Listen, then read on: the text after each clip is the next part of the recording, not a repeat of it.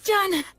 We gotta build your muscle and stamina first. Without the strength to back them up, your skills are useless. But couldn't you say that making up for your lack of strength is a skill? Listen, do you really think you could knock me down? Well, no. With the right skill, you might be able to knock me over, but there will be times when that skill won't work for you. But you can't separate your muscles from your body. The brute force that muscles give you can solve most of your problems in life. Learning skills comes after that. Understand? It seems like muscles are kinda masochistic, huh?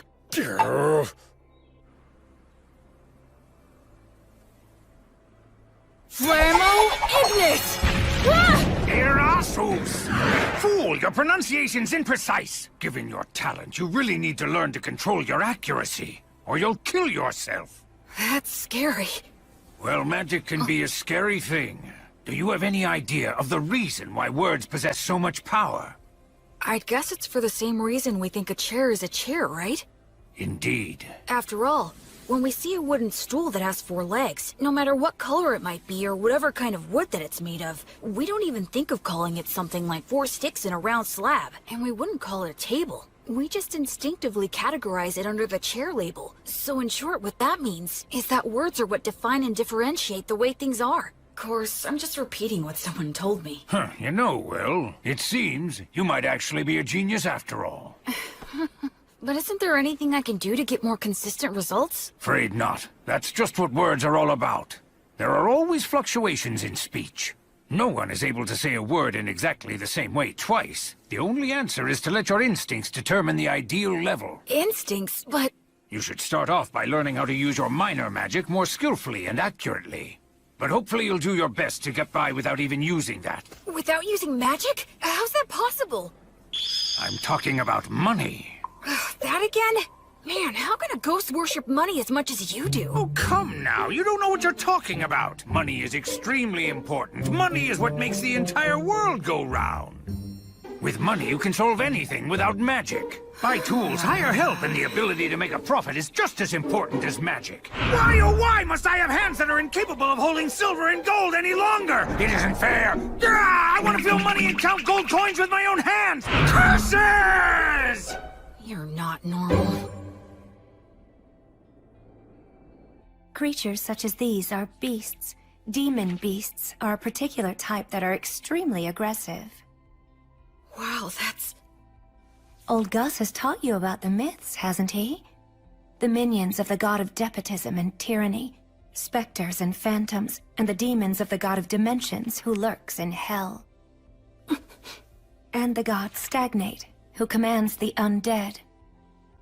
People such as the 3 of us. We used to be human once too. Really? Is that true? Yes. When we all died, we clung to strong emotions that led us to a pact with the god of the undead. So we're considered traitors to the virtuous gods. Mary... I'm sorry for talking about this. It must seem very strange to you. Hey, Mary, tell me something. Do you think I should get stronger? Well, it would certainly put me more at ease if you did.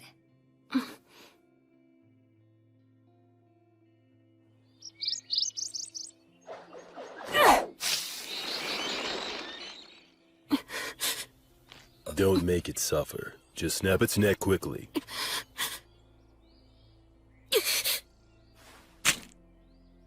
Can't get used to it, huh? I don't like killing. Am I just being naive? Hey, I don't like it either. Huh? I don't like taking lives, whether it's a birds or humans. But these guys provide necessary sustenance to keep you alive. In life or death situations, you need to put your feelings aside and just go for the kill reflexively. That's what it means to be a warrior. In battle, it determines whether you live or die. Okay, now let's bring down a few more. Blood really is a lot like a father to me. You're almost 8 years old now. I think it's time you started some real-life combat training. Huh? It's bad enough when you stop just before hitting me. With your strength, if I take a hit from you, I'll be dead! I'm nothing but bones now. You'll be just fine. Probably. Probably? That's the whole reason why I said you can use the magic you've been learning from the old man. Go on ahead. Simply do as I taught you. That's right. Do it well and you could actually land a hit on me. Hey! Don't cry that I'm playing dirty. The battle has begun. Acceleratio! Carrere! Oleum! Cadere Uranium! Not too shabby. Move, you fool! Distance yourself!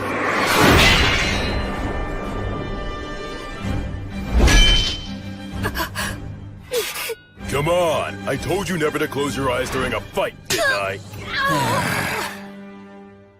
I'd like to say that you've got a long way to go, but frankly, you surprised me. I thought you'd just randomly unload a bunch of crazy magic on me. Gus keeps on telling me that I should learn to use minor magic more skillfully and accurately. Not just relying on sheer firepower. That's exactly the style that was used by the renowned sorcerer who went by the name the Wandering Sage. Are you talking about Gus? Yep. In his time, he exterminated monsters, calmed raging rivers, and rediscovered ancient languages. That was all long ago. You were once known as the War Ogre yourself. And Mary was known as the Daughter of Mater. At one time, the three of us. Yeah? Never mind.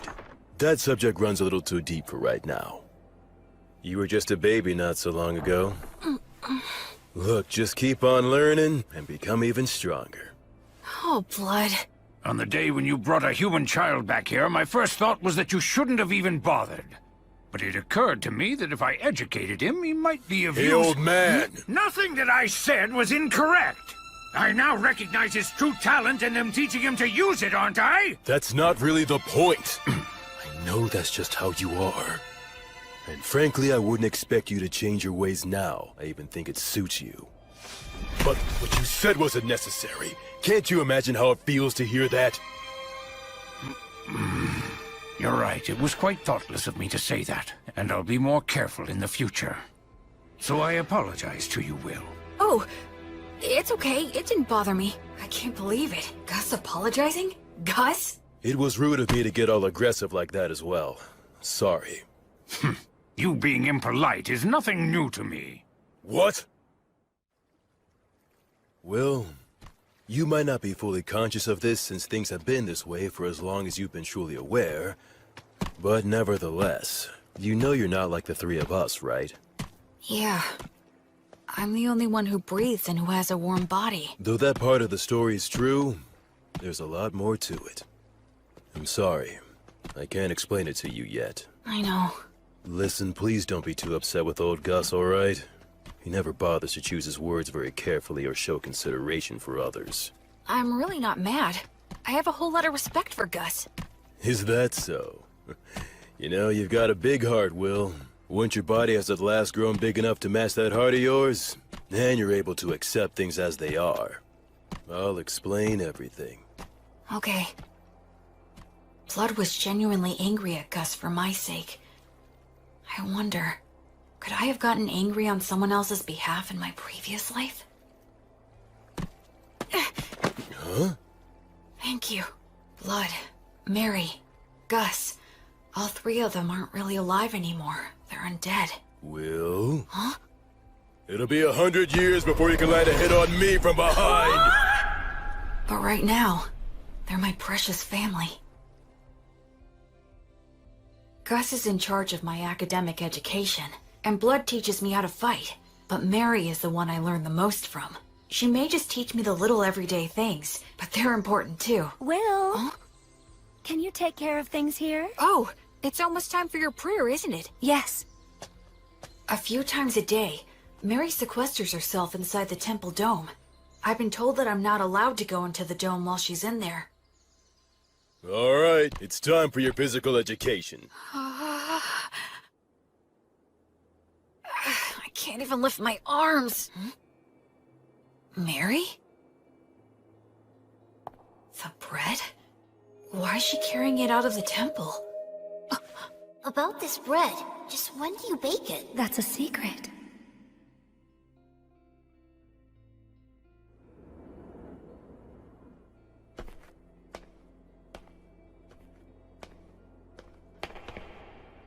I'm sorry, everyone, but I just have to know.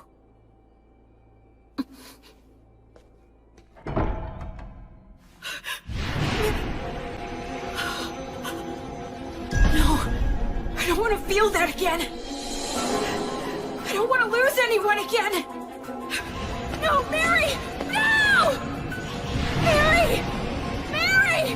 Mary! Mary! You guys! Blood! Gas! Come in here, quick! Help Mary! Help her!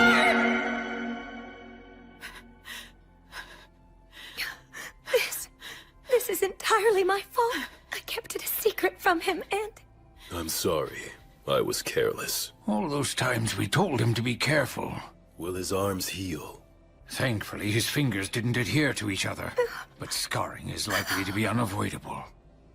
Mary... Well, I'm so sorry. It's my... No, it's not. It's my fault for prying. So don't apologize. I'm just glad that you're all right now. Oh, Will. The smell of incense that surrounds Mary always calms me. Why'd you try to look in on her? I just got curious. I thought that I finally might be able to find some kind of hint about what you guys have been hiding from me. I told you I'd explain someday. Blood! Be quiet, Mary! Well then, Will, anything else to say? No, I'm sorry. From now on, check with me or Mary before you do anything. Okay. That said, the way you jumped in there to help Mary was impressive. Those scars will be your badge of manhood. Well, I am your student. But all that got you was unnecessarily wounded. Still, out of respect for your lack of fear toward the fire, I'll teach you this. That bread is a gift from the Earth Mother Mater. It's essentially the goddess's divine protection, her blessing. You can call it whatever you like. Then why were you on fire? Because I betrayed her, the fire is simply a consequence that I must suffer. The god of death, Stagnate, with whom I formed a contract, is the enemy of the Earth Mother Mater. In fact, all three of us formed a contract with him, so just coming in contact with her divine presence causes us to burn. That's sad. I don't expect to be forgiven. Why do you still pray to her? Is it just for my sake? Oh no, Will. It's not. I had been praying to the Earth Mother every morning and evening long before I ever met you. That's my daily ritual. Doesn't it hurt? Of course it does. So much that I could cry. Mary. But even though I've betrayed her, and that is her retribution, I must endure the pain. I shall still continue to revere the Earth Mother. Mater never says anything to me, but every single day, she blesses me with bread for you. That alone is more than enough of a saving grace for me. I'm so sorry I didn't tell you, but I certainly hope that you'll continue to eat the bread that's provided for you. Yes, of course I will. But also, I'd like to ask you a favor. What is it? From now on, I wish you'd let me pray with you. Oh. I just wanted to be able to understand what Mary goes through, even if it's only a little bit. That's why I asked her for that favor. The original creation was destroyed by the evil gods that it had brought into existence. It was then that the infamous Age of War among the gods began. The giant statues in the temple are of the virtuous gods, right? That's exactly what they are, to a human. What does that mean? Among the legends told since ancient times, there is a battle between the lightning god Volt, the king of the gods who governs order and judgment, and his elder brother, the war god Illtreat. The elder brother had the advantage in the beginning, but Volt, with the divine protection of his wife, the Earth Mother Mater, banished the war god to the depths of the earth. The war god continues to lurk within the earth today, vigilantly plotting his revenge. There are other similar stories, but all of them take the same general shape. Now, what are your thoughts? Isn't that story just a fable? You think? Ruling in this world starts with violence and despotism, but eventually, agriculture starts to thrive, and law and order begin to reach everyone. But over time, that can also lead to violent overthrows, or something like that. I see. You are very sharp indeed. Volt, the god of order and judgment, is a virtuous god. The war god, on the other hand, is considered an evil god. But if that order becomes corrupt, Volt could become an evil god, and by defeating that corruption, Illtreat could become a virtuous god. In short, the concept of virtuous gods and evil gods is ultimately a distinction applied by those who place their faith in them. I suppose the priests would not be pleased with me for saying so, however. Naturally, you must not speak of this to Mary. I won't, don't worry. Besides, the gods normally think about things based on different standards than ours. It's impossible for one with a human sense of good and evil to gauge their true intentions. Hey, you know what, Gus? You're pretty rock and roll. What on earth does that mean? Like, you don't fit in any mold, you know? Children truly make up some bizarre words sometimes, but I do like the sound of that. Becoming free from obstructive thoughts doesn't mean thinking about nothing. You just block out the past and future, and focus only on the present. I need to offer up my current insignificant self to the gods. And then dive in deep, as far as I can.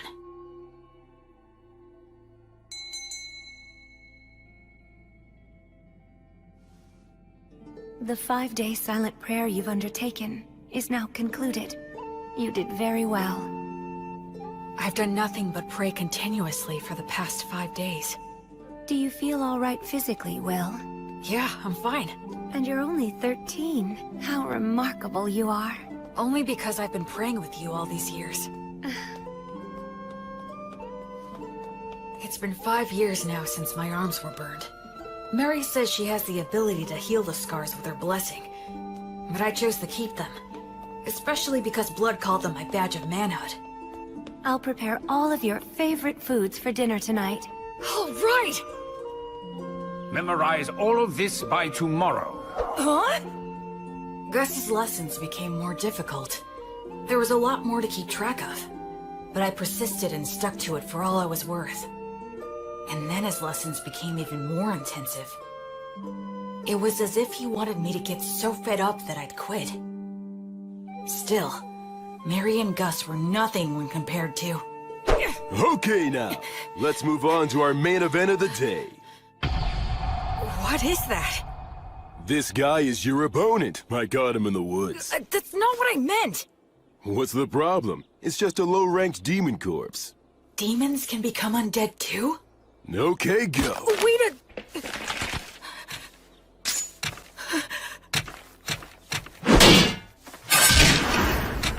I got him! Look, Blood, I beat him! Yeah, good job there. So this is what they mean when they say a trained warrior can kill with mechanical reflexes. Yeah, I guess so. Huh? What is it, Blood? Well, for your first killing match, that wasn't too bad. Hear me? I said it wasn't all that bad, so don't get a big head. Oh, is that what you meant? Well, I'm more or less a genius, wouldn't you agree? This kid just might be a genius. Come on, aren't you gonna chew me out for that? Okay. How about we speed things up now and try something harder, genius? What? I always saw the ruined city from the top of the hill. That day was the first time I set foot in it.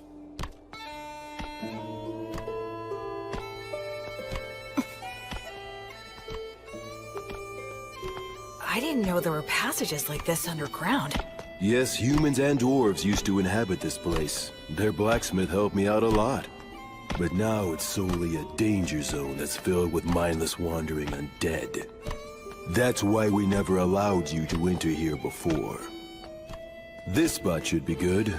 You've got your stuff with you, right? Yeah. The shield, sword, jerky, bread, and water skin. Those things will be everything to you. Okay? Now escape from here. Huh? I'll be waiting for you outside. Don't you die now. Wait a minute, Blood! He can't be serious! Lumen! Blood? The exit is this way, right? But what was it that Blood just said a minute ago? This place is... But of course.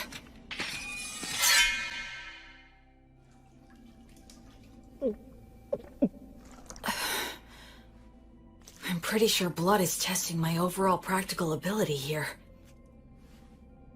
I didn't know being alone could make me feel so empty and anxious. I'd forgotten about that fact, even though I'd spent all of my previous life alone. Ever since I came here, I've had either Blood or Mary always there by my side. In this world, people reach adulthood at 15, so I'll be striking out on my own soon. That's probably part of why all of their lessons have gotten so much harder. If that's the case, I want to give the best results I can. I want them to boast that I was a pupil worth teaching, and that they're proud of me.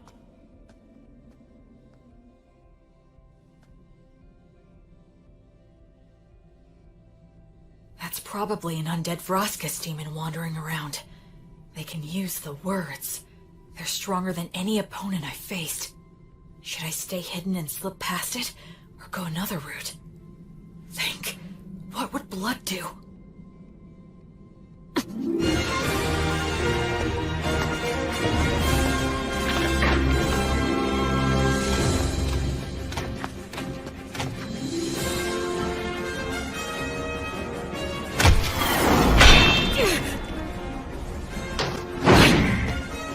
It's strong, but not as strong as blood. But there it goes!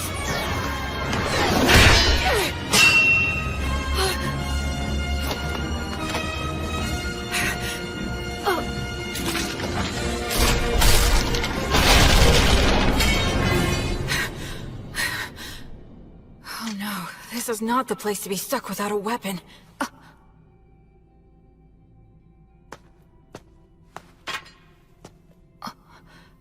This isn't a demon weapon. A dwarven magic spear, perhaps? It's better than nothing.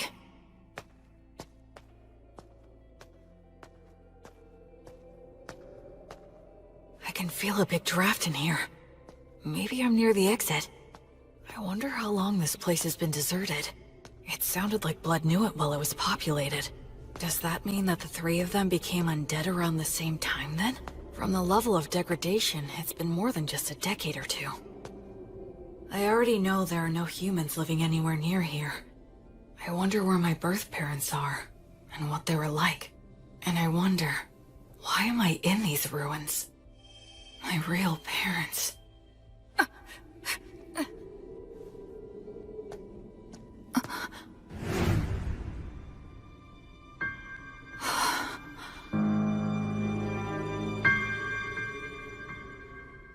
Gus?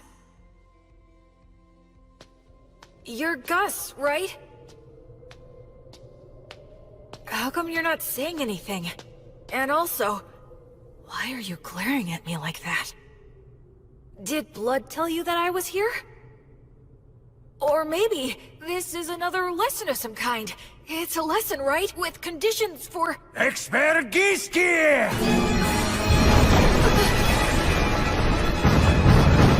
A golem?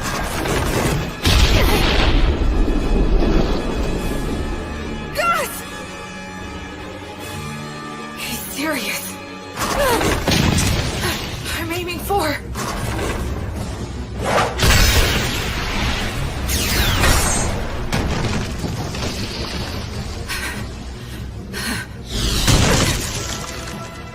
Stone Blast can carry that much force?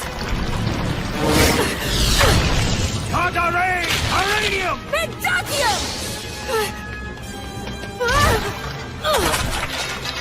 Grace magic? Since when could... His projection magic is way too quick! A double cast? Roby Goose! Mendakium! Somnus! Mendakium! Why? Gus, why? Expergiski! A triple cast? I'm gonna be killed by one of my own parents and I don't even know why! This can't be real! No! No! No, no, no!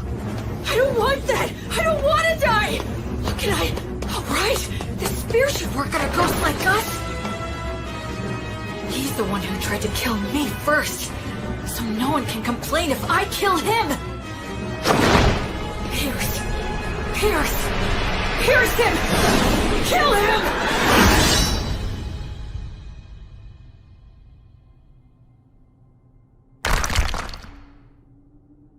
Tell me, Gus. Grandpa. If you really have to kill me, there must be some reason you're being forced to do it, right? I know you wouldn't do this if you didn't have a valid reason. I know that. If If Gus really was serious, he wouldn't need to play around like this. If he throws around a lot of fire magic, I'll die of oxygen deficiency and toxicity. If he makes the ceiling collapse, his ghost body won't be hurt, but I will get crushed and die. I know that, but I still don't want to do it. I don't want to fight you to the death. Because hurting you would make me feel worse than dying myself. If it's something that really is important to you, then it's fine with me. You can kill me. I'm not afraid. I'm your pupil after all. But if it's okay, I would really appreciate it if you didn't make it hurt too much. Forgive me. I think I took that lesson a little bit too far. I admit this place did give me an advantage, but even so, I did win. Must have been a shock. What shocks me isn't that this was a lesson. Against a sorcerer, right? Gus. Now don't ask questions. If you manage to defeat Avroskis and take his spear, even Blood will congratulate you heartily. Oh yes, weren't the double and It's triple that Gus casts is trying to amazing? pass all of this off as a You'll lesson. learn tricks like that soon. So, please don't be upset, okay? Come, Will. The best thing to do in a gloomy place like this is leave.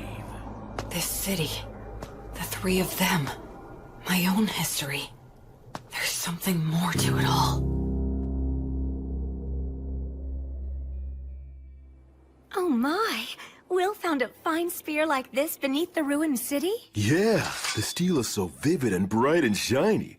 It certainly is a good sharp blade. A short spear made to be highly practical, truly the work of dwarves. In addition, it appears to have several words engraved on it. Perfect for our lesson on appraisal. Yeah, can't wait. Gus hasn't brought up that incident in the ruined city at all since then. There must be a specific reason why he won't talk about it. That's why I decided not to tell Blood or Mary.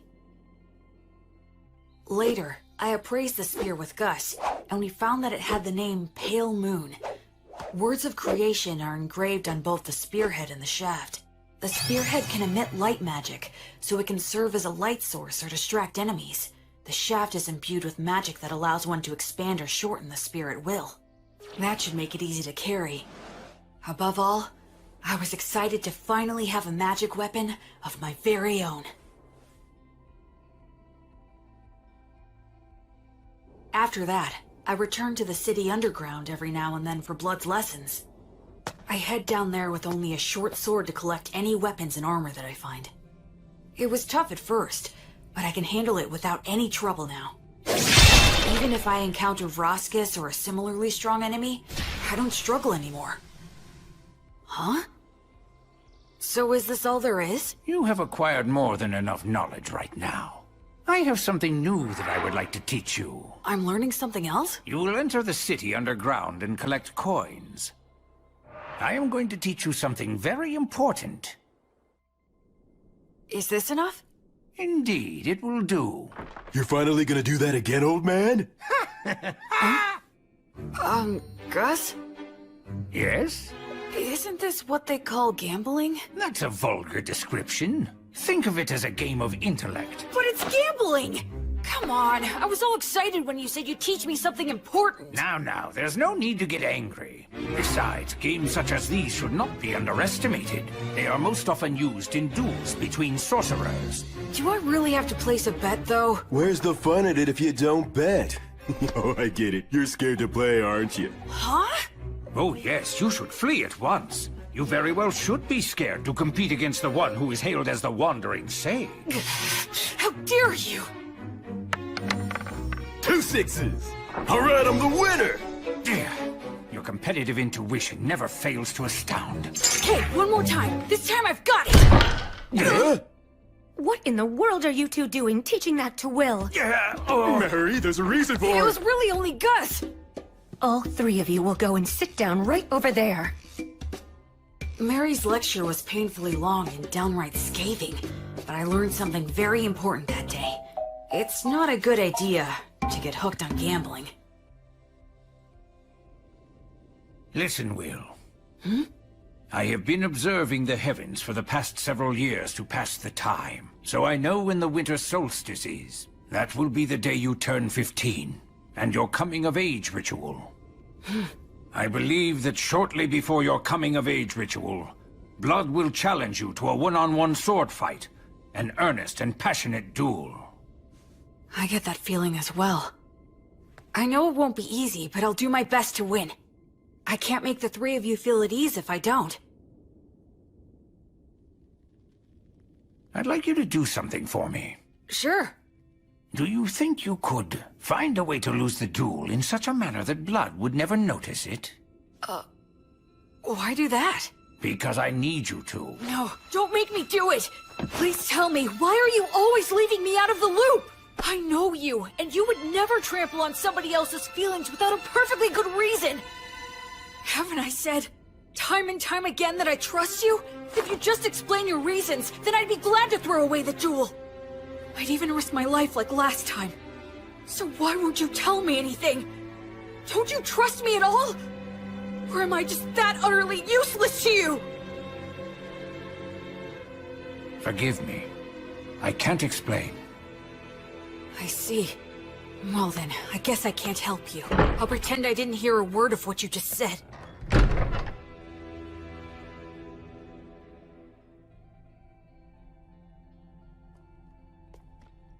In your coming-of-age ritual, you will need to swear an oath to one of the gods, and decide which one will be your guardian deity. Will? Is something wrong? No, nothing. Anyway, which of the gods do you recommend? The one that is the most widely followed is the god of justice and order, the lightning god, Volt. But you worship the Earth Mother Mater. Blood worships Blaze, the god of fire and smithing.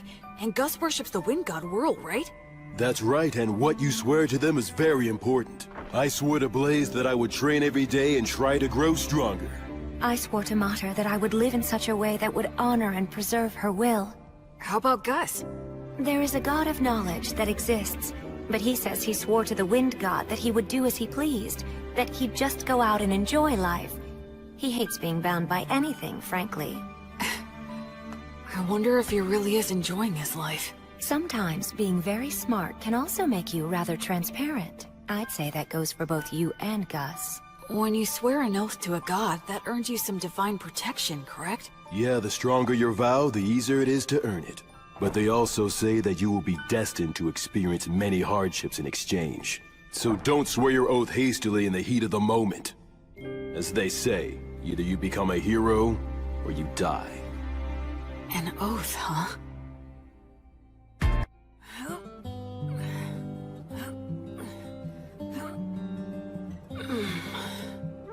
Okay, that's enough. You've gotten a lot stronger. So what are we gonna do today? Can we spar? Nope. Today is all about this. What is it? Here you go. Take a sniff. Why do you have this? I thought we could drink it together. I made it myself by mixing honey in with some forest grape juice. That honey wasn't exactly easy to get, you know? Is there something wrong? No, just come winter solstice, you'll be an adult. And a man's gotta get used to this stuff. But won't Mary be mad about this? Not if we keep it a secret. In fact, it'll only be between us men. Okay, let's drink. All right, here you go. Cheers! Whoa, nice! That's delicious! Even better, I get to drink it with you. Yeah, it's good. Okay, let's test your courage. Test my courage? We're gonna take a little peek at Mary while she's changing. Won't we get in trouble? Say what? Come on, follow me. The hallway's spinning. Hey, you okay? I'm fine, I'm fine.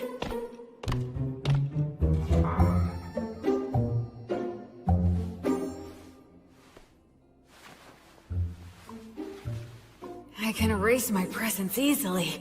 This'll be a piece of cake. Wait, you idiot! Who goes there? Oh, crap! Blood. What's the meaning of... Oh, you really stink. My goodness, what did you make Will drink? Oh, well, it was just... we were just gonna have a little peek while you changed. What? What do you told think them that you're we shouldn't doing, be- you idiot?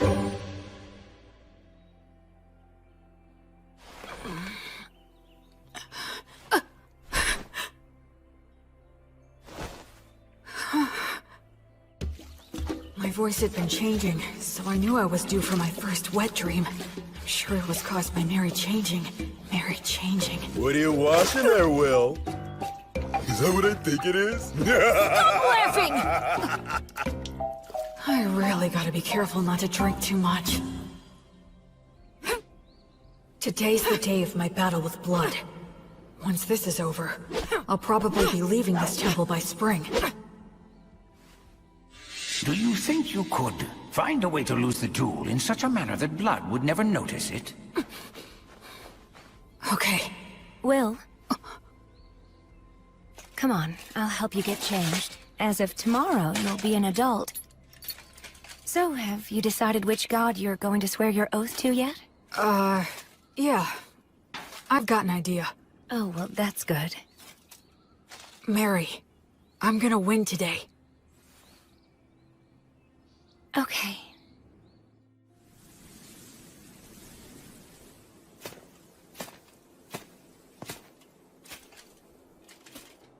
Where's Gus? Hiya, Will. Ready to do this? I'm ready anytime. Let's go! Okay, good. Let's review things one more time. No magic or trying for instant kills, otherwise anything goes. If something happens, Mary will fix it with her blessing. The first one who admits defeat or is unable to fight loses. Now try your best not to die.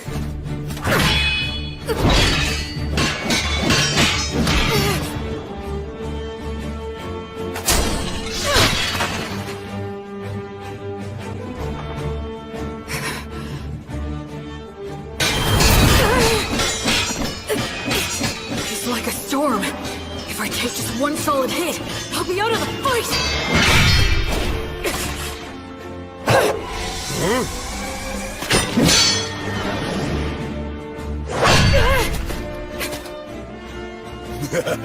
Thought you could get in close, didn't you?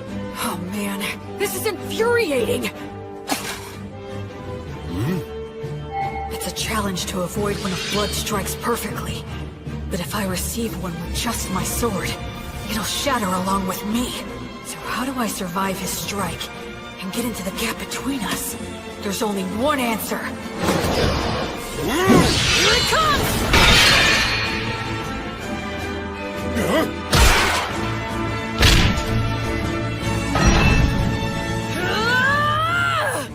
Will.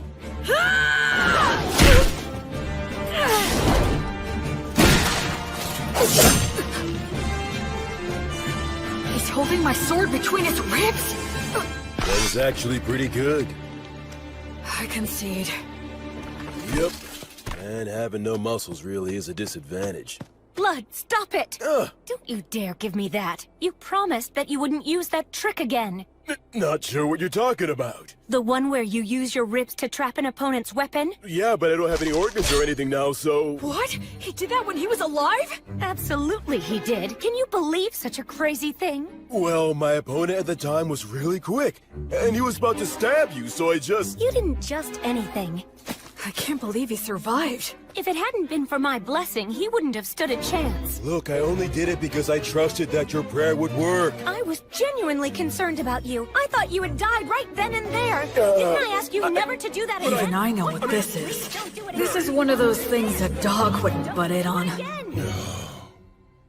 Will, even if you couldn't beat me, what you've accomplished is still remarkable. Even if you couldn't beat me. You didn't have to point it out twice. I'll make sure you'll lose next time. Now that's the spirit, little Will. Hey, ow! Don't get carried away. The two of you need to take this much more seriously. If I had a killer slash, or a secret technique, I would have taught it to you hands down. But you don't? Nope, I don't. It's okay that the way I fight and the way you fight aren't the same. My initial goal was never to raise you into an imitation of me. so it's only natural that the moves I rely on won't be the same for you. It's the basics that count. Make sure you can use all the things you've learned in any situation. Both Mary and I have already taught you everything that's important. Okay. Okay, Dad. Okay, Mom. You called me Dad, huh? Yeah, I guess that's pretty much what we are. That's true. I can't teach you any secret techniques, but to mark your new independence, I'd like to give you this. It's the most powerful of all the demon blades that I own. What? But I didn't even win, so... I told you it's to mark your new independence. Go on, Will, try it out.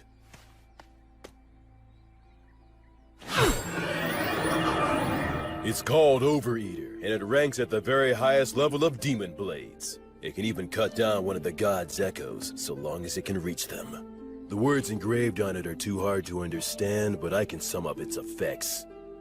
If a living being is cut with this blade, its wielder can recover life force with each cut. Huh? Recover their life force? Uh-huh. As in, you can swing it around without even thinking about it and still be the last man who's standing. You're a smart kid, so I'm sure you understand this.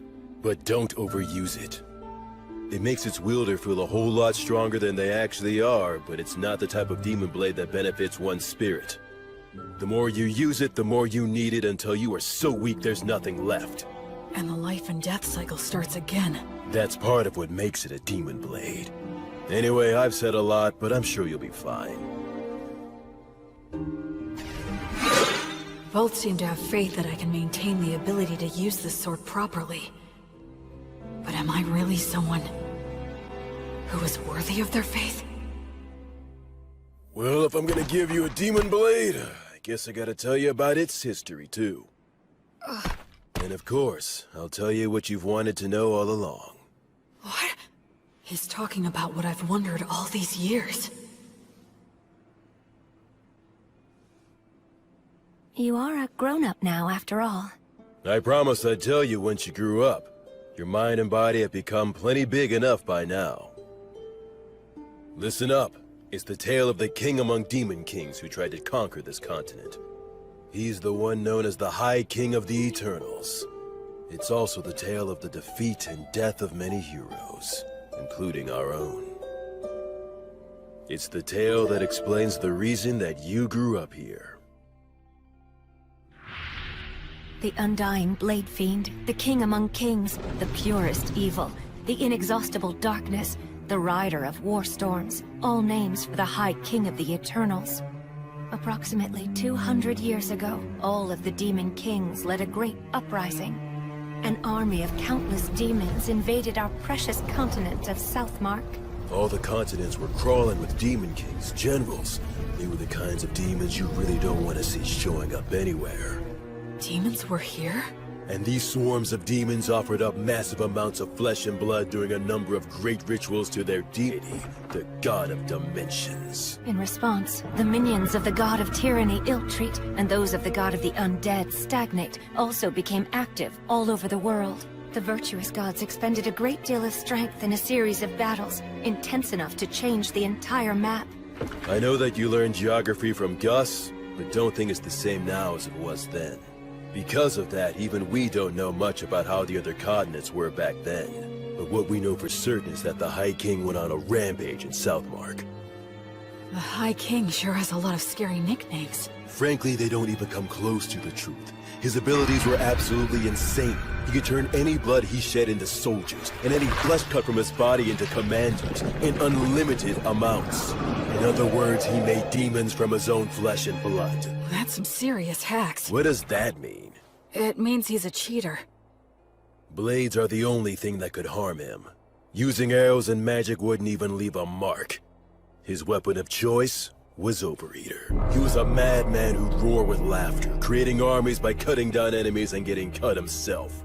Eventually, he came to be called the High King, meaning the king of all kings. This city was once a vital hub for lake transportation, but it only held out for a matter of days before it fell. The High King made his home in the city and mass-produced demons, who took advantage of the water routes to attack all the surrounding settlements.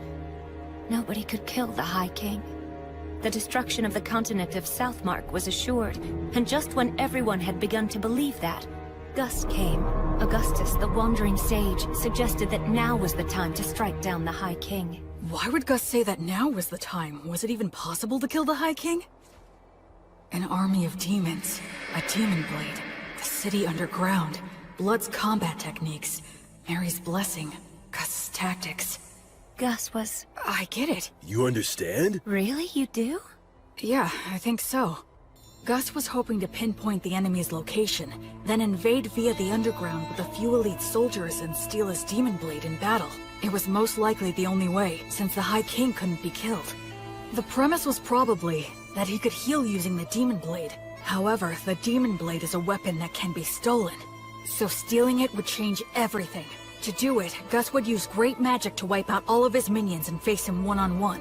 As long as Mary kept them both healed with her blessing, no new demons would appear. From there, Blood would do what it took to steal the demon blade. This was certain to be successful. How can you be so sure? Because the proof is that you own the demon blade. And that's how the High King died, I guess. After that, then... Not exactly, Will. It's clear you really are a genius, but you came to the wrong conclusion. You see, I, didn't quite succeed in killing him. Wait a minute. You didn't kill him? That's right. Gus made use of every factor visible to him to draw in any possibility of killing the High King. The thing is, the factors he could see were incomplete. The High King revealed his true nature, taking on the appearance of a hideous, grotesque warrior. And then... well... He was a better swordsman than I was. I couldn't touch him. I'd fought opponents bigger than me many times before, but he was the first one where nothing I did could reach. Even you were no match for him? Yes, even my buddies who formed a wall outside after entrusting everything to me were crushed one by one. Thankfully, I had the support of Gus's magic and Mary's blessing, and the High King was wounded. Despite all that, I'm pretty sure he made it one level higher, enough to become something I couldn't kill so long as I lived. To this day, I still wonder what I was lacking. But it's too late now. You know why, don't you? The undead can no longer grow. My sword skills can't improve any further. So then, when it became clear that we were bound to lose, Gus and I decided we had to place a seal on the High King. We couldn't kill him, but we could do that. So you mean... they completely gave up on Blood's chance of winning altogether? Thankfully, the technique worked, and the High King was sealed deep beneath this land. In other words... unfortunately, in the very end, we couldn't fully believe in Blood. And then... Mary? and then... an echo of Stagnate descended down on us. What? But an echo is a body double of a god, isn't it? So then why would... The evil gods act individually, each following their own principles. They'll cooperate if it's in all parties' best interests, but the opposite is also true. I guess that Stagnate wasn't too happy with any of it. The High King was a monster that could slay a god's echo using Overeater. He thought it would be better for him if the High King was sealed, so that's the reason he offered us a deal. You three are exceptionally gifted, so become undead and fight on my side, he said. But that is... If we agreed, he would get rid of the demons in this city, and after that, we could just watch over the seal as we pleased in our immortal bodies. Stagnate couldn't bear to watch the tragedies of life and death, so he hoped to create an eternally stagnant world with no more tragedies by turning as many exceptional souls as he possibly could into the undead. And we had caught Stagnate's eye. Isn't it more accurate to say he set his eyes on us? He told us to choose, but there was no choice for us to make. We willingly accepted his hand. Since my flesh was all cut up, I became a skeleton. Mary was burned by Martyr's flame, so she became a mummy. And perhaps because he had no attachment to his aged body, Gus became a ghost. Mary did tell me once. Because I betrayed her, the fire is simply a consequence that I must suffer. The god of the undead then cleared out the entire city. His power turned the lower-ranking demons undead. It's something that should not even be possible. And the undead demons still roam the city to this very day. And so that's how we became the guardians of the High King's Seal, as the highest-ranking undead. In the years since then, we've buried our former allies, and Gus set up a security net that uses magic, allowing us to continue protecting our treasured city. There was nothing left for us to do. You can see that we are bound to the city by our contract. We can't even learn what goes on outside. The three of us began talking about the possibility that humanity had already died out. And then you came along. Or speaking more accurately, it was the demons who brought you here. Oh. So then, I was meant to be a sacrifice to break the High King's seal. No wonder you couldn't tell me before. You couldn't bring yourselves to do it. Yes, as crude as he is, even Blood was careful about that. I can't believe you just called me crude. After the demons were defeated, we argued with Gus a little bit over what we should do with you. Argued? Gus made it known he was against it, but Blood and I decided to go ahead and raise you anyway. That's why Gus said that. On the day when you brought a human child back here, my first thought was that you shouldn't have even bothered. The fact that the demons were able to bring you here means that there must be a place outside that's inhabited by humans relatively close by. I'm sure you're imagining that the situation outside looks pretty grim right now, but if that's the case, you simply need to build the strength to bust through it, just like you already have been doing. So that's the story of why I'm here right now, huh? I'm about to head into a nation of people who survived the Great Uprising. I'll take with me the strength that the three of them gave me. One day, I'll come back to this city. I'll bring my family and friends and introduce them. I could even rebuild this city. I know that one day... Well, be happy, and don't forget to pray so you can do good. Huh? You are the best people I could have asked for. Even in today's test in terms of substance, you bested me. You clever, precocious son of mine. I sure love you. Keep getting strong. In no time at all, we became a real family. You made me so happy. Will, my sweet boy, your mother loves you very much. Wait a minute, why are you talking like this is our last goodbye?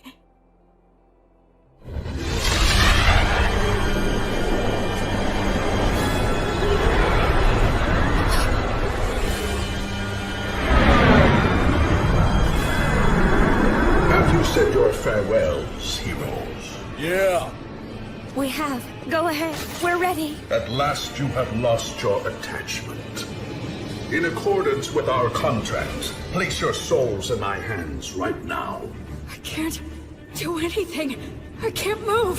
Why? Please, please move. Wastari!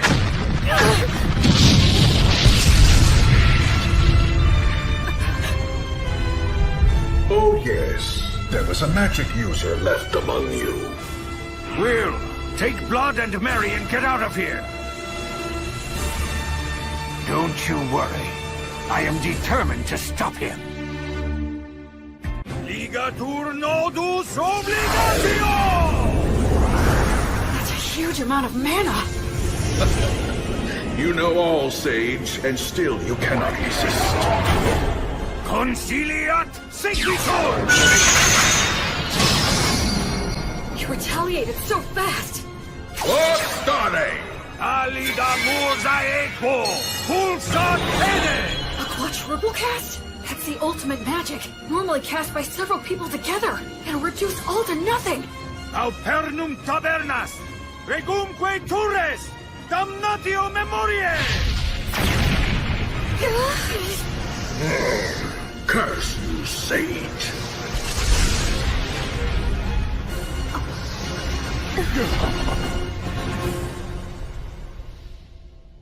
Quaerere, ambulare alle vita, noli fugito. He didn't get a hold of your souls, did he? Nah. It seems not. That must have been terrifying for you.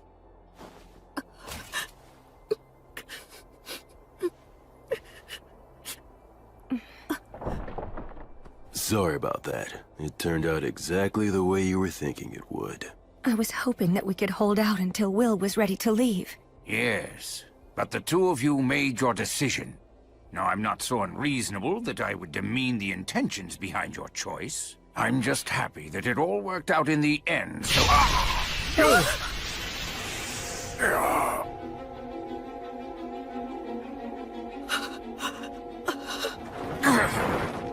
Old man!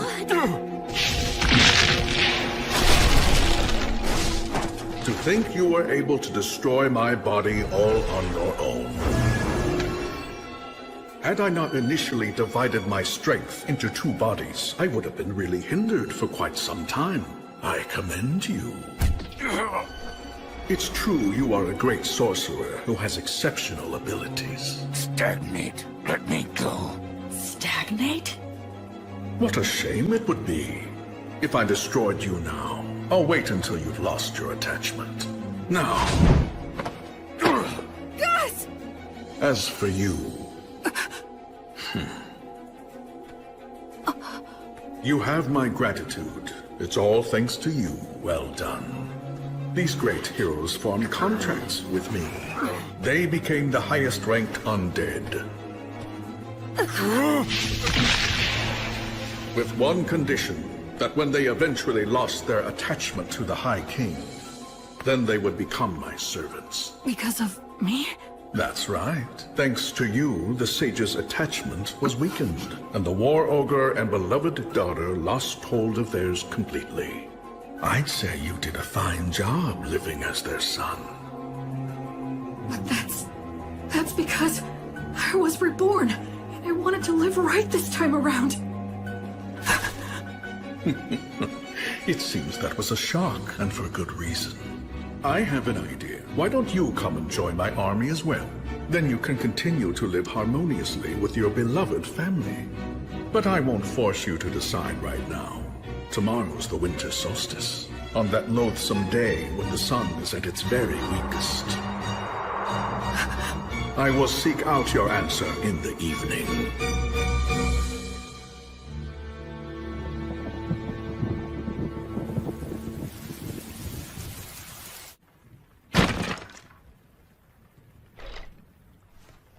It was me.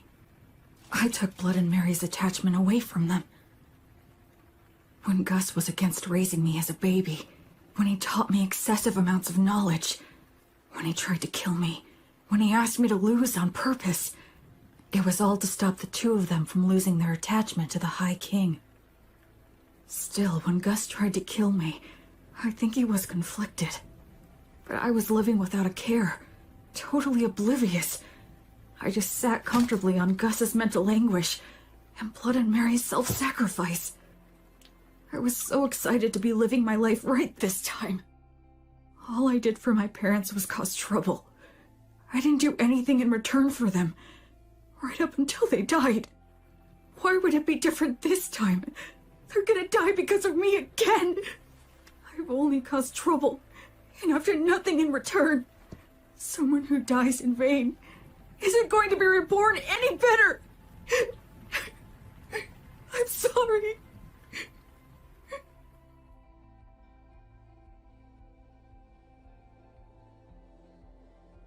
Hey! Damn, your face is a wreck, boy. My goodness, it is. Get up, Will. You shouldn't sleep on the floor in the middle of winter. I'm so sorry. Don't be, Will. We all end up paying off our debt for the dumb stuff we did a long time ago. Though it was old Gus who knocked the debt collector into orbit, blowing up his contract and failing miserably. A contract that's forced on someone by extorting their weakness is no contract at all. He deserved to be knocked into orbit. I've got to admit that it was rather exhilarating to see Stagnate's pale face slowly being erased. Well, you took one of them down. Perhaps the strength of all three of us could take the other one down. Now that's the spirit. By all means, that sounds like a great plan. They're faking it. Well, would you look at that? It seems that you're all grown up now, Will. Get out of here already. You'll just have to be content with the idea that your farewell gift is everything that we've taught you so far. I'm sure you'll be just fine, Will. Absolutely. Those are my thoughts as well. You're wrong. You're all wrong. I'm not I'm not who the three of you think I am. Talk to us, Will. I have these memories of a past life. I was a totally worthless person. So when I was reborn, I thought that this time I could live my life right. But I made you three suffer without ever knowing it. Even in my past life when my parents died, I have no idea how I felt. Because I can't remember. I can't remember anything. After all the trouble I caused for them, I don't even know if I cried. I'm worthless. Trash. Once again, I can't do anything. I can't give you anything in return. I'm nothing but useless garbage. Will, you must grit your teeth.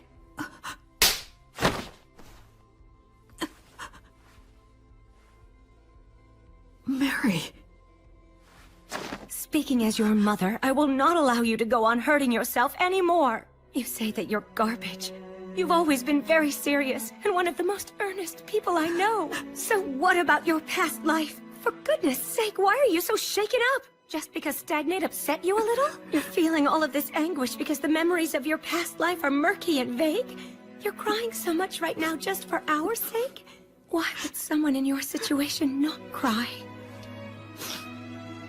Will, stand up. Stand up. William! Straighten up now! Stop kicking yourself! What's your response? Yes, ma'am.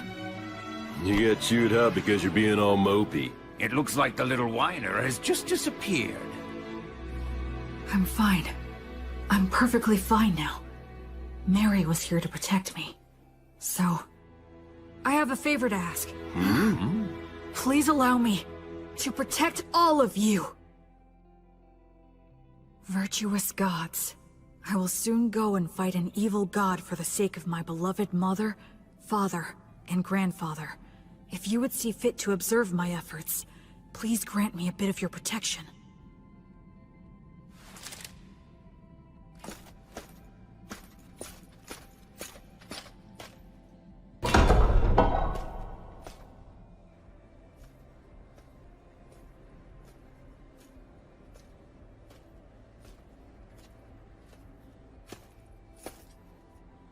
So, have you made up your mind? Yes, I have, Stagnate. Evil god. I don't plan on giving you a single thing! But surely a god such as yourself would never dream of running away from a human child, isn't that right? You have thought this through quite well. Let me guess, you're hoping to restrict my actions by getting me to focus my consciousness on you alone, yes? He figured me out! I'll play along, okay. But please realize you're challenging a god. You must first show me you are worthy of such a challenge.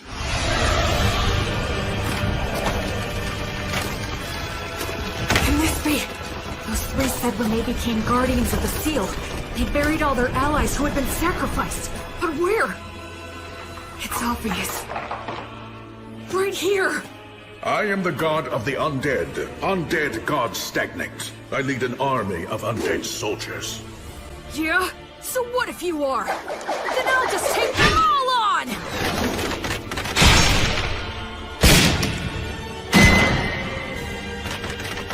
Counter-ray! Uranium!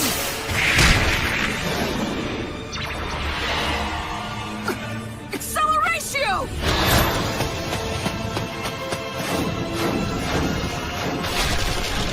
Oh, he is somehow pulling this off against 100 heroes.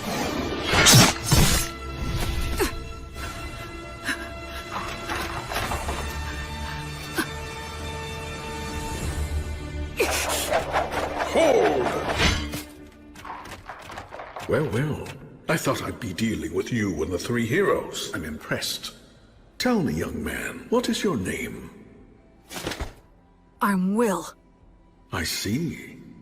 I'm asking you again, Will. Won't you join me? I have taken a liking to you. Your strength, your backbone, everything about you is desirable. I would be happy to welcome you as a general in my undead army. What are you? If you make the choice to come with me, I will free your body from an unpleasant death. You will be able to live closely and harmoniously with your 3 family relations. There will be no goodbyes or sorrows. If we conquer this dimension, your relationship will last for all eternity. Isn't this world unfair? With its endless and absurd tragedies, I wish to overturn this harsh reality, to create an eternally kind world, free from the horrors and threat of death. I don't think he's lying. I can actually detect a sense of warmth in his words. Come over, Will. Enter a contract with me exactly as they did.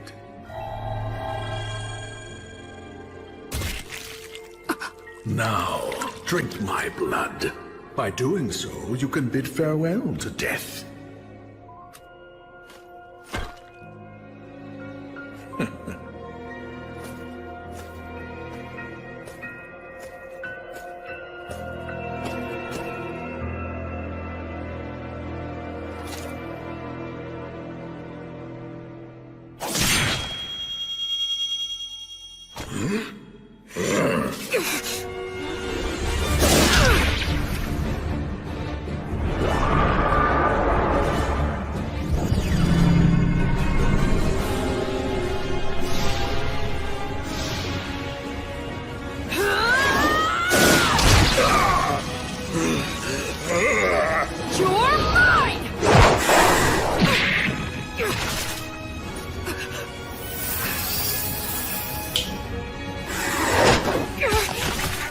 First the sage, and now you. I truly cannot let my guard down when you're around.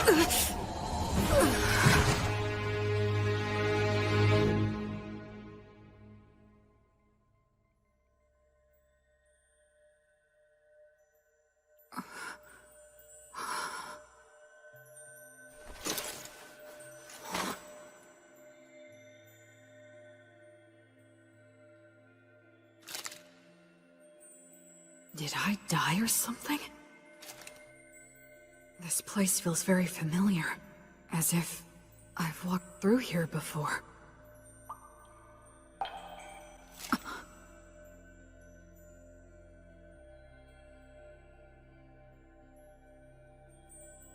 It has been a long time, Goddess of Light. I'm starting to remember. Yes, I've walked under the starry sky before. She was silent then, too. But I remember her footsteps being filled with care and compassion. I thought it was a star, but it's not. It's a planet. What are those lights? Traversing souls. They cross worlds to prevent the stagnation of all things. How could I have forgotten this beautiful sight? A question. Okay. Why did you feel the need to reject Stagnate's invitation? 'Cause in my previous life, I was a shut-in. Whenever anything got me down, I didn't bother to get back up. It was a pathetic way for one to live. Except, there's one thing I realized. Being alive and not being dead aren't the same thing at all. I wasn't dead in my previous life, but that was about it. I didn't have the courage to do anything. Just the fact that I had to keep living was a burden. I didn't care if I died, so I wasn't really alive. And by not being alive, I didn't have to fear death. And so, because just a little of that memory stayed with me, I was able to make the decision to live a good life in this world. I think that if I live right, I can die right. Denying death like Stagnate promised and trying to live forever would be the same as being in that room again. No matter how else he tries to sweeten it, I would still refuse. I just want to live and die with those 3. They're my family. I mean, who wouldn't want to protect their family? That's all. Thanks for listening.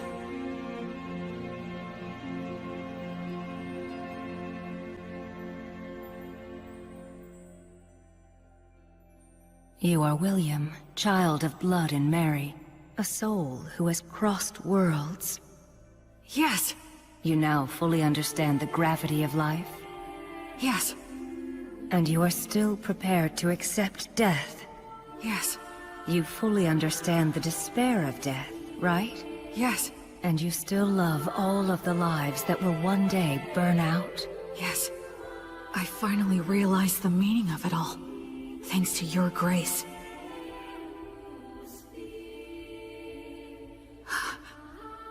Thank you so much, Gracefield.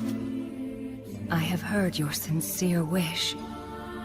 William, so long as you do not forget your resolve, you've got what it takes. Wake now. Make your oath, and we shall walk together. Until your life ends, and I come to guide you once again. I shall be your guardian deity.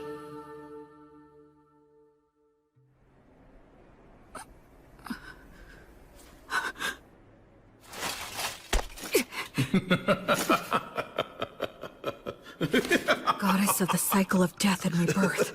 Gracefield, please walk by my side. Citing a blessing, huh? What do you hope to get done with that? Such a vague technique is no match for my blood coursing through your... He has a stigma. This is the badge I earned when I learned Mary's prayer. My arms burned by divine fire. Now that I can see your body more closely, how many holy communions have you taken? Every day, Mary prayed to Mater for food to sustain me. Mary's daily prayers, her unyielding heart, will not bend to you! And I swear to you, my god, Yeah, the stronger your vow, the easier it is to earn it. But they also say that you will be destined to experience many hardships in exchange. I will offer up my life to you. I will be like your sword to banish evil, and like your hands to save the suffering. I swear it on the flame of Gracefield! You earned the protection of Gracefield? What a shame. A crying shame. I had so hoped that you would be joining my ranks. But since you have been taken in by her, I have no choice. God of the undead stagnate! I will defeat you and fulfill my oath! Unseasoned hero, die with your resolve undone. Kill him! It's okay. I know exactly what I need to do.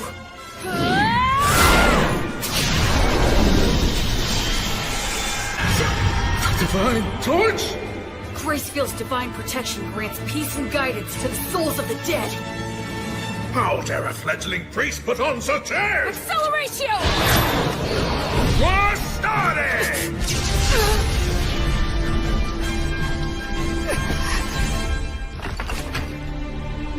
Where will he come from next? If he makes any careless moves, I'll leap straight at him and deal the finishing blow. Stagnate is consumed by the desire to kill me. We're on even footing. If I fight him now...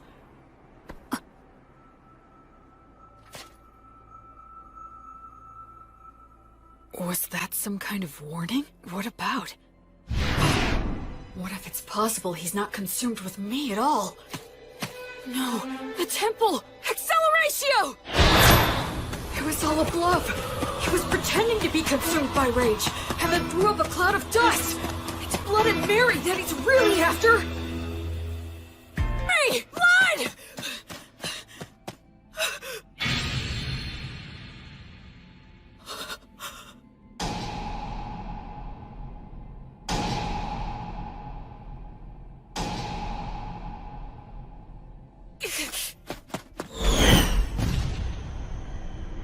It's no use. I won't get to him in time. I borrowed the strength of a goddess, and finally managed to stand on even footing with him. But then I fell for a trick like that, and now it's all over?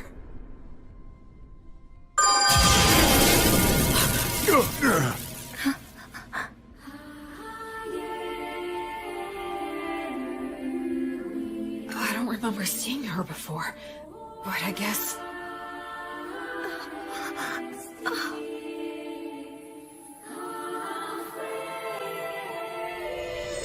Suddenly, everything was clear to me. Mary had been forgiven all along. Mater never resented Mary for a second. Mary didn't seek forgiveness even once, nor did she ever expect lenient treatment. That's That's why Mater continued to watch over her and admonish her as she wished. And she's kept that up for 200 years, never revoking her divine blessing, until Mary could finally forgive herself. What mother wouldn't protect a daughter in danger, who's devoted her life to worshiping her? The Earth Mother Mater that Mary reveres is truly a great goddess. In this moment, Mater has granted me Grace Field, Goddess of Light! Grant this soul peace and guidance! The Divine Torch guides souls into the cycle of death and rebirth, but it still can't completely defeat Stagnate. So what I need to do is... What? That's right. Since these two aren't resisting, the Divine Torch will guide them back to that cycle, which means... I have to protect them! Delay the cycle!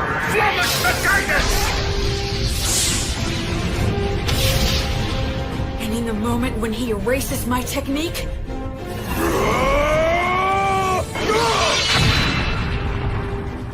Acceleratio! Basta! Passerayos! You should start off by learning how to use your minor magic more skillfully and accurately. An exhilarating strike like that is far more Gus's style than some magic that would erase his existence!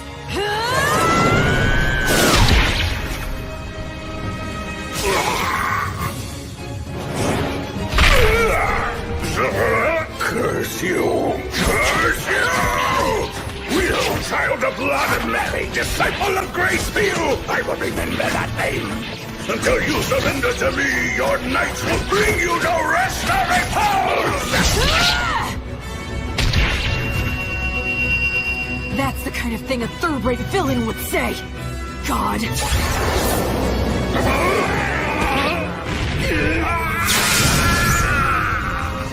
I swear on the light that is Gracefield, that I will never become like you. I will live right and die right.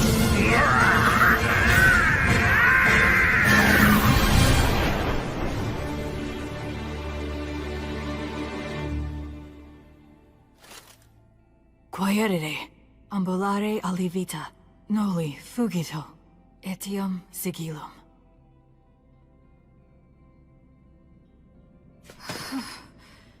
I was way too close.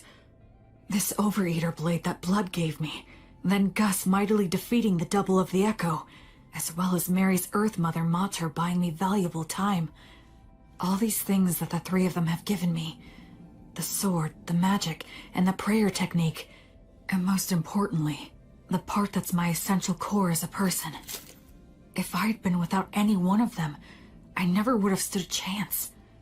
It's all thanks to the goddess's divine protection. And the three of them.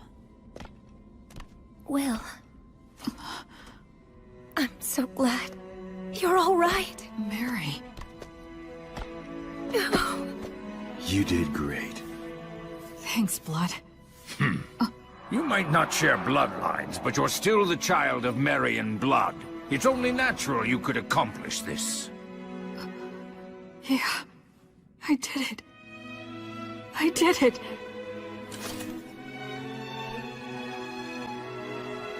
I protected them. I'm here now with the three of them. Alrighty then. Let's have a party.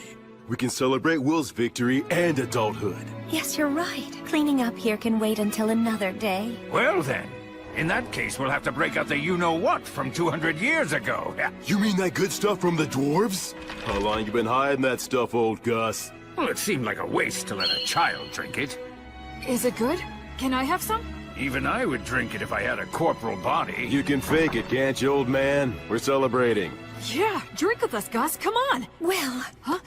You must be careful not to drink too much. If you repeat what happened last time, I won't show mercy again. Yes, ma'am. The same for you, Blood. Of course. What on earth are you doing? Anyway, this old man will go and get it. I guess we should go too. Yeah. Huh? Mary and Blood. I guess we can't after all, huh? It certainly seems that way, but that's how it goes. We lost our attachment, denied selling our souls to the god of the undead, and insisted we wanted to remain undead. We knew this could never last. Yeah, that's for sure. I wish we could be spared just one night, but I guess that ain't happening. To be honest, Gracefield has been exceedingly easy on us. Under normal circumstances, we might have vanished instantly.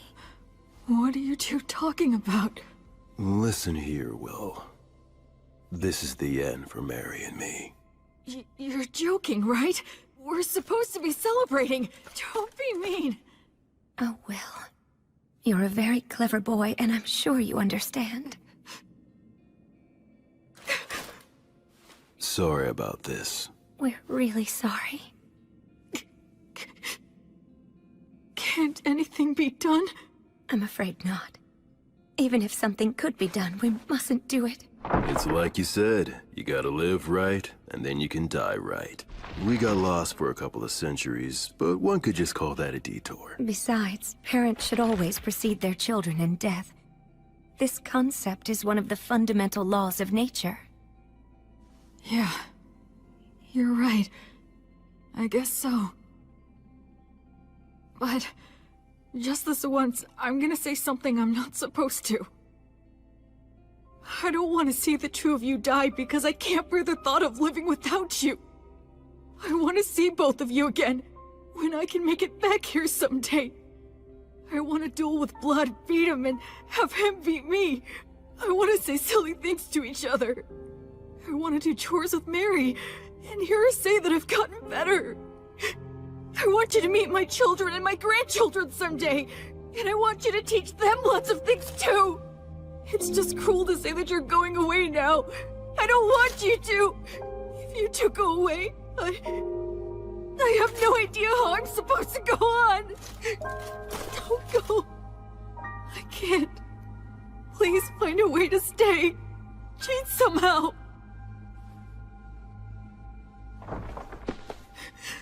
Hey, there's no need to be selfish now. Blood is right, Will. Be reasonable.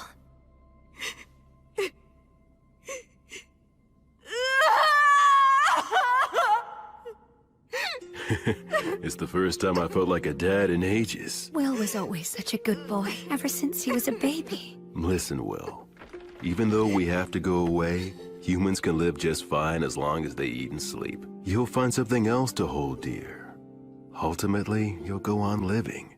Once you leave here, you'll make a ton of friends. Go out and bag yourself 2 or 3 pretty girls. You'll have all kinds of fun. Blood! Don't encourage him to be disingenuous.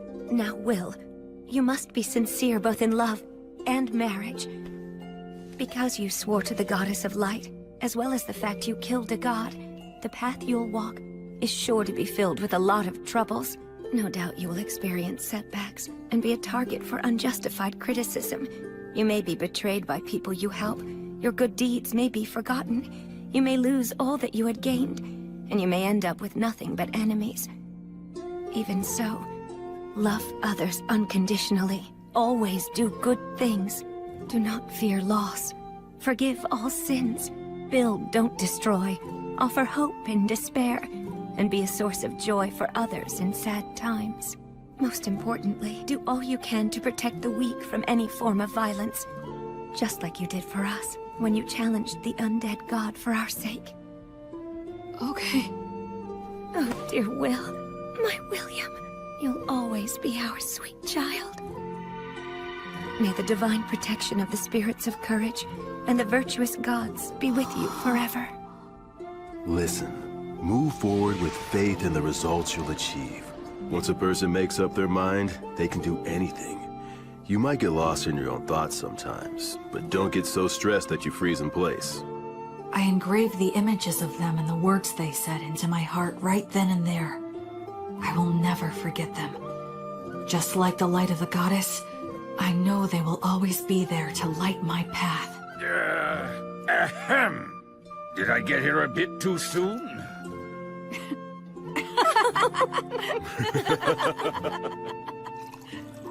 After that, we all celebrated my victory and my passage into adulthood. The first drink I had with all 4 of us together left a lasting impression. It had a strong burn and rich aroma.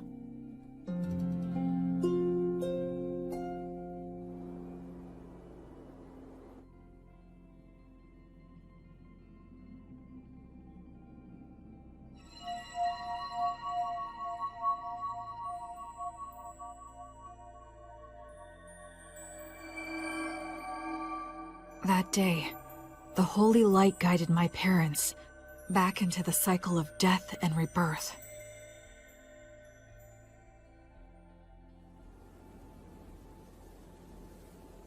Yep. The view from right here is the very best there is. Mary, Blood, I know you're not here anymore, but I'll still come back. Just to let you know how things are going. If I make friends or start a family, I'll bring them here. I'm determined to become an adult who can tell you with pride that your child is living really well. So for now, I'll be leaving for a while. Are you all done? Yeah. By the way, how come you didn't die as well? That was cruel! Are you aware that you just wished death upon an old man? You're evil! Aw, you're bumming me out. But actually, I was just thinking about how all of your wonderful treasures would be mine if you died. You're an evil grandchild! The evil grandchild just outed himself! Come on, I only meant that all the money you have no use for would finally have a good use. Know what I'm saying, Grandpa? Yes, fair enough. Fine, take it. Huh? What is all this? It's all my treasure. I'll lend it to you interest-free. Make it grow, you hear? But I mean... Stagnant money that never gets spent might as well be dead. I don't like stagnant money lying around, so you had better make good use of it. Gus. So I guess this is my last gift from Gus. Not that I'll be passing on, though, for a good 10 years. Huh? Well, you know, there is still the matter of guarding the High King's seal. I made a little deal last night with your goddess. She granted me permission to continue wandering this city for at least 10 more years, until the god of the undead regains his power. What? You heard me right. It seems that I've become something like Gracefield's errand boy. But then, what about Mary and Blood? As it turns out, they decided they didn't want that. They would only become more greedy and reluctant to end it. If given 10 years, they would want another 10, then another 10, and then to remain here at least until you pass on. They knew they would naturally desire this, so they consciously chose to die. Just like what you went through. You tried to appear strong when you were really crying and screaming on the inside. Granting a position for that greed to just one old man is quite enough. You really are rock and roll, Gus. What will you do with the seal in 10 years? It'll be up to you to figure that out, if you can. You're dumping that on me? It seems that the worship of Gracefield has gone out of style in the world outside. She had to use a great deal of strength recently, just intervening for us. So the future of the Goddess of Light will depend on your efforts for sure. I haven't even left and I have a ton more baggage, physical and mental. One of those hardships I'm destined to suffer. In any case, you're going to need some money. Go on and take it. Yeah, it seems like I'm gonna have a lot to do, so I'll accept it gratefully.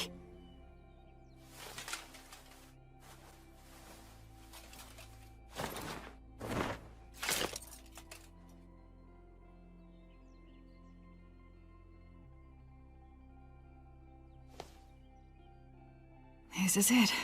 I'm leaving.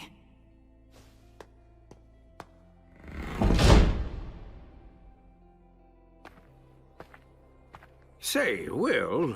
Huh? Since you will be going into the outside world, you will need a last name to go by. William is the name those two gave you, so I thought I could be the one to give you a last name. How about it? Okay, sure thing. Then perhaps I'll hijack an old custom used by certain clans of elves and halflings. They put the name of their two parents together to form their last names. Merryblood. You are William Merryblood. William Merryblood. You will always have them with you, wherever you are. Thank you, Gus. I like that name a lot. So cool. You take care now, okay? I will. Oh, and I'll add a G for my middle name. You fool! You don't need my initial! What did you learn in those classes of yours? Well, you are Gus after all. Old Man Augustus is far too much work to spit out. Heh, what a hopeless grandson you are. Well, so long then. Goodbye, William G. Merryblood. See you again sometime! Okay, Gus? Goodbye!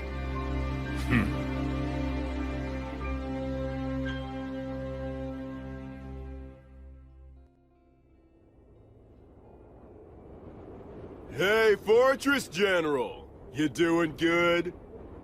It'd be perfectly natural for two warriors to introduce themselves, say a few words before facing off.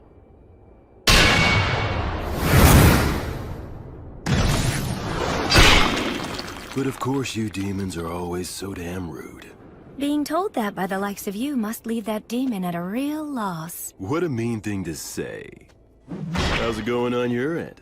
I performed the funeral quite easily, and stopped the transformation to the undead.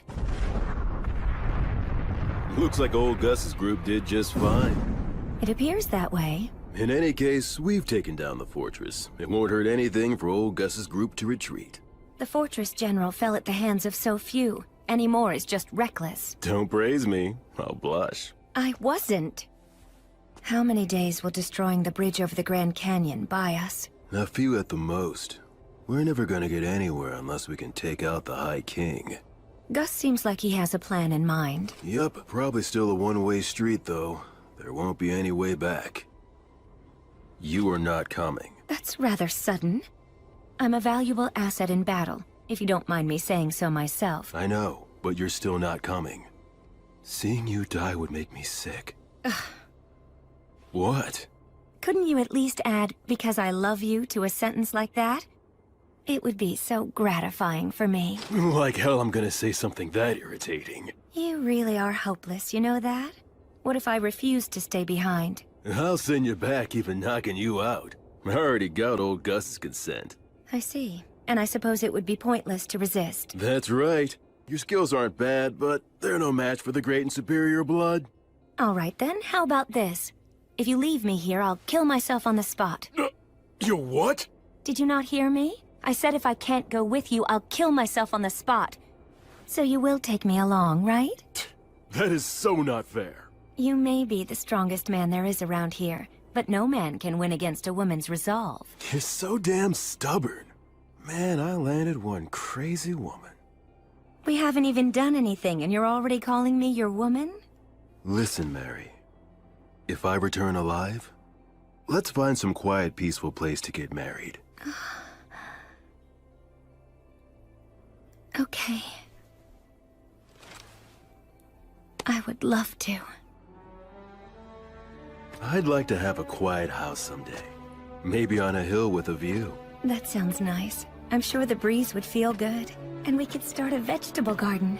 And if we end up having a kid, we can ask old Gus if he'd be willing to tutor them. Despite all the resistance he may put up, I believe he would agree.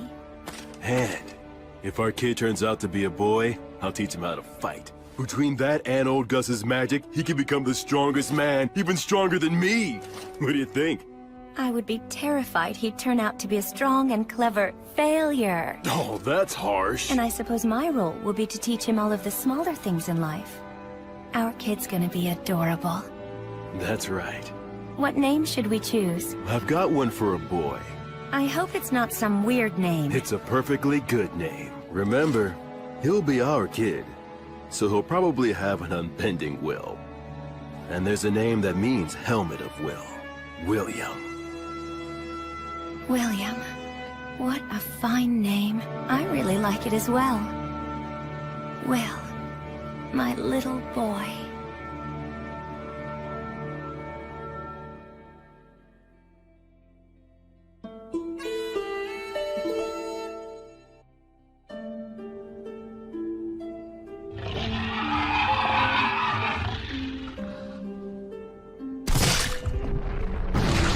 I've fought demons several times since I left the City of the Dead. As someone trained by Blood and the others, and after fighting an undead god, everyday demon riffraff are nothing to me.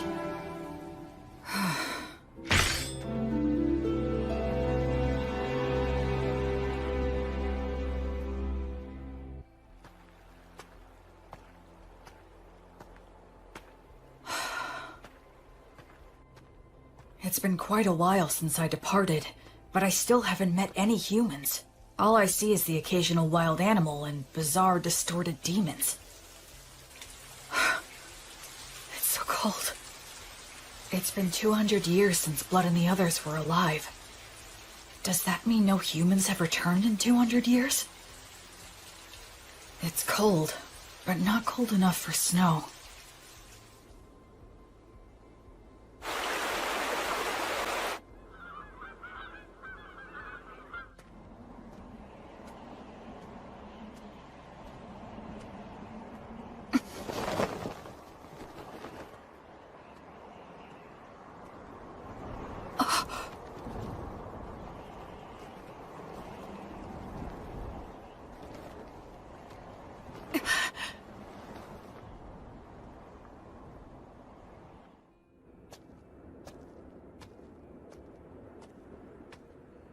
But there aren't any people.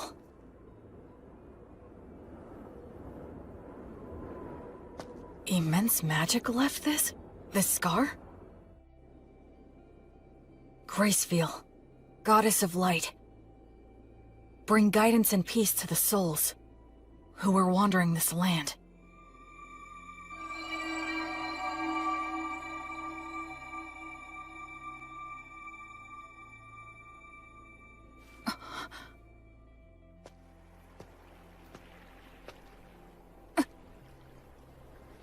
Yes, of course.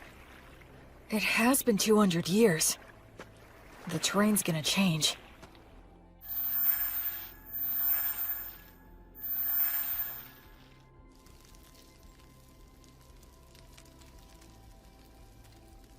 I'm running out of preserved food. But I can get bread by praying for the blessing. And I can purify water so I can survive for a while. I sure hope I reach someplace that's populated soon.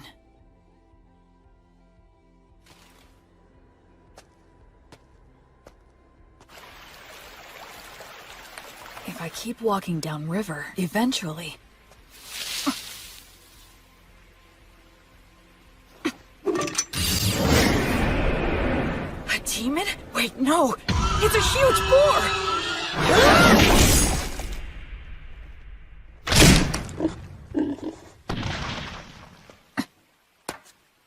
I should finish it. What's this? That's the same white fletching. Is he a hunter? Looks like I'm in a jam here. Both of our weapons are drawn and ready. It all depends on what he does. I finally met another person. I should show him I'm not a threat. Should I drop my weapon? He might attack, though. Should I pray for the blessing and show what a devout follower I am? But that might be mistaken for an attack. I need to choose my words carefully. I'm an outsider with no way to prove my identity. Aranura, Rumen Comentirubo. Ancient Elvish? Are you related to the elves? No, but I can see that you must be related to them. Your bow is elven, is it not? Well, you're not wrong there.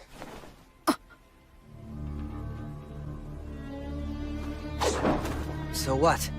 The more important thing is, did you kill the boar?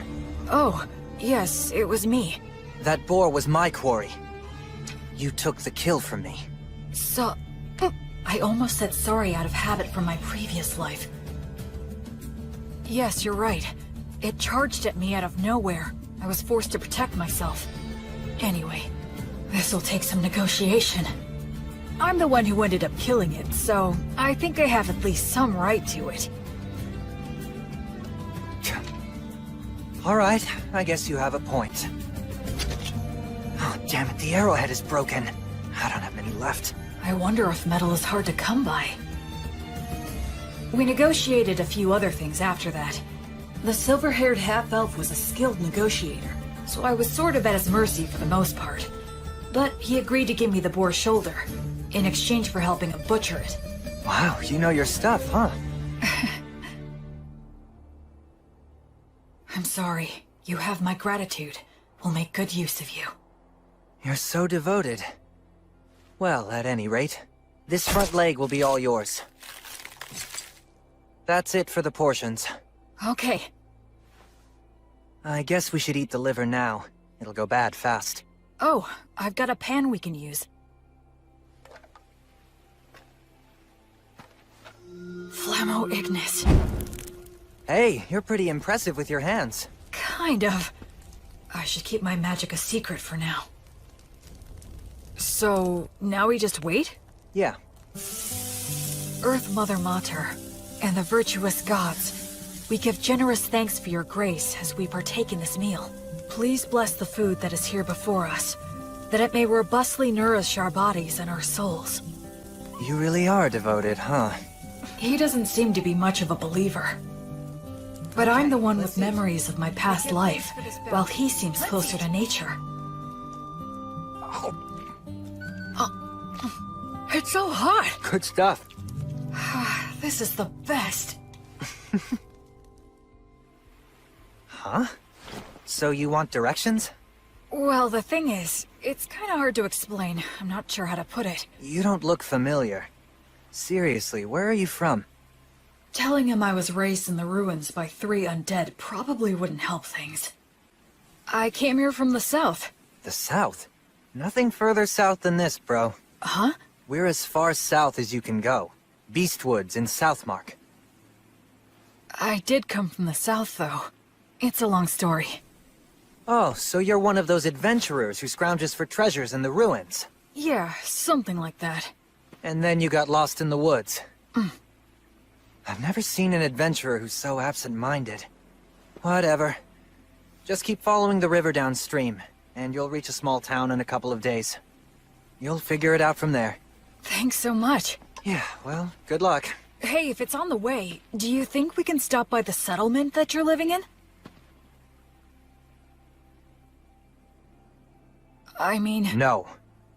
I want nothing to do with you. Take a hint. Yeah, of course not. Who'd want a total stranger in armor like this following them home? I'm sorry I asked. You better not follow me. Will you be okay with no light? Don't worry about it. It's none of your business.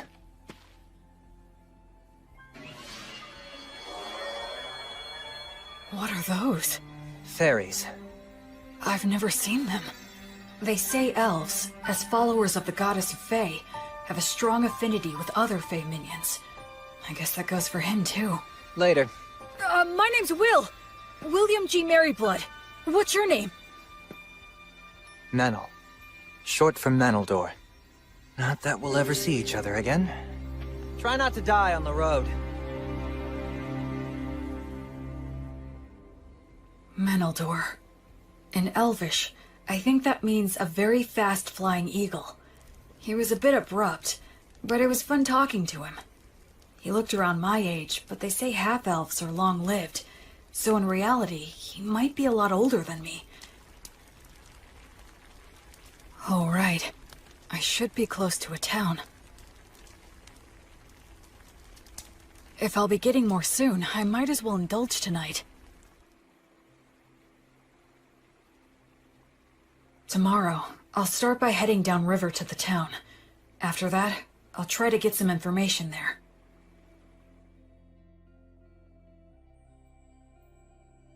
O light, my heavenly light.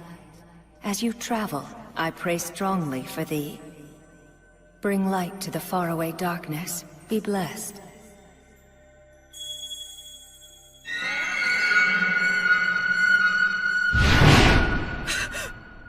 Metal, no! Was that a divine revelation? Lumen!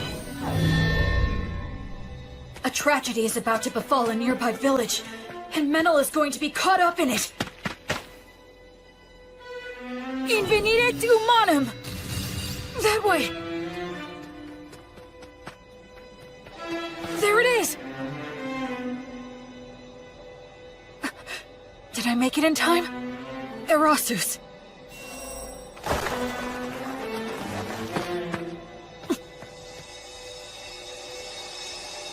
I thought I saw something shining in the forest right now. Sure you weren't just seeing things? Thank goodness. If I tell them I know Menel... Quick, hide! Get behind me! Hurry up! Are they raiders? Will Menel's village be attacked? Will he get caught up in disaster? No. A divine revelation is up to the interpreter. Oh no. It can't be. How could I have been such an ignorant fool? Meneldor isn't the victim of this tragedy. He's the perpetrator. Go. Secure the village. I'll deal with this one. Menel, what are you doing? I thought I told you not to follow me. Die. Everyone, wake up! Get out here! We're under attack! Get your weapons! Acceleratio! Gnomes, oh gnomes, slip underfoot! I have no strategy against someone who can use fairies. In that case... He doesn't even realize that if your muscles are built up enough, you can solve most any problem by force. Damn it. Salamander, burn him alive!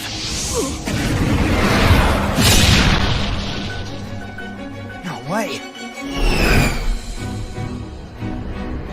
My. You're quite strong, aren't you? Yeah.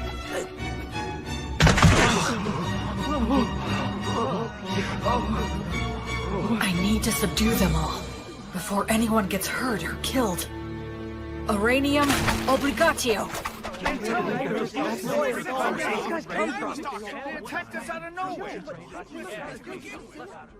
hate to let a warrior priest see us behaving like this. Thank you again. We appreciate all your help from earlier. Pleasure meeting you. I'm John. Likewise, my name is William. People from all over with different ideas about the law drift to this village naturally. It's always like this. This village is in an area of Southmark known as Beast Woods. Apparently, it falls under the rule of the Fertile Kingdom, but the law and authority of the kingdom doesn't reach these dangerous remote regions. So the area is dotted with villages populated by criminals, fugitives with no relatives, adventurers who scavenge the ruins, and other outsiders. Of course, I'm one of those people myself. So, what's going to happen to them? I'm not sure. Your guess is as good as mine. They're all from a neighboring village, which is about a day's travel from where we are right now. Neighboring village? Neither of our villages are all that well off, but I thought they at least had enough stored up for the winter. And we have always gotten along well enough. Also, that silver-haired half-elf is a well-known wandering hunter in these parts. He's helped us get rid of dangerous beasts lots of times, but this... Settle down now. Everyone's worn out from all this chatter. Time to take a break and have some water. This is our chief elder, Tom. Good day, warrior priest. John has told me all about you. Please allow this old man to also offer his gratitude. Oh no, all of this is because of the guidance of the Goddess of Light. Oh, well, in that case, I must express my gratitude to the goddess as well. Now, warrior priest. Is it safe for me to assume that if anything more were to happen here, that you would protect us? Yes. I swear on the light that is Gracefield that I will protect everyone here. All right, then we don't need to worry about our safety if those ruffians attack again. Now listen, everyone, I believe we should wake them all up and ask why they've done this. Do you all agree? We should hang all of them. That'll be hard if you care. Prisoners like these guys ought to go quickly.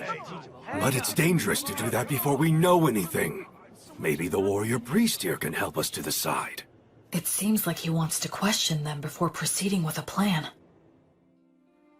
The demons. Our village was destroyed by them. Many died. Half of our village is gone. Our women, children, and wounded were left with no food or any shelter in wintertime. If we're gonna die with just the shirts on our backs, then... I'm the one who suggested the raid.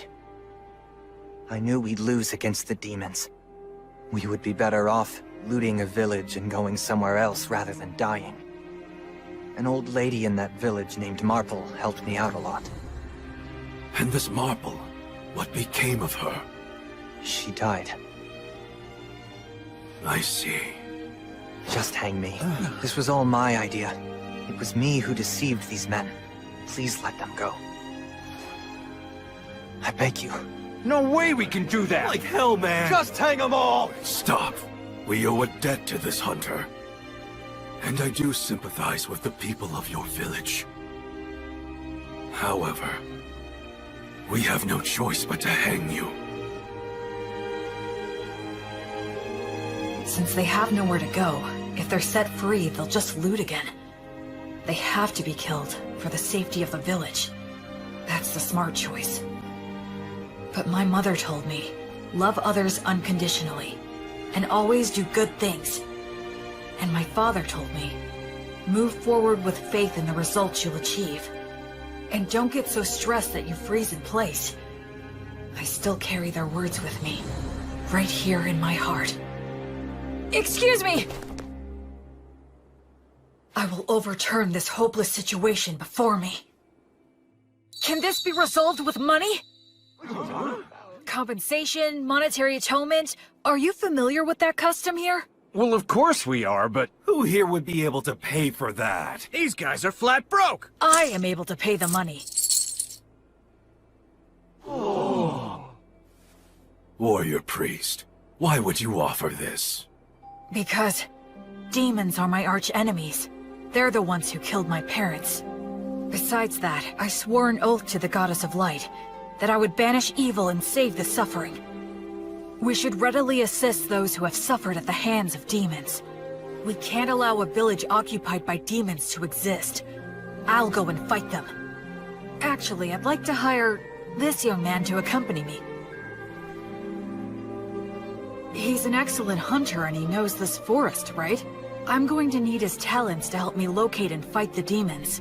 And I can pay handsomely. Are you sure you want to do this? I feel like we're the only ones benefiting. It's a reward for all of your exemplary day-to-day conduct. Gracefield, the Goddess of Light who governs souls in the cycle of death and rebirth, is always looking upon your daily lives with her compassionate eyes.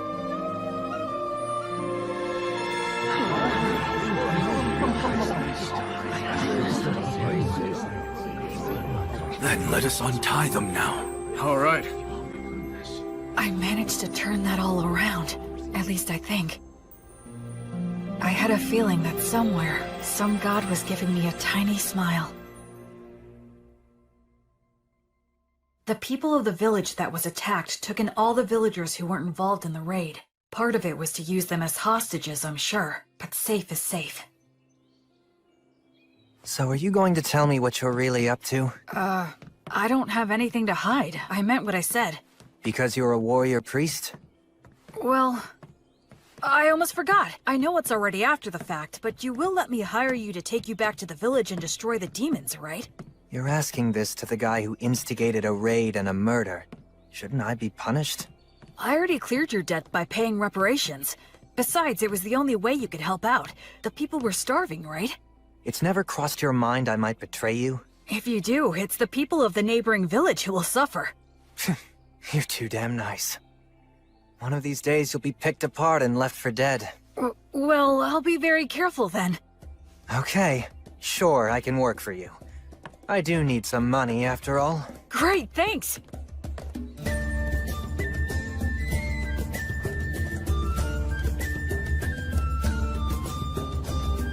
So, what are you gonna do for the time being? Huh, Mr. Bossman? Our challenge is that demons have occupied the neighboring village, right? I guess we'll just charge in. We don't have much time. Oh, what, are you insane? There are a lot of them, and they've got demon beasts. You got a plan? What are our odds? It'll be fine. I'm used to them. Well, you are right that we have to hurry. The people who died might have turned undead by now. If that's true, I need to return them to the cycle before they get lost and end up stuck here.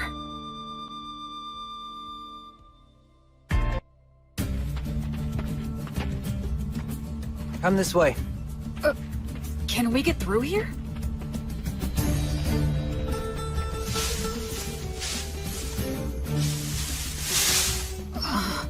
This is perfect. We'll camp here tonight. Dear green ones, grant us shelter, a bed of grass, roof of trees, and strength for any surprise guests. Wow! It's not such a big deal.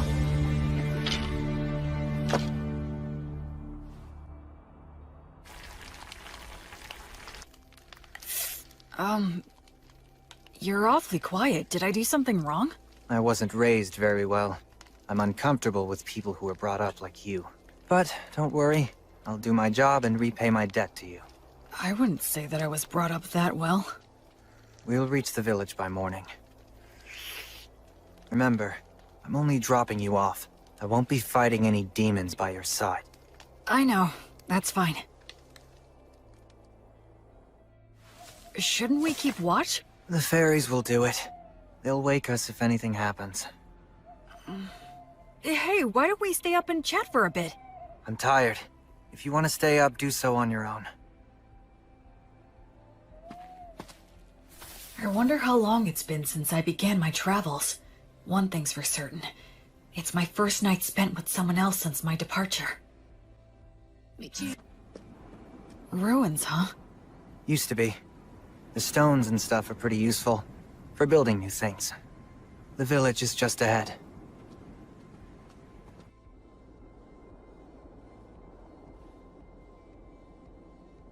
They're here. Yeah. I'll go and scout it out. You stay put.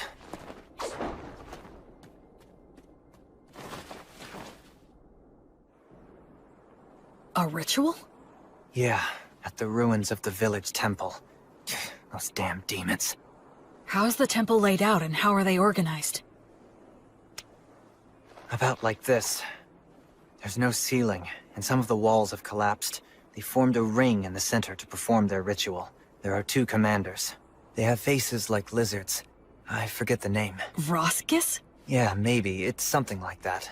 And what else? They have several soldiers patrolling outside the temple. I know there's at least 1 demon beast inside. What's the demon beast like?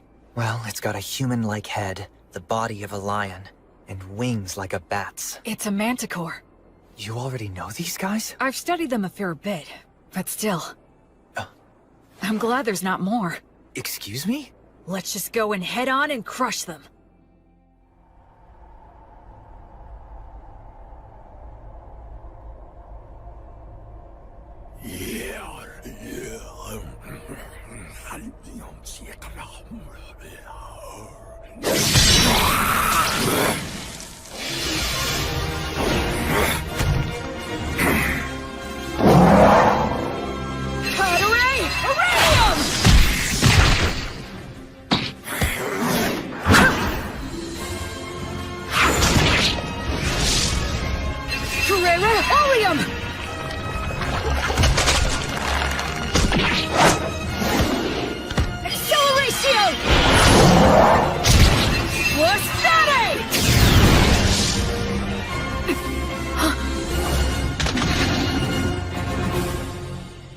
Hey, I thought you said you weren't going to fight. I jumped in because I could tell you were winning. I don't know many people who could tackle those guys alone and win. The conditions were in my favor. Regardless, your strength is abnormal. Do you do some special training or something? Oh, I eat a lot of bread, I guess. Humans usually don't get stronger just from that. Well, I think we took care of the bulk of their forces. All that's left is to clean up any surviving demons. I hope some of the villagers survived. Oh, hang on a second.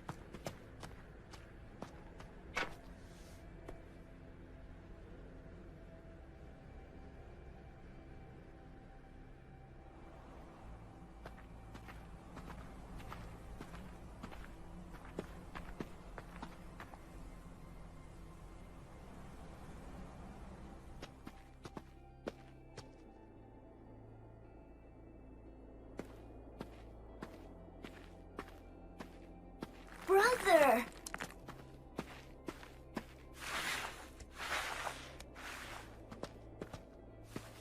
Brother Menno, it's really you. The demons came. They attacked the village. It was so hot. But I stayed strong and didn't make any noise. Because I told myself to have faith and believe that you would return for me. And Brother Menno, you did come back. Thank you. Why won't you? What's wrong? What happened? Did I? Hey! Listen, you did well. You did a good job. Who are you? I don't... Don't worry, I'm a good friend of Brother Menel's. I'm sorry. He's a bit unsteady on his feet because he's very tired. Oh, okay. That's right, you're a good boy. Go on. Menel? I got here late. Sorry about that. That's alright. It's fine. You must be tired. You should rest. Yeah, you're right. I do feel kinda sleepy. Sweet dreams, little one.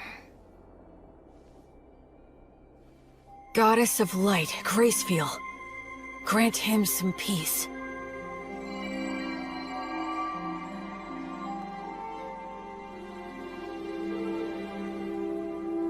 Hey, What's wrong? I'm really sorry. Sorry for what? I underestimated you. I thought you were just some rich boy who happened to earn a god's protection and got cocky, spouting mindless cliches. Anyway, I'm sorry. Don't worry about it. There was still a distinct look of pain on his face, but Menel also had the faintest of smiles. He didn't hesitate anymore after that. He held the hands of the undead and exchanged farewells with them.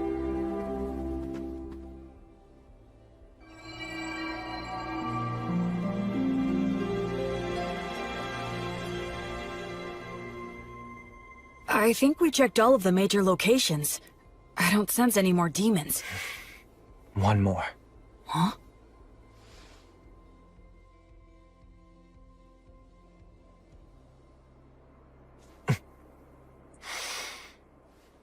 Hey!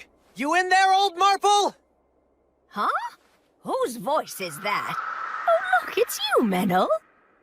This ghost is close to the highest rank. But her soul must be extremely tough. If she resists, my power might not be enough. If it comes to that, I'll have to use a magic weapon that works on spirits. You really don't need to worry so much, young man. Huh? I'll have you know I haven't gone senile yet. Really? Well, that's a relief to hear. It seems you stayed behind because of some lingering attachment, but this kid here is a genuinely virtuous high priest. Returning lost souls like you to the cycle of death and rebirth, and treating wounded people are what he does best. Oh? Listen, we can take care of the village now, and I think it's high time for you to move on. Unless you still have something to say. I can deliver the message for you. Menno, you've been bad again. No, I promise I haven't. And where the hell did that come from anyway? Maybe you are senile. I can read you like a book. What's that supposed to mean? You're lying, that's what. I can always tell when you're lying. You're a little hooligan, but at your core, you're honest and smart. All this killing and stealing isn't for you. My goodness, you know this more than anyone. You see now, don't you? Shut up. What did you say? Shut up! What makes you think you know anything? Just what the hell was I supposed to do, Marple?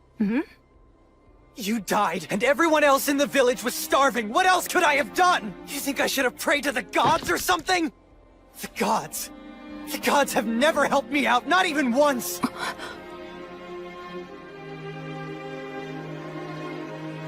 Damn it! Damn it! Damn it! Damn it!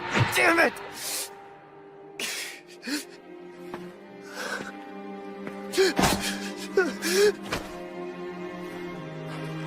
Damn it all. I've had enough. Just let me die with you. The life of a half-elf is too long for me. Those with elven blood live for hundreds of years. Even after they lose the people and places they love, it still doesn't end. They can't leave. Listen to me, Menel. Now, Meneldor. Despite all that, the gods have given you a second chance. It's your last chance. Stop living like some useless bum. You may hate the gods, but remember that the gods will never stop loving you, even if you don't notice it. They will always shine their light, never growing bored or tired of you. So now, you just need to realize that light is there. Okay, priest, I'm ready, but if you wouldn't mind... Yes? Can I entrust you to look after this poor fool? He's not really such a bad boy at heart. So please, treat him well, won't you? I will. And as for those darn demons and demon beasts that attacked the village, I'm certain that they weren't just strays. The stronghold where their boss dwells is deep in the forest, and he sends his demon minions all over the place from there. He commands the demon beasts to attack people. It seems like they're putting all their effort into one big evil plan. If I may, your lingering attachment. Well, I couldn't pass on without making sure someone knew this. Anyway, I appreciate the offer, but I won't be needing your help. You see, someone's already waiting for me. Oh, she has someone. So it's about time for me to be on my way. Menel, dear, do take care of yourself. So many things happen in this world that can never be taken back again. So stand up and put your best foot forward. There are things you need to do. Damn it. You old woman. You're so selfish. Oh, well, so are you. Oh my goodness. What are we going to do with you?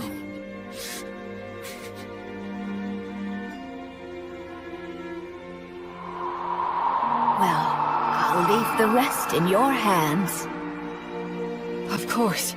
You can count on me.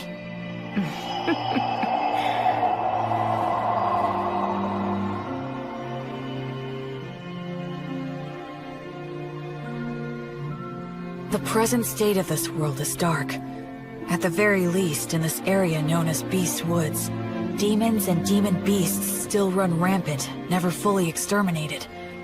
No nation's laws reach here. So even among humans, robbing and mugging are widespread. Certainly, as an outsider just passing through, I'm not obligated to do anything. I could just walk right by it. But as you travel, I pray strongly for thee. Bring light to the faraway darkness. Be blessed.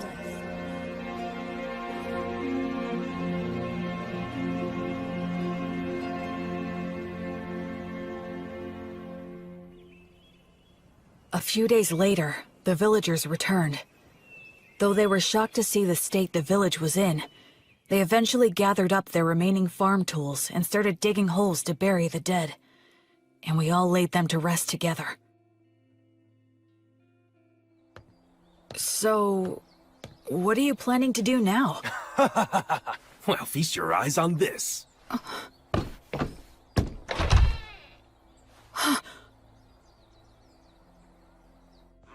Just for tonight, we're throwing a bit of a party to mark our return to our village and honor our fallen. And since you're the savior who got our village back for us, we would be honored if you could join us this evening. I'd be glad to. Oh boy.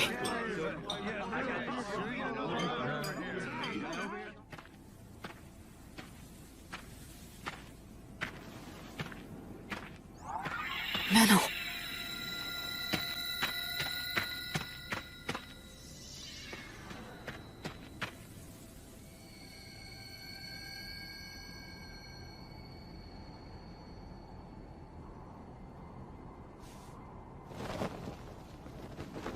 Hey. That's a beautiful view. Looks are deceiving. Those ruins are actually an undead nest.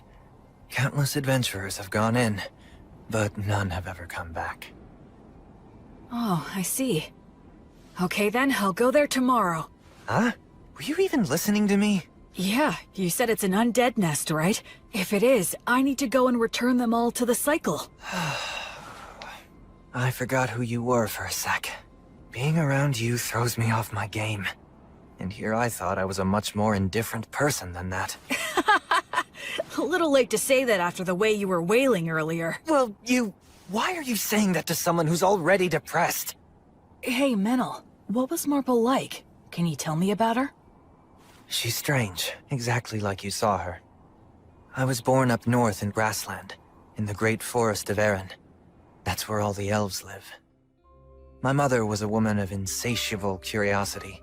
She took off somewhere outside the forest, came back pregnant with some stranger's child. Then she gave birth to me and immediately died. I grew up at a different pace than everyone around me. And the thing with my mother didn't help. They said I was a disgrace, and since I didn't fit in the first place, I ended up fleeing to the forest. Of course, the world outside was no paradise either. But luckily for me, I could use a bow and arrow as well as knives, and I could see fairies. When I ran into enemies that wanted to eat me, I had the skills to kill them instead. If I didn't, most likely I'd be prostituting myself out in some back alley. You do have a pretty face. What's that? Nothing. Go on.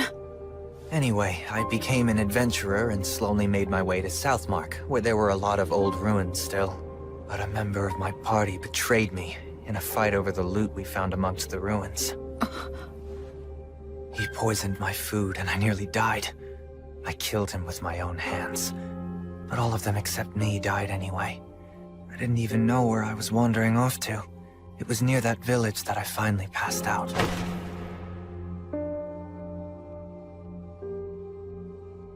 Marple was the one who found me and took me in. At the time, she wasn't that old yet, but she was still such a weird woman. She lent her bed to the antisocial kids she'd found lying on the ground. She let me eat her food, and even lectured me about trying to live a decent life. A lot of people ended up at that village after being found by her. What was she exactly? I have no idea, really. Of course, she's dead now, so we'll never know. That happens a lot on this continent. She did take me in and looked after me well. That's when I started pretending I was a hunter. There are a lot of nasty creatures and demon beasts in this area. I was relatively useful, and I had a place to belong. But I lost it all without any warning. I got all the survivors together so we could be the ones doing the stealing. But thanks to you, we failed miserably. It sucks having a longer life than anyone else in a place like that, so... it's depressing. I just want to die sometimes.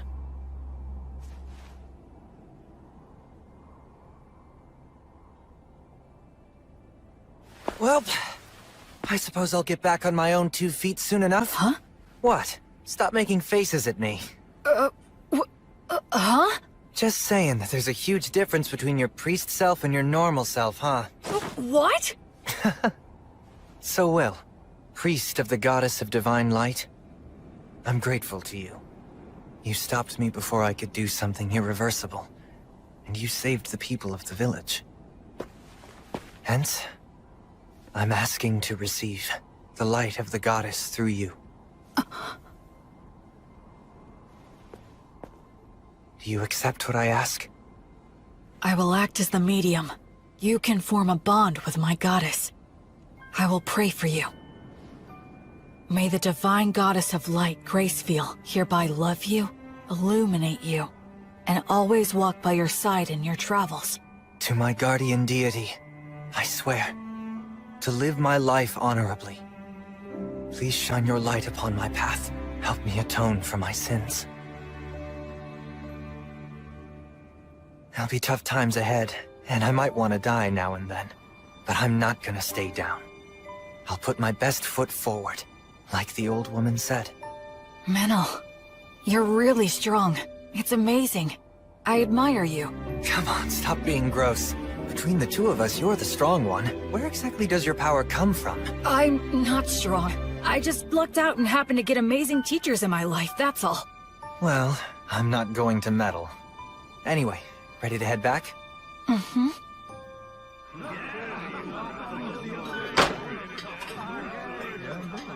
Blood. Married.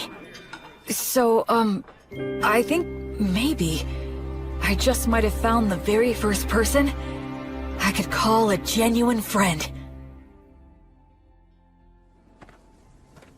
This looks bad. They stole all of the livestock. And they destroyed a bunch of tools that can't be replaced. We'll have to make the journey all the way to White Sails to buy some more. But with whose money? Well, we can't replace everything. Hey, what exactly is White Sails? Huh? Are you being serious? What's your deal? You grew up in a cave or something? Sorry. So, White Sails is this... Could you tell me about the history of this place too? Yeah. Alright, fine. You know we're in the southernmost continent, known as Southmark, right? Yes, that I know. So around 200 years ago, Southmark was engulfed by a horde of demons. The 100 heroes took out the king of the demons, but the humans abandoned this continent, crossing the sea to retreat to grassland in the north. The 100 heroes. That's Blood and his buddies. Since the Fertile Kingdom unified the southwestern region of grassland, they've been cultivating the land with the intention of reclaiming it. And as for the area of White Sails, it's the port town that became the center for immigration from the north. I see. A lot of misfits and aspiring heroes go there. Also, those with divine revelations. You're hoping to gather more faithful on this trip too, right? I understand that Gracefield used to have a lot of devoted followers on the southern continent. Can you tell me more? I think that most of her followers were scattered after the Great Collapse. Yeah, that's right. But those followers who managed to escape to Grassland kept her name alive. Yes, even so, her following has declined quite a bit. Rampant demons and demon beasts. Villages that resort to thievery. Faith in the goddess dying out. Perhaps this was the mission that the goddess had in mind for me all along? Well, enough of old history lessons. We need to help the villagers now. Yeah, with regard to that, these villagers don't have a lot to spare. Hey, Metal, wanna explore some ruins? We'll divide the loot. What? I didn't expect looting ruins to be another one of your specialties. I'm used to them. Seriously, who are you anyway? But we do have enough money to rebuild now. We can buy new tools and livestock. Plus, I made up for my personal expenses. Can't wait to get to the city. First thing we're gonna do is eat there. Seafood's in season, so... Someone! Help us! A giant ape! The two running from it are a halfling and a hawker? Stop! No ifs, ands, or buts about it! Good grief! Stop it! Yeah.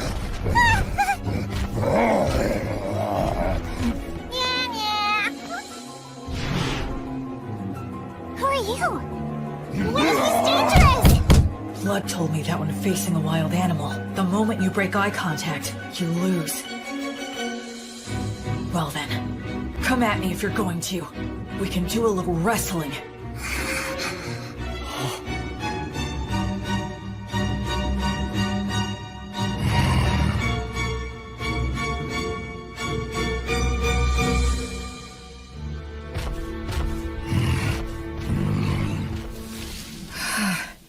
Thank goodness, I didn't have to fight him. Are you okay? Wow, mister, who are you? Some kind of adventurer? Not many people can stop an agitated giant ape just by looking at it. You're incredible! Oh, I'm Robina. Robina Goodfellow. I'm a singing, dancing troubadour. I go where the wind takes me. You can call me B for short. And that dork over there is Antonio the Hawker. I call him Tonio. The company he worked for went under, so now he passes himself off as a hawker on remote country roads.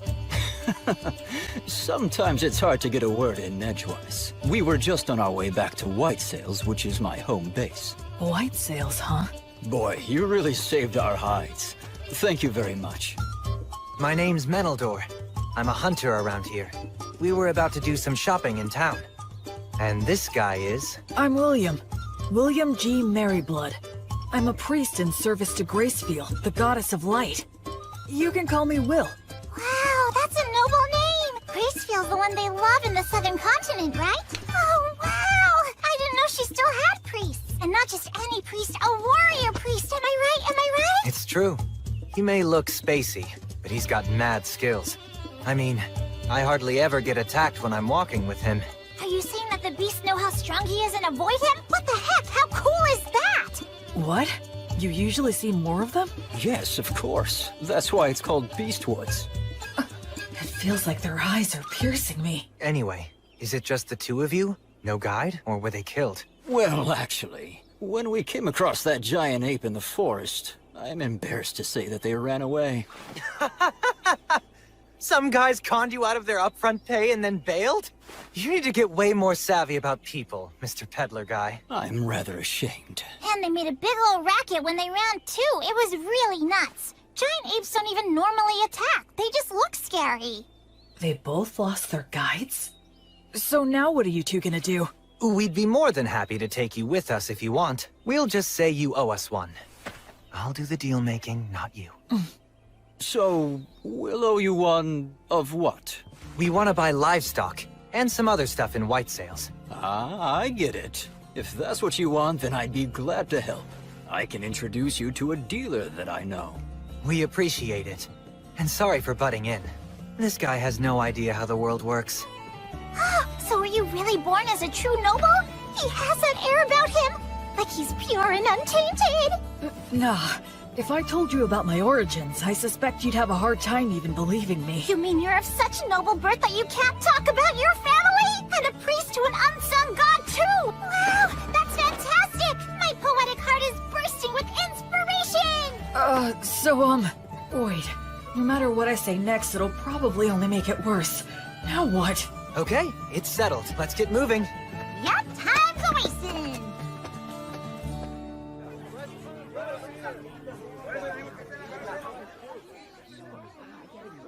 Oh, this place looks perfect! Woohoo! Introducing B! B and Tonio warmed up to me quickly. Tonio has a gentle demeanor, and he's good at getting close with others. As for B, she doesn't seem to have any boundaries when it comes to people. Ahem! It is now time for me to sing you all a song. I'm counting on you to clap along for me, and you collect the donations, Will. Sure! You got it, B!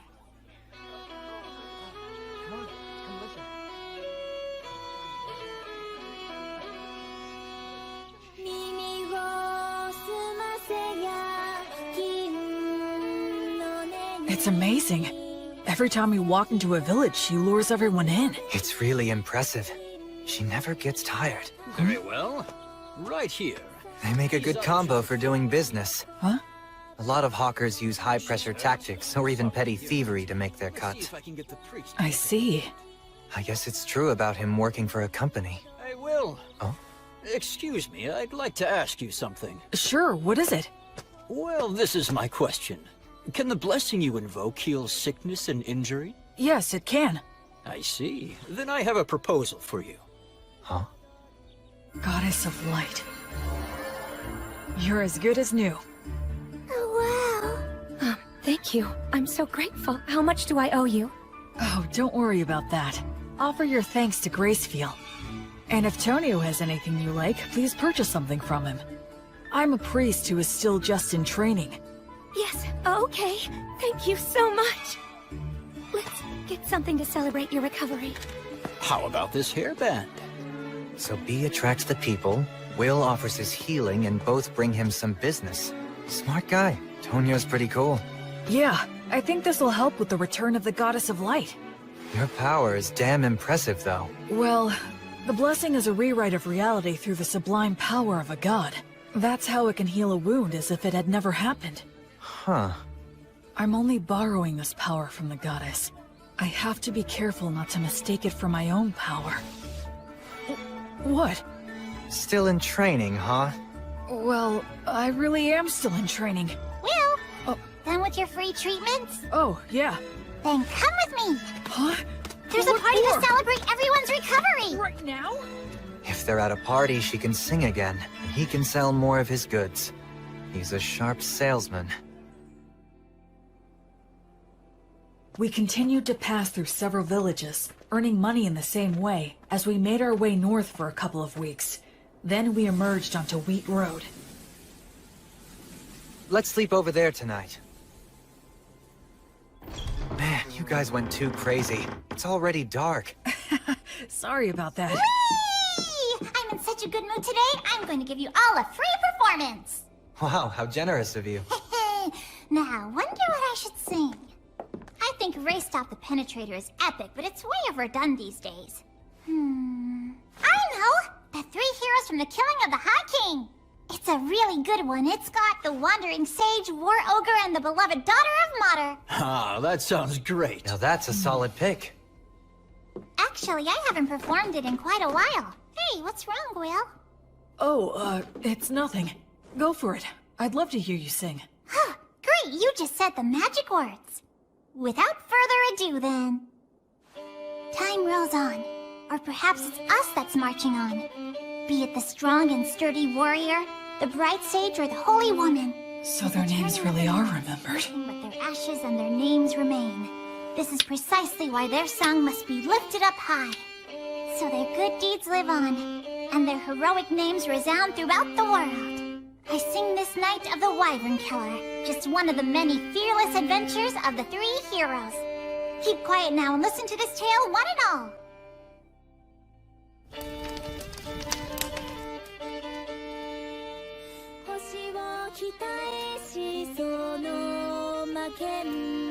Jeez, Blood.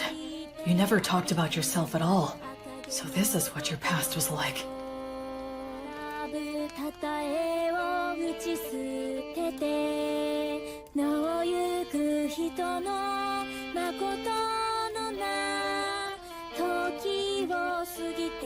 I guess no one knows Gus's real name was Augustus.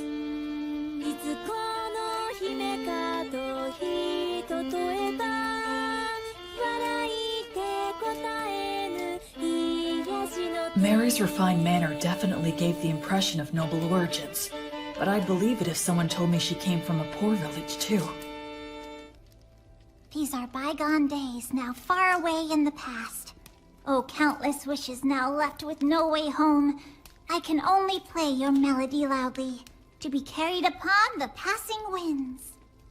The story takes place before they were known as heroes, when the 3 of them were traveling together. A certain remote village that they visited was attacked by a wyvern, and a beautiful half-elf was chosen as a sacrifice to appease it. Upon hearing of this, Mary said they should save her, but Blood asked where they could possibly get the money, and Gus sent nothing. Their personalities in the song are slightly off, I think, but still, it brings their voices, words, and expressions clearly to my mind.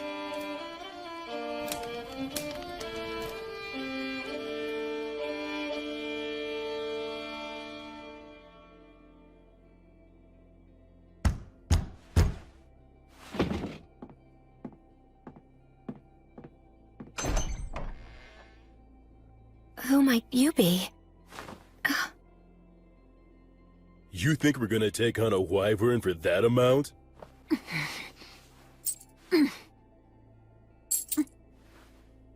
Ah, what fine money. Look how it sparkles and shines. If this will be the payment we're given, then... We have no choice but to do the job. Oh, damn, you're such pushovers. There's no profit here. I'll pay more if it's not enough. You can sell me to a slave trader if you want! You think even that's enough?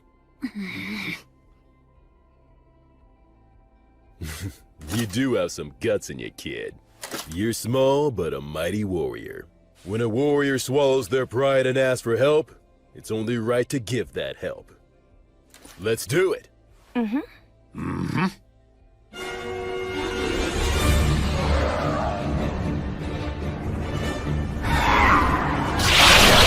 Ligatur! Nodus! Obligatio!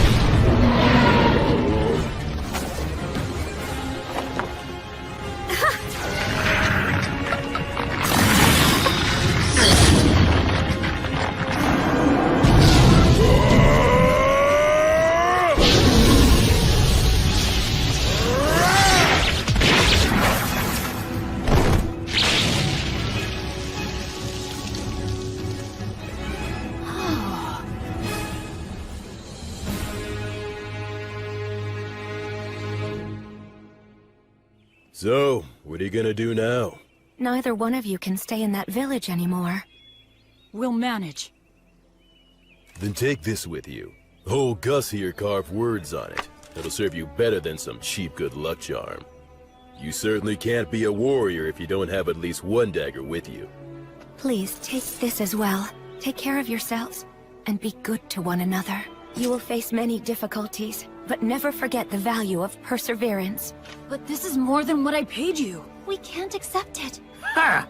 Who said we're giving it to you? It's an investment, merely a loan. A loan? Listen, you two must live the best you can and build up fame and fortune for yourselves. If your names reach our ears someday, well then, we will come to collect what we've lent you, plus interest. In case that should ever happen, I will leave you with my real name. It'll be our password, too. So listen well. Thus, the boy and girl learned the true name of the Wandering Sage, known to no one else in the world today. Hand in hand, the boy and girl began to make their way to the city, while the three heroes walked back down the road in search of bold and thrilling new adventures. That's the end of this sweet song. But there's a follow-up to the story. Count Dagger of the Fertile Kingdom, his actual surname was Wizard's Dagger. To this day, an elderly half-elf woman still waits at his mansion. Does that mean? She believes someone who knows the sage's true name will hopefully come to her one day, so that she can return what he lent to her, along with what he lent to her husband. She plans to offer her thanks to him when that day comes. That's what this story's about. A story of three great heroes that still echoes to this day. What's wrong? Will, are you crying? No, I'm not.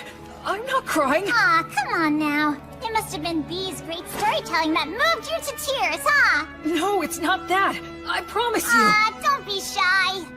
There are still so many people in this world who fondly remember the three of you. There always were. That makes me happy beyond words.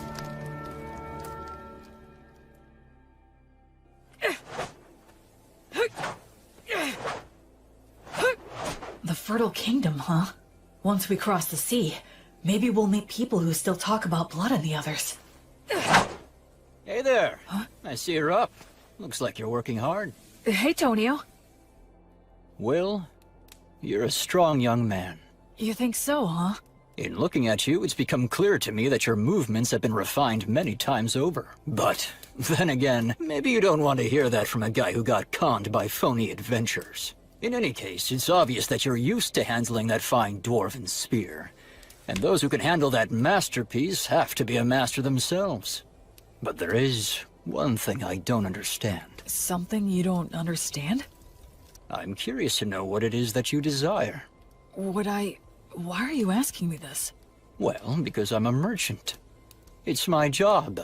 I move product and grant people's wishes for fair wages. Satisfaction is a merchant's specialty. You are quite a mystery to me. I can honestly say that I have never met anyone like you before. You are strong and you have courage. You're educated and have good manners. And you're not hurting for money. But you're not really like a noble.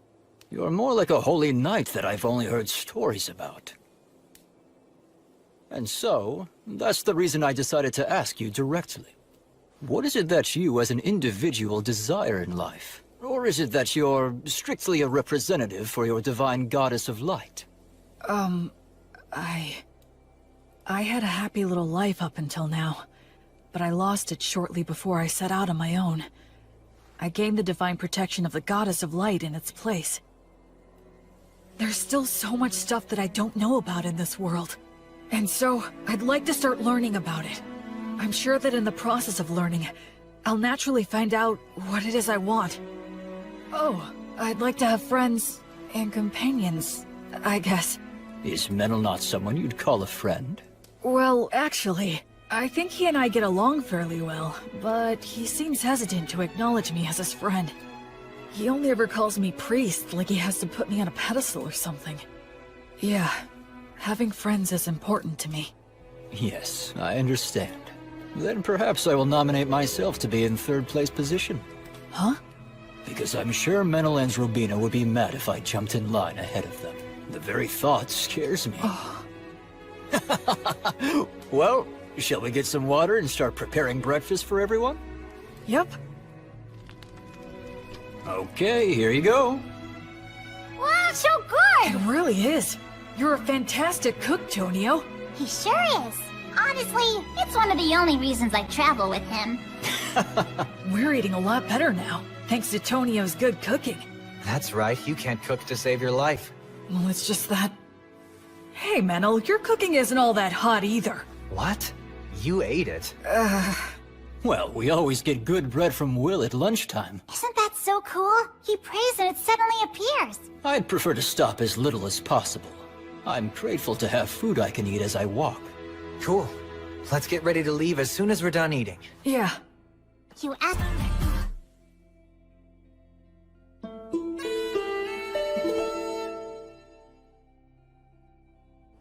Oh, right! We finally made it to White Sails!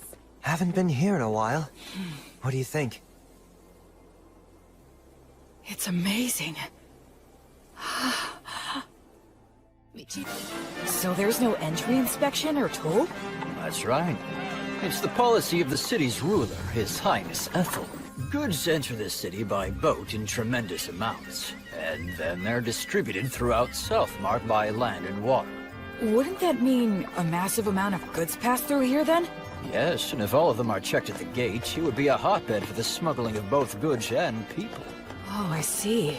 So, Ethel imposed docking fees for ships and rental fees for companies setting up shop here to make money for the city, keeping the movement of people and goods as unrestricted as possible. Oh. It seems like the economy is their top priority. It's a very advanced city with a real sense of freedom. Ah, quit talking about all that boring stuff. It's Will's first time here. Let's have fun. Come on, this way. Ugh. Will, this is the city's biggest market. Wow, real people. That surprises you? Oh, look! So beautiful. All this jewelry is in style right now. In style? Yeah, you betcha. They have the latest styles here? That means these people are doing well enough to contemplate things like fashion. It's just one shock after another in this city. Is that Yeah, that's a street light. street light? You don't know what those are? Gosh, you're behind the times. Every evening, the apprentices come out.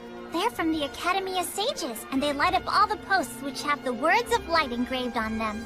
So the people here have light even at night. This assignment serves as training for apprentice sorcerers, and they can earn a little pocket money as well. That operation over there is also a large source of income for apprentice sorcerers. What is it? Oh, come on, Will. Even you have to know what that is. It's the public bathhouse, Balnea. Balnea? Huh? What's wrong? A public bathhouse? They have baths here? The water's so clean, you can see right through it. Oh yes, so that's an effect of the words of purification. Instead of the massive amounts of fuel it would take to heat the baths, they can use words of heat. That's amazing. So it's less like a bath and more like a sauna and a cold water pool. But still, it's incredible. The breeze feels so nice. I used words of purification to keep up good hygiene on the road, but it's great to have an actual bath. La, la, la. Boy, it feels good to have a bath after so long. That's for sure. I just hope things don't get all messy again now. What are we gonna do next? One of the best things ever! I'm always so hungry after a bath. You two must have been super starving, huh? The food is quite good here. Agreed. I think we all could have used a little more broth, though. It's absorbed the flavor of the fish so well, and the saltiness is just right. I haven't eaten anything like this since I left the temple. It tastes like civilization. All these dishes are so delicious, I can't remember what we were talking about. This is also delicious. Excuse me, could I get a refill? For me, too. Coming right up. When we're done eating here, we can head over to the temple. Will, since you're a priest, you need to pay your respects, right? Oh, yes, you're right. Wow, that must have cost a fortune. Ah, don't be like that, Minol. I'll be back as soon as I'm done. Please wait here for just a bit. Are temples in cities always this big? It looks like a beautiful work of art. It feels more like a tourist destination. Excuse me. Yes. Can I help you? I was wondering if you could tell me if there's a high-ranking priest here. I've received divine protection and become a priest, so I wanted to pay my respects. Pardon my asking, but which deity do you serve? I serve the goddess of light named Gracefeel. Oh, the goddess of light. That's a problem. Why's that? Priests of the goddess of light are quite uncommon, so our rules compel me to use the prayer of faith detection. Okay, that's fine. I guess that makes sense. It's inevitable that people would be skeptical of a priest to a minor god. I could be a priest to an evil god in disguise. The thing is, all those individuals with the divine protection that qualifies them to determine another's faith are out at the moment. They're all out? Yes. It's because attacks by demon beasts have been on the rise everywhere recently. All but the vice bishop are extremely busy right now. Vice? What are you doing in the middle of the aisle? Oh, Bishop Bagley! Answer me. I asked you what you're doing. Well, I just... It's an honor to meet you. My name is William G. Merryblood. I have earned the divine protection of Gracefeel, the goddess of light, and I've come to the Temple of White Sails to pay my respects. I see. I am Bart Bagley. I am in charge of this temple. Gracefield, huh? The deity who has been completely lost as of late? And what if you're a suspicious person using her name, planning a very dangerous plot? You have every right to be suspicious. Is there anything I can bless to prove myself? Ha! You novices are so quick to rely on your divine protection. Listen to me. Divine protection is not something to be used lightly, nor is it something to use ostentatiously either. He has a point. Gus said the same thing about using magic. I was using my blessing freely since it poses little risk, but... Yes, of course, you are correct. I truly thank you for reminding me of my lack of experience. Ha! Explain what the teachings of the Goddess of Light mean to you. Light only exists in the dark. Words only exist with silence. And life can only exist where there is death. You enter his name in the registry and show him around the temple. Yes, but we haven't performed the prayer of faith detection or the prayer of lie detection. You fool! What did I just say, you idiot? Right now, I need to go make an appearance at the Weavers Guild banquet. Spend your time as you please, but do not cause any trouble. And make sure to offer some money. Well then, right this way, sir. Oh, right. I realize how unpleasant it must have been for you to have met Bishop Bagley, but you handled yourself very well. Huh? Well, the head of the temple loses himself in parties and pleasure-seeking. He's quick to anger and always complains. Despite all he says, he never uses his blessing. The vice bishop, on the other hand, is a most wonderful and virtuous person. I'm sorry, don't tell anyone I said that, okay? Sure. Hey, what do you know about the head of the temple? Well, I've only ever heard bad things about that guy. Like he's really vulgar. He seems to have some sort of influence behind the scenes of the city's commercial and industrial guilds as well. So that's how he's seen around here? Still, talk about living it up. I mean, he's letting us use the temple's guest room. 2 of them even. Anyway, what should we plan to do next? We could take in sights, or visit some guilds nearby. Oh, if we do that, then I'd recommend going to the... Wait a second. What was that? Those don't sound like clock tower bells. Is there a fire? That sounds like an emergency alert. It's a wyvern! Everybody run! Huh? What the...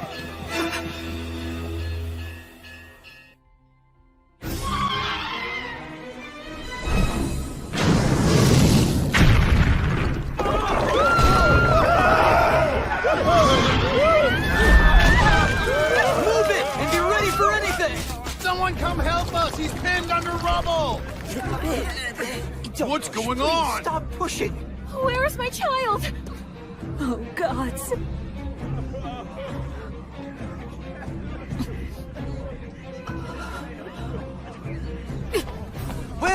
Will, wait!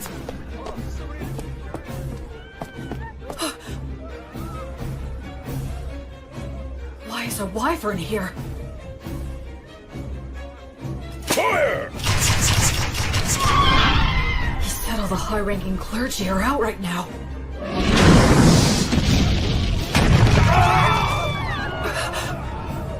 Their civilization, their city. Everything the three of them protected. A place where people can live freely. Verba! Volanto! Tony Truce! It missed. But among the words I can use, these have the furthest range. I'll just have to keep firing until I hit it. What are you doing, you idiot? Why are you shooting off high magic like that in a blind fury? You'll get yourself killed! But nothing! You're fighting a wyvern. You have to be more efficient than that. You've got smarts. I suggest using them, you moron. Don't just rush in. You should start off by learning how to use your minor magic more skillfully and accurately. I got it. All right, then.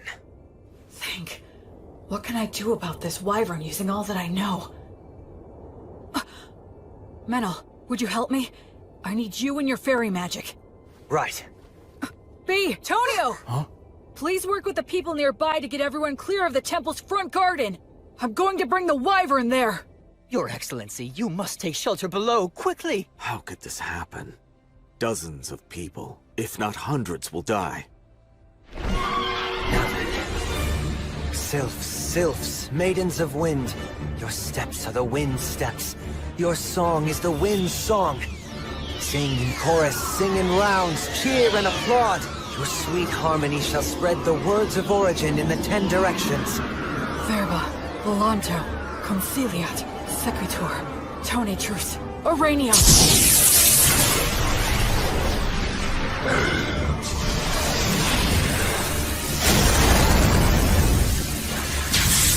Is that magic? There's a fairy user too? Oh man, are we lucky. We've got this. We can do it. Hurry!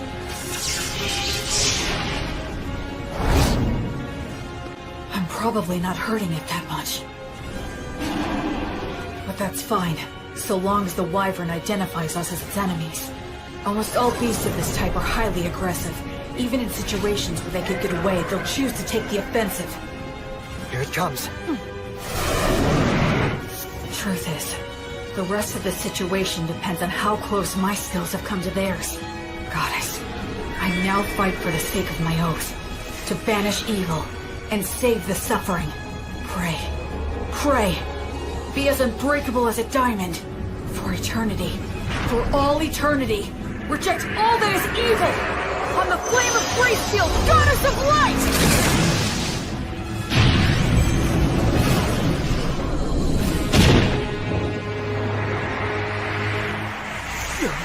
What the heck is that stuff?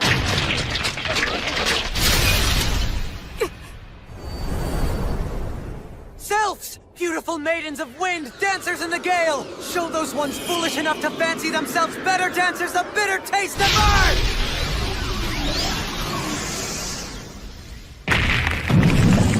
Ligator! Notice! Obligatio! It's bound up. No, it's trying to tear them off! Damn, it's strong! Acceleratio!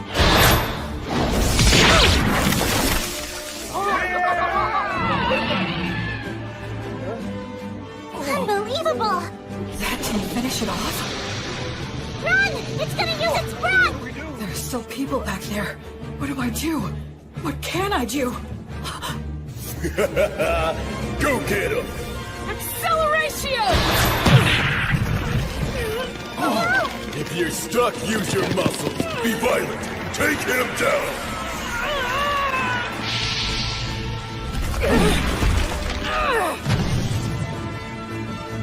A neck throw? You're not getting away! Oh! I won't let your fangs or claws hurt one single person!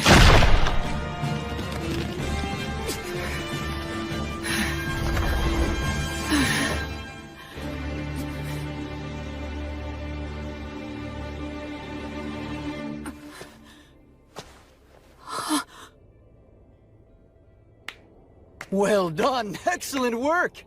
I praise you and give thanks to all the gods for allowing me to serve a great hero such as yourself. It's the birth of a new wyvern killer! A brand new hero! Sing his praises with your applause! Incredible. Thank you so much.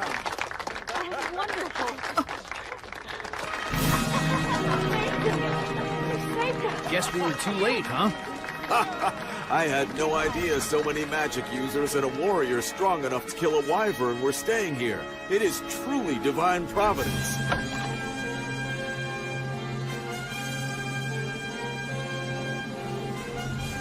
You're full of all kinds of tricks, aren't you? You're surprised? I'm used to your crazy antics by now. All I could think of was how inexperienced I am. Huh? It was great for a first attempt, and I was just lucky to land a surprise attack. But what was that black miasma stuff around it? Hey, you brought down a real monster. Reflect all you want, but be happy. It's hard for me to be happy if you're not happy. When he puts it that way, there's a lot I could have done better. But now I'm a wyvern killer like the three of them. And that does make me happy. Yeah. Menel, thank you. I owe it all to you. Yeah, we did it. Come on, you know damn well it was almost all your doing, you idiot. Is the wyvern killer here? Yes, that's me. How can I help you? Please, come with me, quickly. His Excellency, the Crown Prince, wishes to see you right away. Welcome to my mansion. You're a great hero. So, this is the Crown Prince of the Fertile Kingdom, the Lord of White Sails, and the ruler of Southmark. It's more than I deserve to stand here in front of you, Your Highness. I came immediately when I heard your request. My name is William G. Merryblood. Oh, you are well versed in the old etiquette. I assume you are of high birth, correct? No, if Your Highness could please refrain from asking about my origins. That must be some story. So be it then. Please, have a seat. Thank you.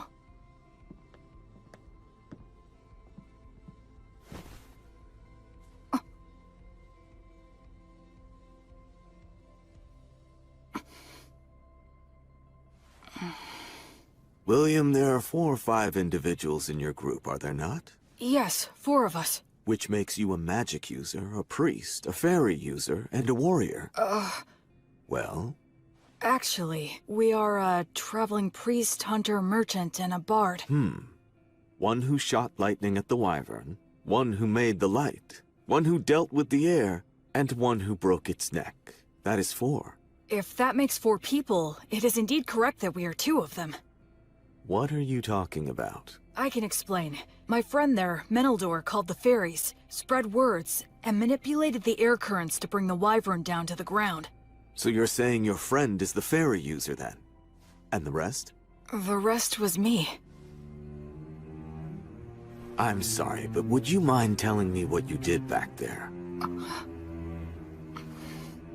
I used brute force to break the neck of the wyvern. You killed a wyvern and aren't delighting in it? You really are a valiant warrior. Well, Can I do anything to fix the damage the wyvern caused? Of course, work has already been done, and more is yet to come. But there's something even more important that must be done. And it has to do with offering my thanks to the hero, for example. Oh no, Don't be modest, William. I do not want my people to see me as an ungrateful man. On behalf of the people of White Sails, I, Ethelbald, thank the both of you for your courage. You did well to minimize the damage caused by a wyvern's surprise attack. I am unworthy of such praise. I would like to bestow upon you a reward. Is there anything you want? If I may, Your Highness, I traveled here today via Beast Woods to the south. The villages in that area are currently under threat by an army of demons commanding savage demon beasts. I see. So if I may ask you, would it be possible for Your Highness to send his soldiers over there to help hunt down the demons? It's not impossible, but it would be difficult. You saw that wyvern. Within parts of Southmark that I govern, demon beasts like it have caused frequent incidents. You mean... Of course, it's that toxic miasma. Any being it touches is corrupted and turns savage. Are you certain you are well yourself, William? I am naturally resistant to poisons. Oh, that is good to hear. Under the previous king's policies, we expanded our domain too much. We cannot even sufficiently protect the villages we directly govern at the moment. Do you understand what I'm saying? Then, would you give me permission to hire adventurers and mercenaries with my own money and organize an army to drive out the demons? William, are you certain you recognize the full extent of what that could potentially mean? Yes, I understand that I am asking a considerable thing of you, Your Excellency. Yet you stand by your request. Yes. Because if I don't, then how many more tragedies would we be forced to simply overlook? Except to save everyone here is a task not even gods can achieve.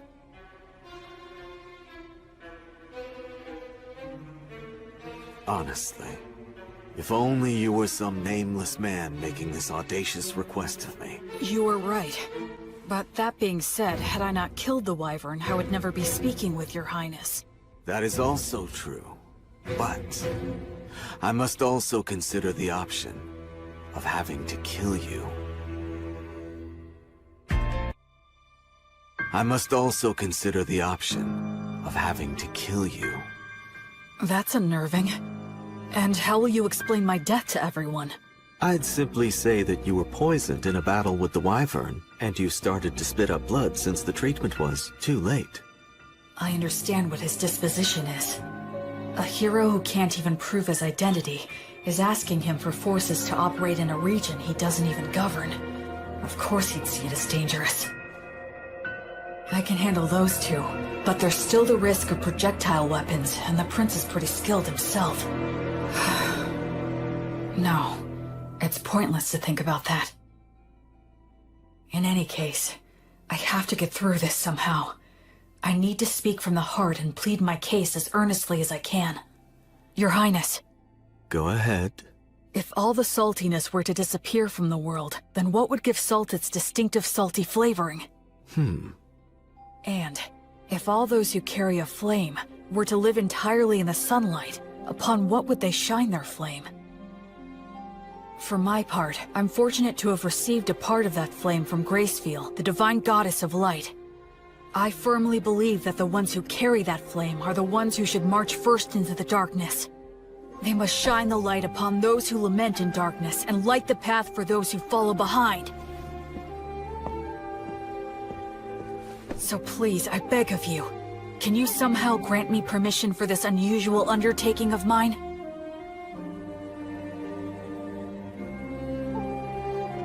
Young William, this path will only lead to despair.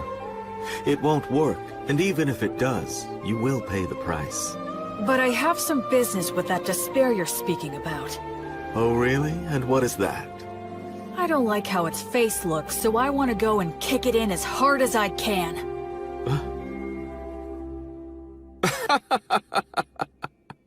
Kick it in the face. I like that. Come to think of it, you are a high priest, aren't you? And you have quite a good friend, too. What, you didn't notice the quick reaction that he had? When I said that I was going to kill you, that half-elf over there gave me the most murderous glare I think I've ever seen. What are you talking about? I did that because I thought you were gonna kill me as well. Damn it, don't look so happy. Bishop, please stop. Please wait, Father. Highness is with a guest Move at it. the moment. Stay out of my way. You damned ridiculous fools! Prince Ethelbald, please, I beseech thee, do not act irrationally. Who, me? Why, Bishop Bagley. I have no idea what you're talking about. Do not play dumb with me. This young man is registered with my temple. He is in the books. Though it may be temporary, he is a member of the temple. And you beckon him here without a word to me? Do you mean to disregard the temple's authority? Oh, I had no idea about that. Is this true? Yes, that's true. Claiming ignorance is not an acceptable excuse. You cannot forego the verification protocol simply because I was away. So you say, but the people from your temple seemed very happy to send him to me. A total lack of discipline. I will give them a stern talking to later. In any case, he must... The thing is, Bishop Bagley, he is not what you think he is. Huh? He came here and asked me to assemble a private army. He says he wants to save the poor people of Beastwoods. What? You... I would be lying if I said it never crossed my mind to kill him right here and now. But he's so frank in the way he expresses himself that somehow I started to find it amusing. Which is why I was just sitting here thinking of officially appointing him as a knight. Would your temple be willing to give him its blessing? You know, he would become a paladin. The temple and I can share the profits and responsibility. What do you say to that idea? What? Of course, naturally, he would fall under our joint authority. You could always have him excommunicated if need be. That's not even the issue we're talking about! The temple can attest to his character. And as the Wyvern Killer, he should have no problems with all the rest. This is proceeding too quickly. I'll return to the temple and think it over. Would that be all right? Yes. But it would make me truly happy to see this happen, Bishop Bagley. I have taken a liking to this young fellow. Assuming I do decide to become his patron, you can spare me your silly games. You, novice boy, we're leaving now! Right.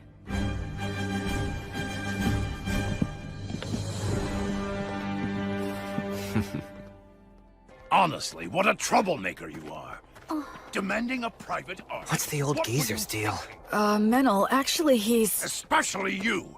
You're a novice! How dare you take matters into your own hands? So what if we did? It's not like you're our boss or something, mister. Excuse me? I'm the head of the temple, in case you forgot. So what? You want to fight over it? How dare you speak to me that I'm sorry. My father's on edge because he's had unresolved issues lately. No, I apologize for my friend's behavior. Anyway, so you're Bishop Bagley's daughter then? Yes, I am, though we're not related through bloodlines. At one time, the bishop was in charge of a temple in the capital city that accommodated a large orphanage. Ah, yes, I got it. When His Highness Ethelbald asked my father to relocate here, I came to this continent along with a dozen or so other families. So that's what happened. He's in a position where he can throw his weight around. He has connections everywhere, and he has loyal subordinates, too. Bishop Bagley! Thank you for all your help. Your intervention with the Crown Prince saved us. Thank you. I did nothing to warrant your gratitude. I only defended the temple's authority from the Crown Prince's utter selfishness. You just happened to be a part of that. Besides, when he's amused by something, he has a habit of doing absurd things. It's a real problem. But be that as it may, I still must respect his royal stature and worldly authority. I'll take his proposal into consideration. You will remain in the chapel after the evening prayer. All right, I understand. The thing is, What? What's the evening prayer? You unbelievable fool! You know the prayers that are called Vespers and Compline? Those holy practices were revised 200 years ago. Did you serve your apprenticeship with one of such a long-lived race? Sure. I guess that would be a good way to put it. So it seems that you are not entirely ignorant then. Anna, go fetch some books on the revisions to the liturgy, and while you're at it, find a suitable teacher for him as well. Yes, Father. This boy is a novice, and on top of that, an ancient who's come here from 200 years in the past. He'll take a lot of work.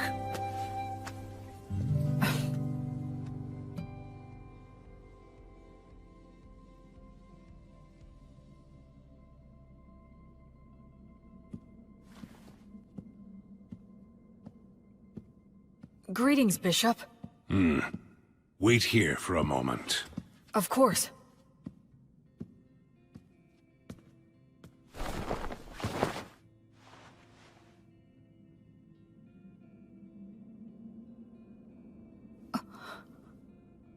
His praying form looks frighteningly masterful. Other than Mary, I've never seen such an expert.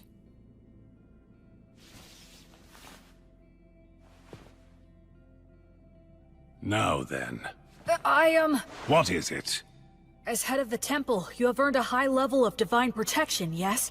Equal to my own, if not even higher. The people of the temple told me that you don't use the blessing, and when you pray, either you don't let anyone watch, or you don't apply yourself fully when others are present. Why is that? Ha! Foolish novice. Just what exactly do you think the blessing is? Divine protection from a god. Well then, why did a god bestow divine protection upon you? You think it was to give you special treatment? Not so, correct? To act through you. Understand? It is the god's wish to be able to achieve something great through you. And in order to live up to the god's ideals, we must constantly be in thought about how to use the blessing most wisely. Using it for personal gain will sadly detract from the god's glory. Most of those dimwits fail to understand this point, which is why they will one day lose the blessing. I am the head of the temple. This land is wild, and development on it has barely begun. To secure funding and rights, I must yell and intimidate. To lay the groundwork, I must do favors and use bribery. If I were to use such a high blessing in these circumstances, the people would question why a man like me received divine protection in the first place. Now, youngster, do you think this kind of behavior would contribute to the glory of my guardian deity, Volt? No. Precisely. The correct course of action for blessings and prayers is to store them inside. Therefore, I have entrusted the Vice Bishop with the glorification of the gods through such sacred blessings. He's a very capable man, skilled at winning the hearts of the people to the extent we need it. I trust him with the stressful role of being the face of the temple. I didn't know. Bishop Bagley is really quite talented. He's rude, and he looks like a greedy monk who's always complaining. But he's an amazing man. And what about you? Making a novice who has yet to fully comprehend what the blessing means into a paladin? The Crown Prince always falls in love with his own stupid jokes. Listen, nothing good will come of a novice attempting this, so don't do it. I'd be happy to refuse on your behalf. Even the Crown Prince will drop the idea if I firmly reject it. What do you say? Regardless of what you're proposing here, my goddess still wishes to act through me. You won't change your mind. No, I will not. You're the biggest fool. I agree. What did you swear to the Goddess of Flux? To offer her my life, banish evil, and save the suffering. Rejoice, then. You have got to be one of the most dim-witted of all the dimwits that I have ever seen here. I can send a few men with you, but the rest will be entirely up to you.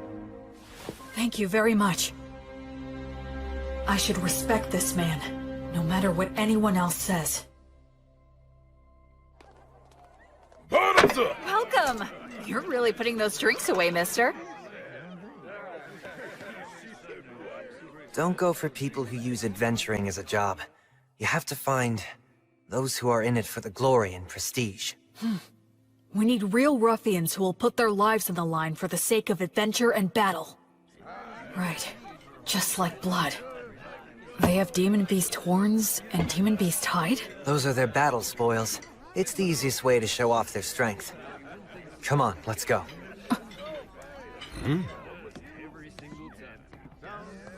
A red-headed boy with a friend who looks to be half-elf? There's no doubt. His training must have been extensive. Hey, man, what's the famous wyvern killer doing walking into some pub out of the middle of nowhere? I'm looking for help. Exploring Beastwoods? Low pay, your reward is glory and praise, and there's no guarantee you'll survive. We're doing this for a living, you know? We're not taking this quest, right, guys?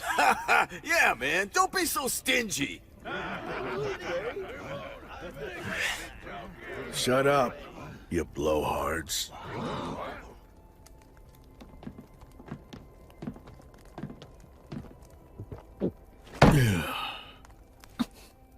Look at the fingers of a swordsman. You can tell a lot by looking at his hands and whether or not he'll allow any wandering thoughts that prevent him from drawing his weapon. Sounds to me like what you want is a madman, am I right? Not a bunch of blowhards with good manners but no skills, or who picked up the etiquette and patience to do any job, but who are just a bunch of shitheads who have no fear. The worst kind of scumball adventurers who'll risk their lives for the dumbest ideals, right? Yes, that's the reason we've come here. Hey, you hear that? I called it from the start. Bunch of damn lunatics. You ought to buy our drinks for a change. Yeah, that's right. What do you hope to get out of exploring Beastwoods? Where are we going? To the ruins or the forest? We don't deal with small potatoes. We want the demon boss. The leader of the demons running amok in Western Beast Woods. The subordinate demons are thought to command demon beasts. That's a big fish. It is. The location is unclear. Just finding him there will be hell. And we're talking instant death if we're ambushed during the search. That is highly likely. In other words, this is gonna be a nice, fun, stupid little jaunt into the woods.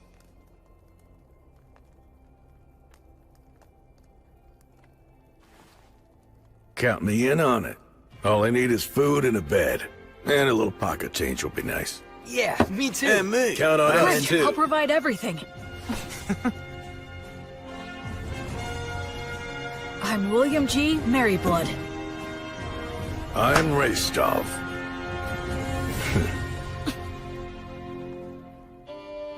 Whence cometh this disciple? To the lost goddess of flux. She who is the brilliant goddess of light? This disciple of It's almost time for the ceremony. I heard they wanted to make this a happy event to give people work who lost their homes and jobs in the Wyvern attack. But Now know the name of the new hero who has appeared in the city of White Sails! That should just about do it. B, could you please not write an epic about my story right in front of me? What? Why shouldn't I? Well, you actually did do all that, so what were you expecting? You're gonna love it because I'm gonna create something grand! I'm afraid to say that this many cows and horses will indeed come at a hefty price. Oh yeah, speaking of which, can you please negotiate a deal for us to get all of the sick and injured ones at a lower price? Huh? Don't worry, I plan to heal all of them. Oh, that makes sense. Also, I was thinking that it would be a big help if you could start a trade movement between Beast Woods and the city of White Sails. Yes. How much do you need me to give you to fund that? Well, why don't the two of us sit down and have a serious business chat? Let's see here. Easy on me, please. I say go for it. You need to have a good understanding of how money works. You'll be dealing with Restov and all those guys soon. The Restov? Restov the Penetrator is here? Yes, he is. That's perfect! I can interview him then! Huh? Making a habit of flaunting your own accomplishments leads to arrogance. And arrogance dulls one's blade? Yes, exactly. Oh no, that again? This is why you're so useless. You never have any good ideas. So I take it you two know each other? We've talked a few times in the past. It doesn't matter how many interviews. You always say the same thing. You're such a stubborn and broody guy. My answers are never going to change. All of your tales of heroism are terribly ambiguous. I would like to create something that comes a little closer to the truth. What a big fat meanie you are. Isn't reputation important to an adventurer? Whether it's making a living or getting ahead in life. As long as you've got skills, those things come naturally. But surely you realize that even people with skills can be utterly ruined by a bad reputation. Even the greatest warriors can never tell what their downfall is gonna be. Right, Will? So you're saying Restov's tales of heroism are ambiguous? That is exactly right. This guy will accept the job to take down a huge threat, and he'll just wander off and kill it with one fatal stab, and then he'll saunter right back. He rarely works with anyone else, and he works so fast, there's no one who can actually say what happened. And the guy never says no to any job. So the stories get more elaborate? Yep. I try to interview people, but they just fill in the gaps to their own liking. I put in a few things here and there for dramatic effect, but I like to add more truth to my tales. No need there. See what I'm saying? If only I had a little more to work with. For heaven's sake. Hey, I know! How about the Penetrator versus the Paladin? Huh? That sort of came out of nowhere. You're putting Restov on the spot too, right? If I receive a challenge from a strong opponent, I have no choice. But Restov! Alright, you heard what he said! Well, I guess maybe when we're done in Beast Woods. Yes! You promised! This is so great! I'll make this into a song that'll be sung for centuries! Millennia! Until the end of time!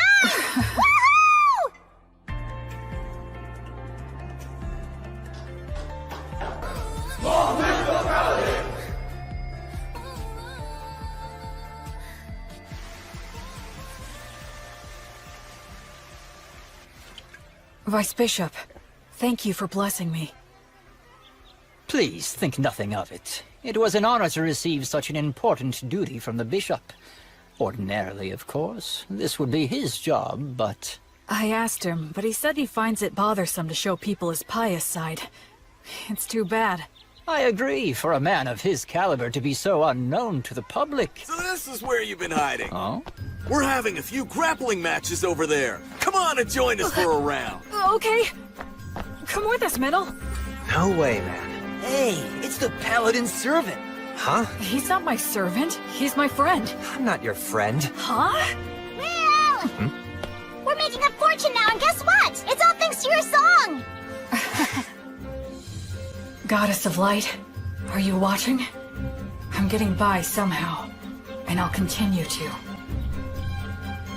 And that's how I became the faraway Paladin.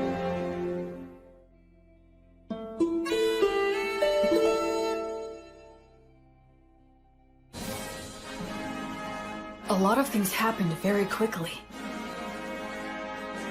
Having obtained official permission from the Crown Prince and the Temple, I set off with my team of rowdy adventurers to begin the process of exterminating the dangerous demons and demon beasts infesting Beast Woods. In areas that were relatively safe, we brought human helpers and supplies. Two things that every poor village needs. The village is within sight! Yeah! A village with access to supplies becomes much more productive. Even if it was in debt, it should eventually turn a profit. Tonio handled all of that with remarkable skill. It was also Tonio who arranged funding for our activities by soliciting donations and contributions. You know, maybe I'll go on to become the head of a trading company. Yeah, please go big. And when I do, I'll be counting on your patronage. Officially, this is just the case of a lone priest doing charitable work. That way, no one gets offended. Of course, all of this means that I need to remain loyal to the Crown Prince and to the Temple.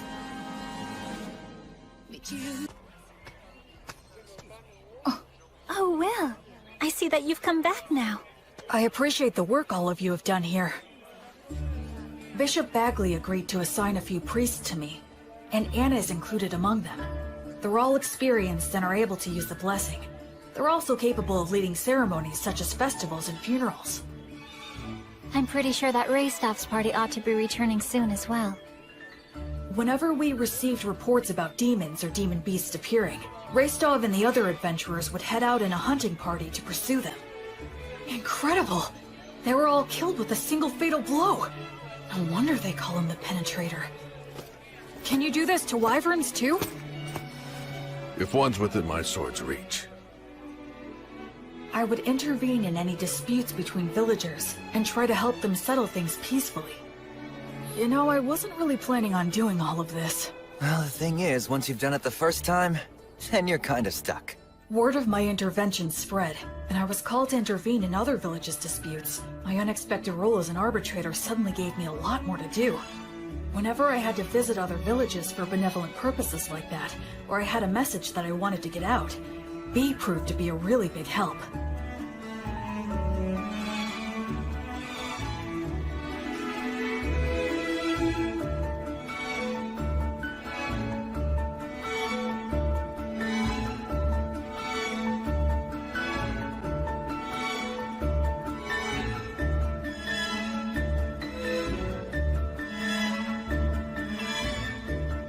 So, we traveled back and forth across Beast Woods, time and time again.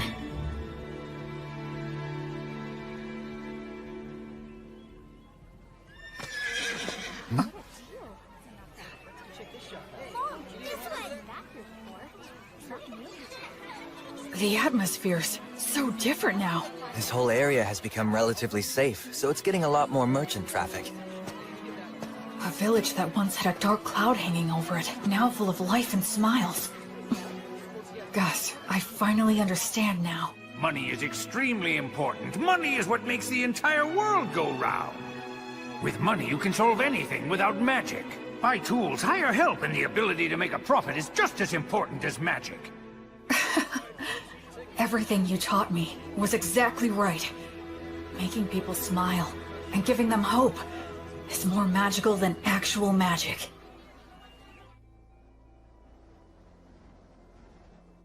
And then, just as we were noticing the first signs of summer approaching... Hey, Will. What is it? Pip's party went west to do some recon, and they haven't come back yet. So how long... They were planning to spend no more than 10 days investigating, but it's 2 days past that. Pip and his party. They're very talented hunters. All right then. We'll go and search for them. You, Menel, and I are definitely going to go. And do you think you could put together 2 parties? They need to excel in forest exploration skills. I'll gather them right away. There's a chance they didn't get lost, but instead wound up in the demon's base. And if that's the case... There will be a battle.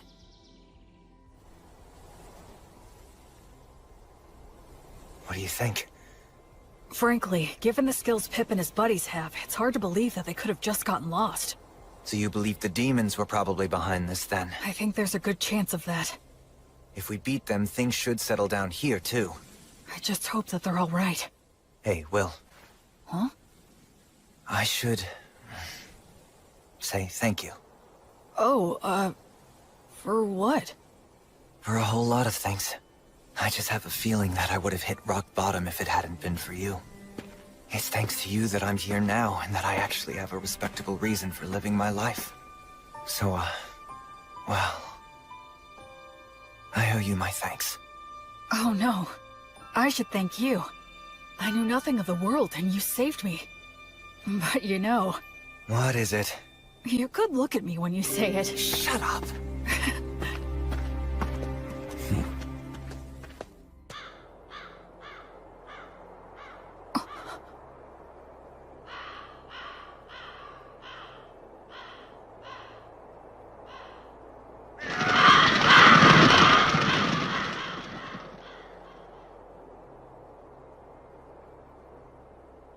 Hey. It's huge. So what made this? I don't know. It looks even bigger than a manticore. Maybe a stray living in the valley? Or, Well, at least they died fighting a big one. Pip, Harvey, and Brennan must have been pretty happy about that, although I guess they had a good reason to be pissed off, too. Yeah, like, we didn't get to kill it. They died a good death, worthy of adventurers. Go on, drink up.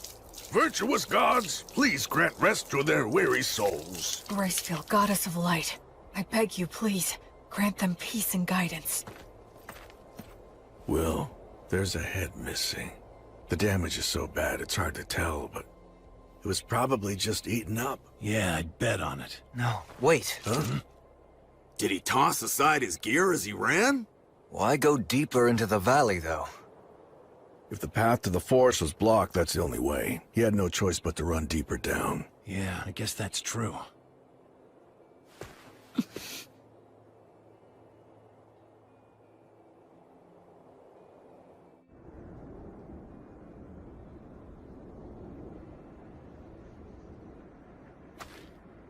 How strange.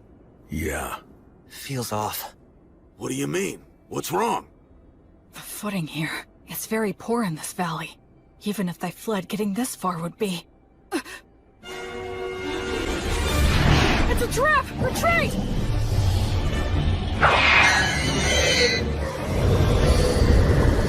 Fall back! No use. Coming toward us! Stay calm! Keep your backs to the rocks! Don't panic! Form a shield wall! We have to get past them. It'll be fine. We should be able to handle these guys. Hey, Menel! Yeah, what? I'll help us with magic and the blessing. Goddess of Flux, repel the poisons that rain down upon us. Fortis, Vita, Ut, Omnis. Appreciate it. Yeah, thank you. Gnomes, oh gnomes, guardians of treasure, guard us against our foes. Sylphs, maidens of the winds, send a gale of protection for these warriors. Nice! All right. These beasts may think they've trapped us, but now let's show them which one of us is truly the prey that's going to be hunted down.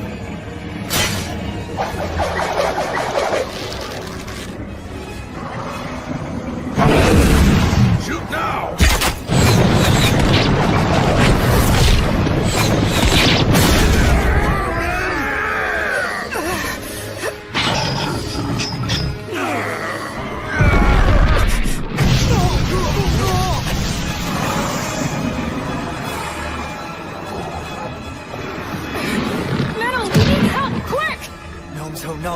Gather to us! Build a fortress! Surround us with fences! If you can just buy me some time!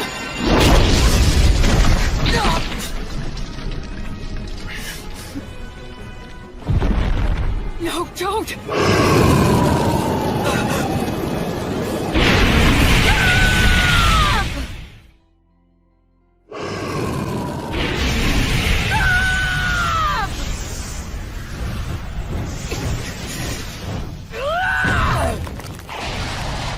Tony, drop!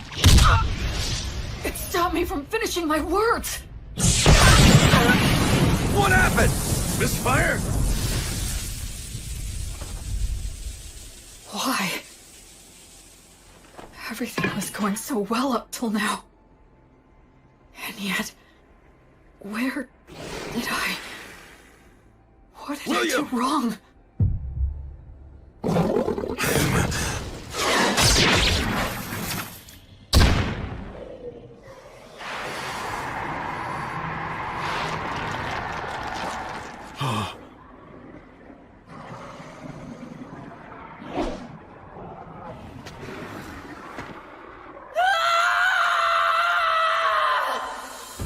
The techniques that I'd honed, the spirit that I'd refined, the tactics that I'd learned, all of it was gone. All I could rely on was blind fury and the abilities of my demon blade. As I hacked away at the enemy again and again, it was an ugly, unsightly battle that just made me want to cry.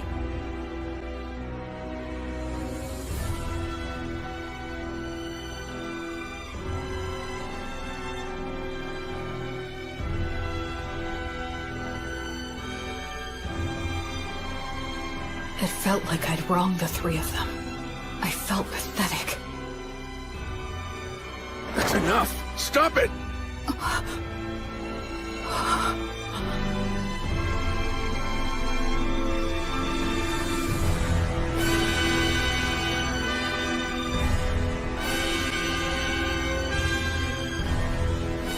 Go! Quick! He'll Menildor! He'll die! Menel!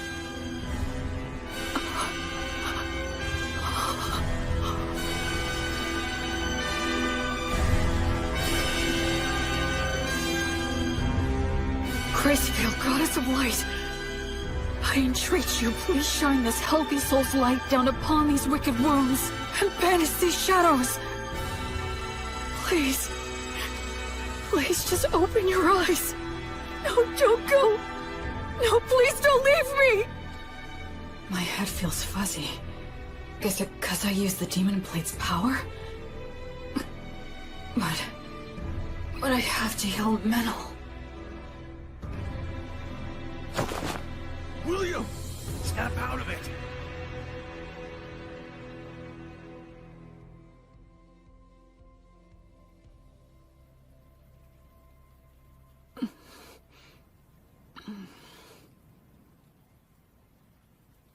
So you're awake, huh? Where am I? A village not far from the valley. After that battle ended, we retreated, bearing you and Menildor here upon our backs. The Chimera fled. I see. Where's Menel? He remains alive. Between the magic and protection you put on him before the fight, and Menildor's own quick reaction, it seems your blessing came just in time. Thank goodness. Although he still hasn't woken up yet. Then I have to go to him.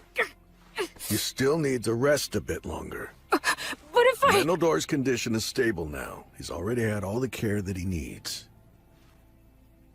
You burned up far too much of your strength, so rest.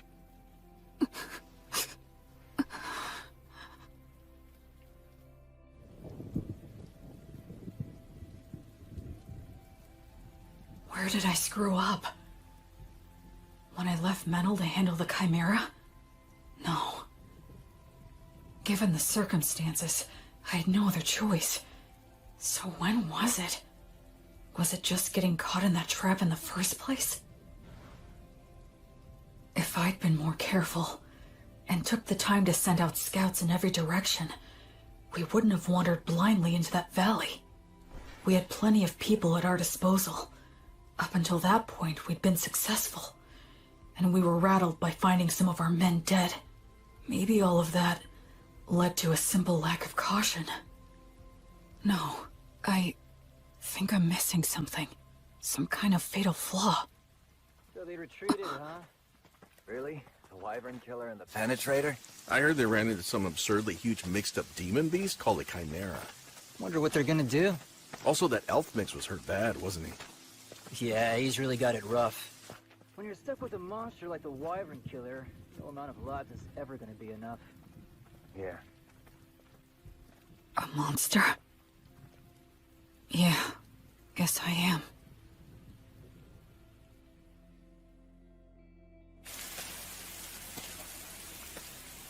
It wasn't my battle tactics that were wrong. It was my estimation of our strength. I put my trust in Menel. I just believed that he'd always have my back. That he could keep any enemy in check for me, no matter what. I thought he could handle that much, but I ended up coming extremely close to getting Menel killed out there. I just decided on my own that he was my friend. And in my innocent naivete, without even thinking, I set him up to face dangers that he wasn't ready for. Hey, Will, over here! B. Antonio. We got your message and rushed right over. And also, Anna will be coming and is due to arrive here with the priests later on. I see. Hey, Will, know what? We heard you save Menel's life earlier.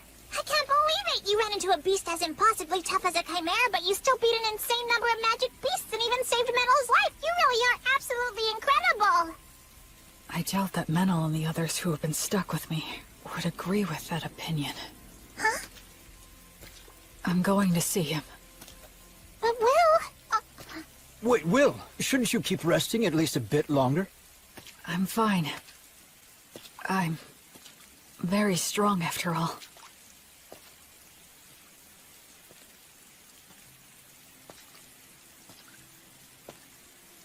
Ever since I left the City of the Dead, people have said things like that to me, touting my strength in no uncertain terms. But every time I've just laughed wryly and shrugged it off. I believe that subconsciously, I was trying not to think about it. But the fact is, I can't avoid it anymore. Because in this world, my strength is simply far outside the norm.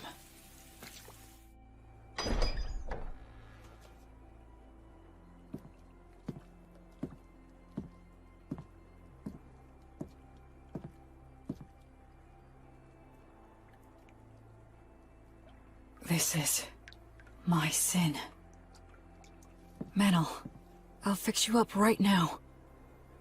Gods, please take pity on Menel and heal him. I'm sorry, Menel. I just wanted a friend who could be my equal. I wanted what the three of them had. Comrades who had each other's backs, supported each other, and respected each other. But maybe I was just trying to force that on you without even realizing it. I didn't want to acknowledge just how strong I am. Because if I did that, if I set myself above everyone else, and had to admit that I was different, then I'm scared. I'm lonely. It hurts. I hate this. Oh. Of course. It really is just as simple as that. I was afraid to be alone. I couldn't bear not having someone beside me. That's the reason why I tried to see the people I should have been protecting, the people I should have been saving, as my equals. I was averting my eyes from the truth, when really, I was just scared. And for that despicable reason. Because of that, I almost got you killed. But I finally get it now. I just couldn't keep going on that way.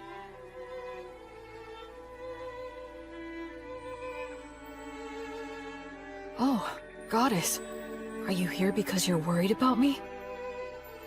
Up until this moment, I've been foolish, but it's fine now.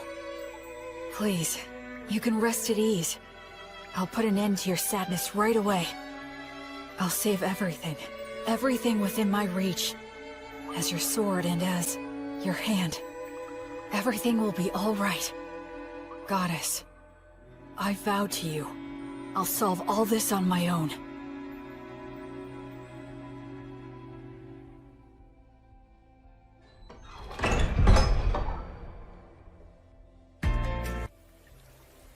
Where do you think you're going, huh? Where am I? To kill the demon beasts, of course. Alone? Yeah, that's right. I doubt you can keep up with me. Which is exactly why I need to protect him. Look, don't worry. It's okay. I'll take care of everything. I'll kill the Chimera and the whole herd of demon beasts. And if there are demons controlling them, I'll kill them too. You see, that's just the kind of monster I am, apparently. Look, Will. Stop screwing around! Wake the hell up, idiot!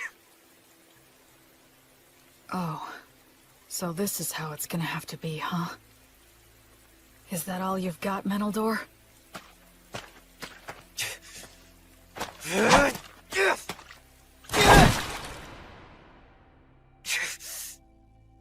Damn it! I can't have him following me. Damn it! Damn it! Damn it! Damn it! Damn it! I guess I could just break one of his arms.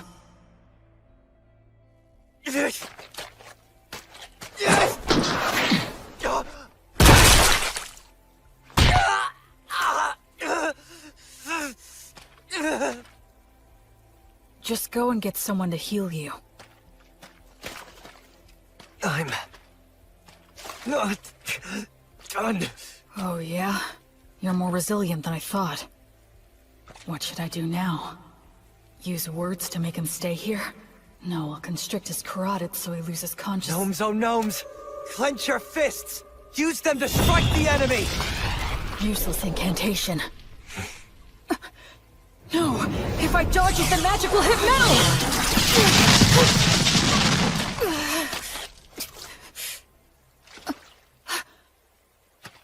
What's this crap about fixing everything alone? You're only being a coward!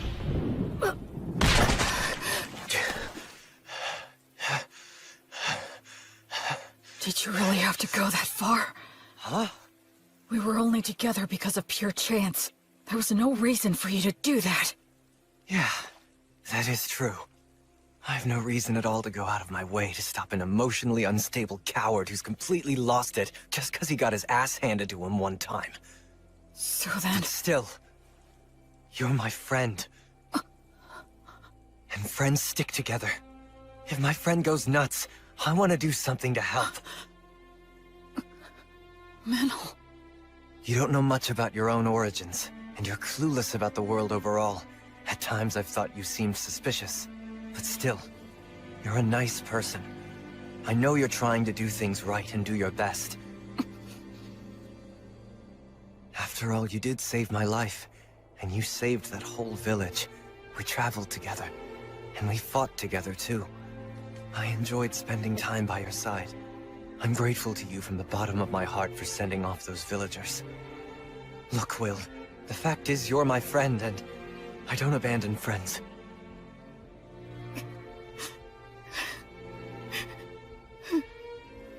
Well, you still want to fight? I surrender. I know that I'm still weaker than you now, but just you wait. I'll catch up before you know it. Menel. And soon enough, I'm going to prove that you are no monster.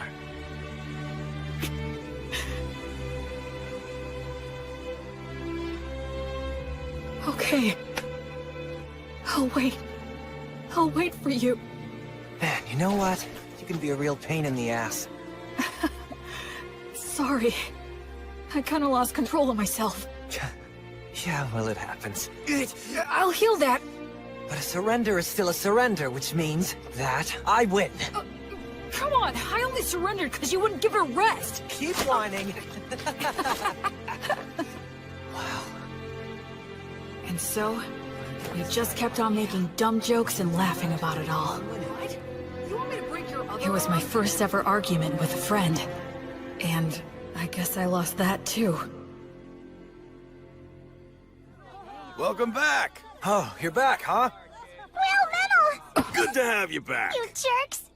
You had me worried! I'm sorry, V. Will. Huh? If you don't mind, do you think that you could please tell me just what happened? Sure.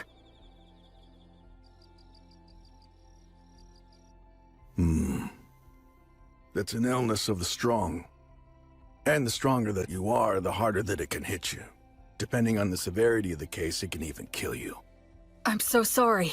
I really didn't mean to make all of you worry. Anyway, I'm all right now.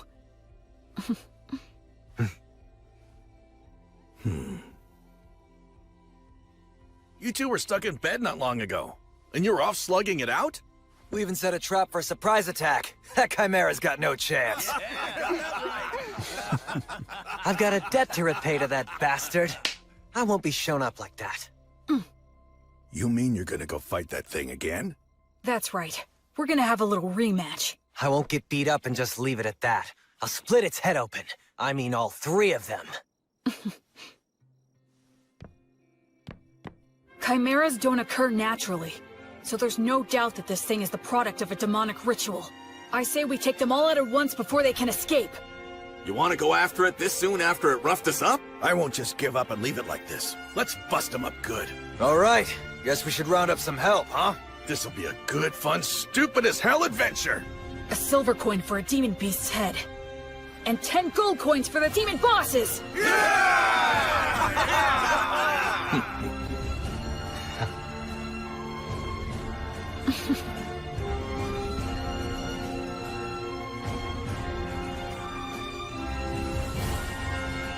After that, we spent a few days putting a force together, sent out several rounds of scouts, and made our preparations. We didn't arrange any special tricks. We decided just to get enough people together, make preparations beforehand, and face our enemy head-on.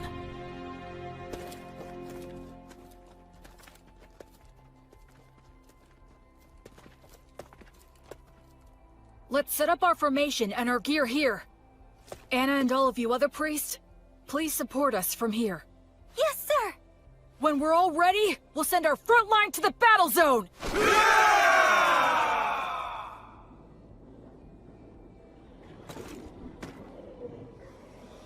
If we can wipe out all of those things, this whole area is gonna be a lot more peaceful. Yeah, let's do that. Huh? Sometimes you propose the wildest things so casually. Here they come.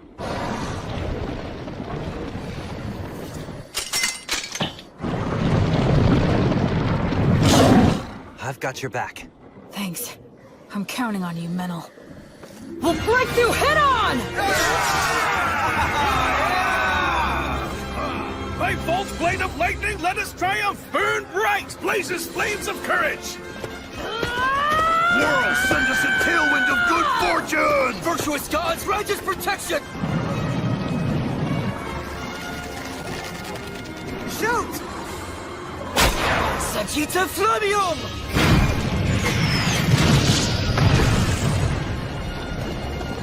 It's war! Ready! Oh goddess of flux! Repel the poisons that rain down upon us! Let's go, Fortress Weta!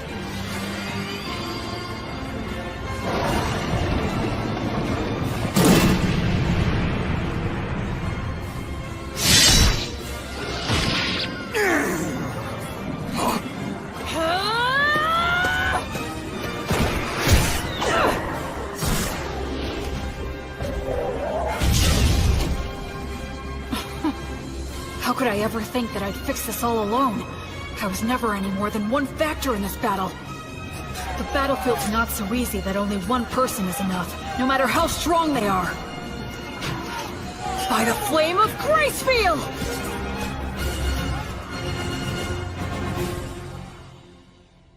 According to the reports, the campaign to eliminate the demon beasts should have started by now. I wonder, will these great wyvern killers actually be able to succeed in a new heroic feat for the bards to sing about? The temple is practically bent over backward in our attempts to facilitate that novice boy. If he fails to succeed in this enterprise, he won't be worthy of our backing any longer. Oh, by the way, Bishop, I understand that you entrusted your daughter Anna and many other brilliant priests to the Paladin to support him on this endeavor, or so I've heard. Losing valuable talent to the philanthropic exploits of a novice has been causing nothing but trouble for me.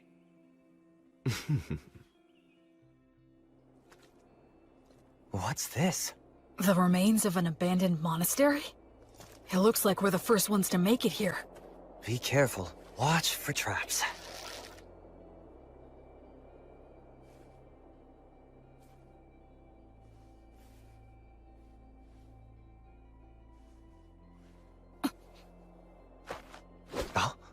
Omnia, Vanitas, Erasus.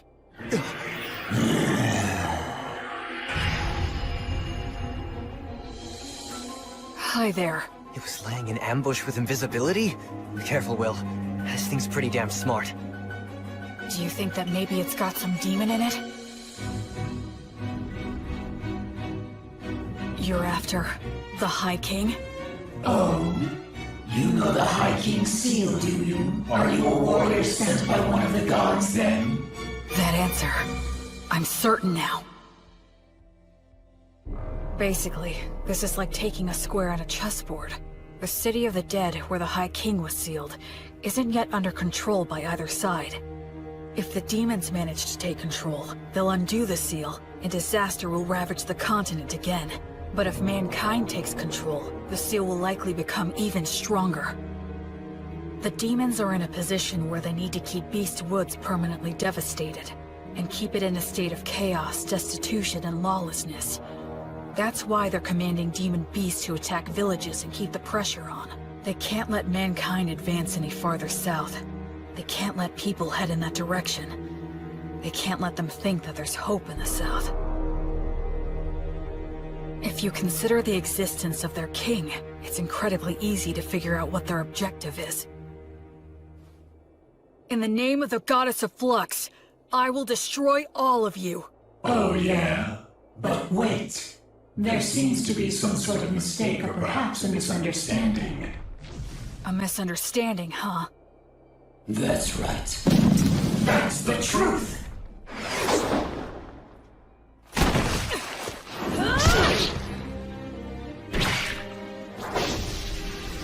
In their surprise attacks, demons like to stick to the classics, huh? Metal! On it! Sagitta Flameo! No, you don't! Sylph's Maidens of Wind! Gracefield, grant us your protection! Don't stop it! Just divert it! Gnomes, oh gnomes, slip underfoot! Tighten, bind, and tie it down!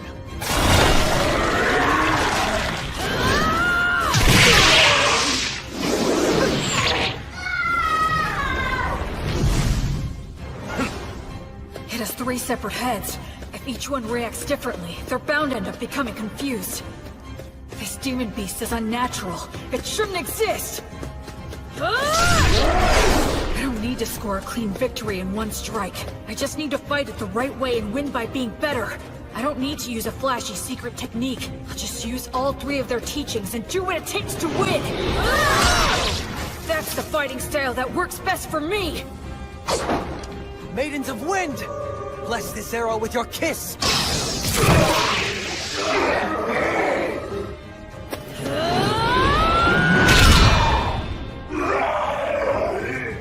That's one down!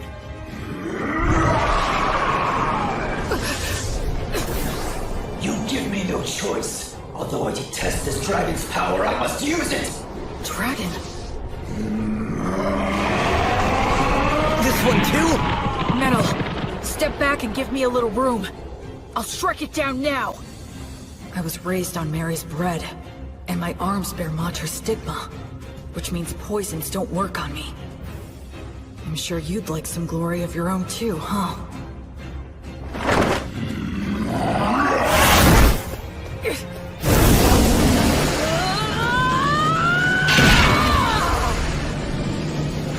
Gnomes, oh gnomes! Clench your fists! Use them to strike the enemy!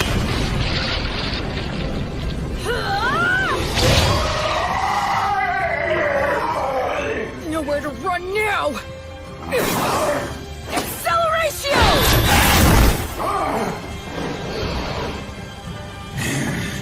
Now gnomes, oh gnomes, slip underfoot, tight and bind and tie it down!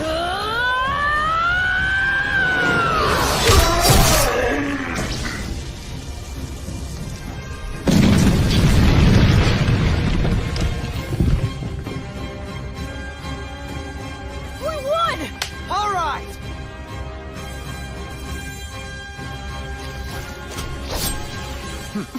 On to the next one. Yep.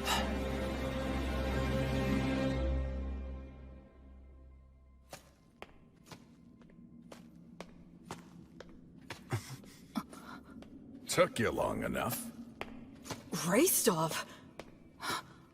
I'll be taking those 10 gold coins you promised. What? No way! He beat us to it? You're kidding! How'd you do it? Came from the side.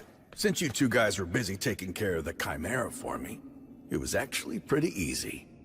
Well, that's Raystov the Penetrator for you. He's too good at getting ahead of people. You have to be if you want to get to the strongest opponents. Careful, there could be traps here. I guess we're the first ones here. Those 10 gold coins are ours. Huh? To our victory!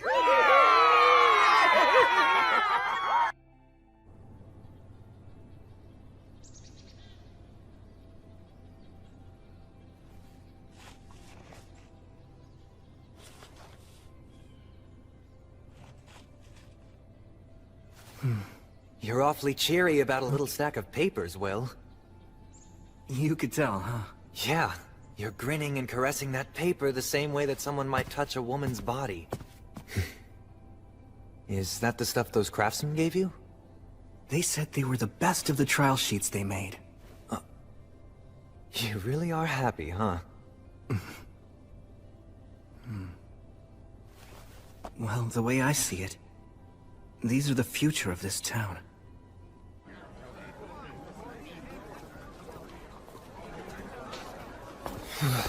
So cold. It's nearly the winter solstice. It's so busy here now. Yeah. 2 years ago, I left the city of the dead and followed the river north, until I found a deserted, half-sunken city.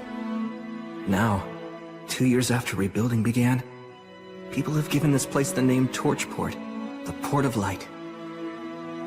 Hey, Will, what did you mean when you said that paper was this town's future? We have to do more than cut down the local trees and sell the lumber to white sales. Eventually, we'll run out of trees. So, we need to diversify the trade in this town. It'll pay off later on. And that paper of yours will do that? It's the first step and one worth celebrating. You know, you think like an elf sometimes. Oh. And you're the type that just lives in the moment. This is basically the end of the Earth. I could very well die here tomorrow. So I should do what I want today. And I'm pretty confident that most of the people who are living here feel exactly the same way as I do. I know. I want to change that. Well, maybe that's the exact reason why the Goddess of Light chose you. Here you are on the front lines, where you could die at any time. And yet you're talking about planting the seeds that'll grow fruit years from now. By the way, we heard from the Crown Prince of Whitesail's brother. We're invited to the New Year's ceremony. You gonna go? Oh, that's right.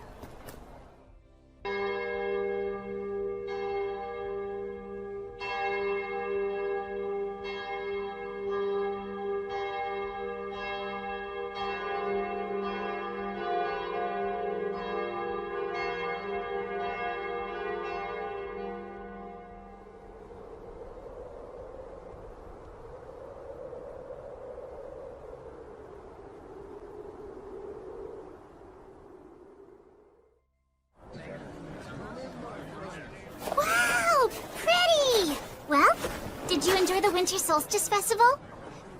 Yeah, it was fun. Although I'm worn out. All that going around, greeting important people with a smile. It isn't as easy as it looks, huh? Luckily, Menel put my outfit together. With that and the help that I got from Bishop Bagley, I managed to pull it off. I wish I got to see Menel in formal clothes. Actually, why didn't he come with you? No, I invited him. But he said, shut up, at least let me sleep in today. What about you? Make a little money? Of course! This is the Troubadour's most profitable time of the year!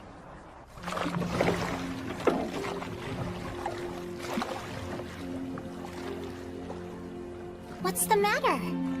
I was just thinking how beautiful this town is. But villages around the Beastwoods are so poor. We have to work a whole lot harder. Will. Oh.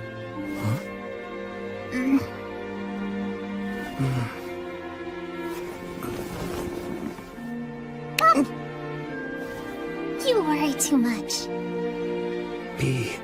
You know it's true. You can't help yourself. Well, I made a promise. I swore that I'd act as the goddess's sword to banish evil, and act as her hand to save those who are suffering. Listen, of course it's very noble of you to pursue kind-hearted goals such as those. But if that's the case, you ought to be trying to please the goddess more. What do you mean? Just think about it. What would you do if a villager brought you food to show his gratitude, but was so thin he could barely stand upright on his own 2 feet?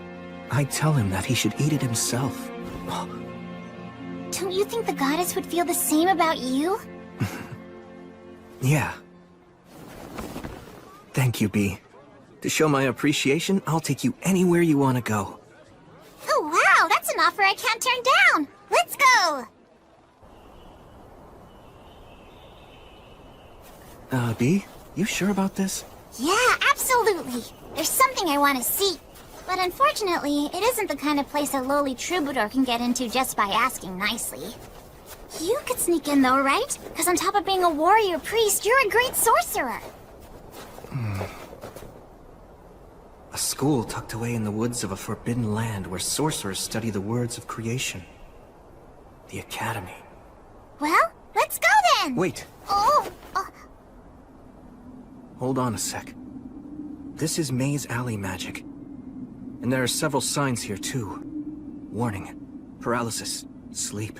Blind. Yeah, we can't go in there. Wait, what? But shouldn't you be able to get through it? Come on! Use some of your brute strength! If we tried to force our way in there, it'd end up raining blood. And not metaphorically. It's set up to keep out the uninvited. I see. Well, if even you can't get in, then that's that. Let's head back into town and go... We can't sneak our way in, but... Yes, Will? Let's just go up to the front door. Yeah, that's a great idea!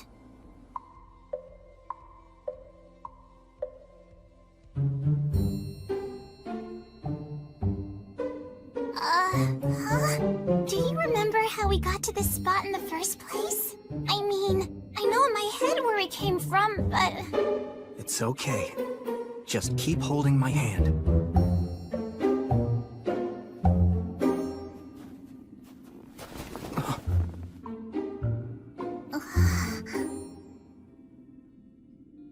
Well, this is just being mean now. So, where do we go? Which is the right path?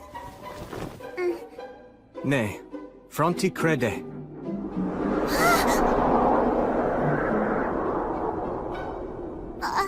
This is the right one. Either learn or leave. So, does that mean if you won't learn, you have to leave? Will, Huh? don't push it, okay? Even the wandering sage in his youth couldn't pass through this route. Or at least he wasn't able to make it all on his own. What? Gus couldn't? He was a child prodigy. But even so, he wasn't able to visit the academy without getting his master's help. That's how he found out how much he still had to learn. I see. So even Gus couldn't get through here when he was young.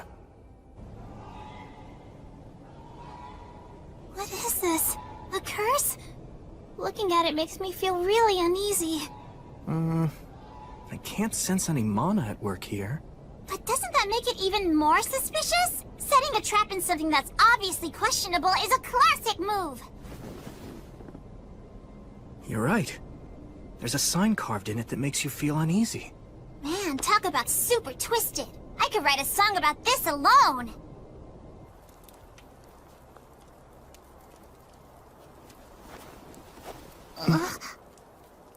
Oh? What's this? Visitors? It's a pleasure to meet you, sir. Allow me to introduce myself. My name is William G. Merryblood. And I'm B. Robina Goodfellow. And you, good sir? Would you kindly tell us what your name is? Oh, I'm just an old man who's got a lot of years built up behind him. I'm the groundskeeper at the academy. I don't really think that my name is worthy of giving to a paladin. More importantly, you must be cold. Why don't you join me and rest here for a bit? Sure, thank you very much. Tell us, kind groundskeeper. Do we still have far to go to get to the academy? That's your destination? Why exactly do you want to visit the academy, young lady? You don't appear to be a new student. There's something I want to see. Oh? Is that so? Well, from what I understand, only sorcerers are allowed to enter the academy. It's a rule. We were hoping to ask if they might make an exception for us. We would only need a quick look. Well, I hope you're able to get permission. For now, toast and eat these. They'll warm you up. Wow, thanks so much! We're very grateful.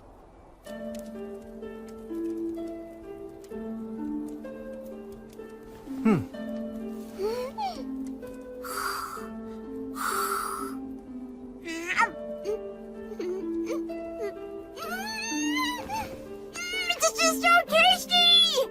It's goat milk cheese, right? That's right. It really is good.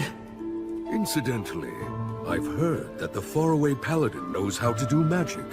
That's true. I can't deny that I have learned a bit. As the Academy's groundskeeper, I do witness magic from time to time, of course. But nonetheless, I'd be very interested in seeing firsthand just what sort of magic you're able to perform. I see. I think I'm being tested. I'm sorry, but I can't use my magic simply to show off. Please understand. Even if I beg to see it? Please forgive me. Has that always been your stance? Yes. My master taught me that. I want to uphold his ideals as best I can. Well, in that case, might I ask a favor of you? Yes, of course. Last night's snow has left all the trees quite damp, so my fire just keeps on smoldering today. It's rather tough on these old bones of mine. I'd really like to have some dry firewood if I could. Do you think you could prepare some for me? I could have solved this problem easily if I simply spoke the words of drying. But you can just use a fire to dry out the damp wood. That's common enough knowledge. I really appreciate this. It's so nice and warm. Now then, I have a question I'd like to ask the two of you so I can get your opinions on something. If great magic were to exist in this world, what do you think it would be like? Maybe it'd be magic that brings people happiness. Oh? Whether it's the simplest words used to raise a smokescreen, or a highly elaborate and intricate artistic sign. If it was woven with the prayer that's intended to bring someone happiness, I think that's plenty great. What an intriguing opinion. And just why is it that you feel that way? That's easy. It's because that's the way Will always uses his magic. It's a part of the reason why I like him so much. Although I will say he also tends to set aside his own happiness. I'm not too crazy about that part. B. Yes, I see. Splendid.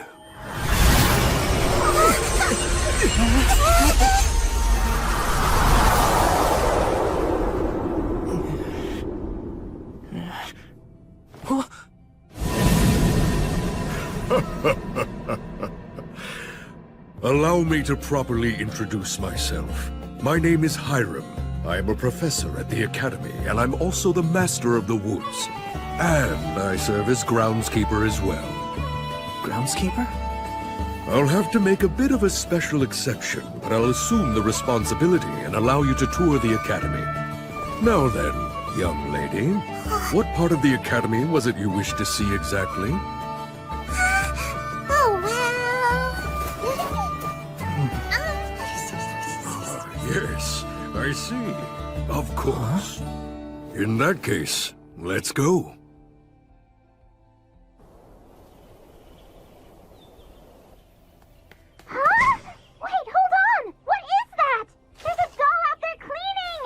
That is a golem created by a previous master of forms.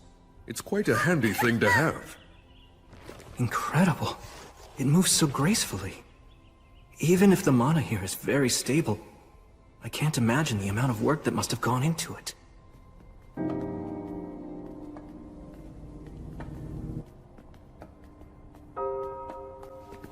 By the way, just how do you determine whether or not someone possesses a talent for magic?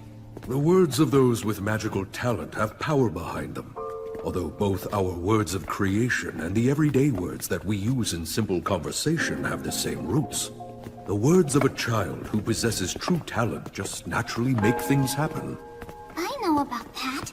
When a kid like that really puts their all into cheering for you, then you can feel an inexplicable rush. Or if someone who hates you says mean things to you, you can actually end up getting hurt. Exactly. It's said that the ones who make ideal sorcerers are often docile, easygoing, patient, and quiet. Those who are fiery by nature cannot help but use intense language, and if one continues to use words in such a manner, they will ultimately bring about their own ruin. Back when I was little, Gus used to tell me stories like that as a warning. It seems it's a lesson that's shared amongst everyone who uses magic. And it's clearly a sentiment that's alive and well here at the Academy. Well, this is it. Here we are. This is what you wish to see. The Academy's library.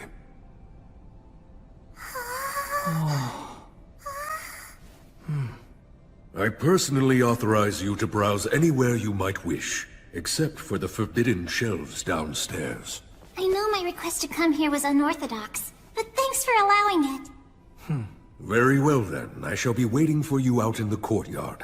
If you need anything, just call for me. So, you wanted to see these books? Yep. Are you surprised? A bit. I thought you wanted to see the Sorcerer's School, so that you could use it as a reference in your songs. There's a book I'm hoping to find. You want some help? I think I'll just search on my own for a while. I asked you to bring me here and now you're just gonna be bored. Sorry about that. An introduction to the history of magic. I learned a lot from Gus, but I wonder what's changed over the past 200 years that he wasn't even aware of. Huh? B? I'll carry those. Thank you. Huh? A record of Academy graduates, and a collection of local historical records?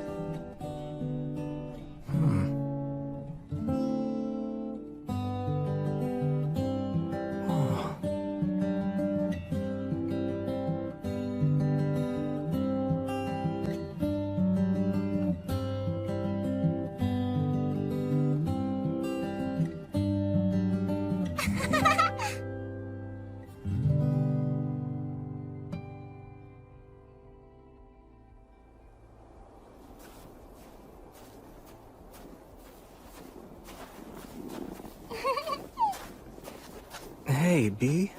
Are you wondering why I was looking for books like those? Back in the past, a long time before I ever became a troubadour, I traveled quite a bit with someone else. She was a lady with dirty blonde hair and eyes the same beautiful blue as the sea. We ended up together only by chance, but we got along pretty well. Later on, I came to learn that she was an amazing sorcerer. Apparently, she was traveling all over the place searching for lost signs in any ruins she could find. But she was so nice that she took on a lot of people's problems along the way. It wasn't like she was famous or anything. But in certain places, she was known as a hero. I was having fun, so I made all kinds of detours to stay with her.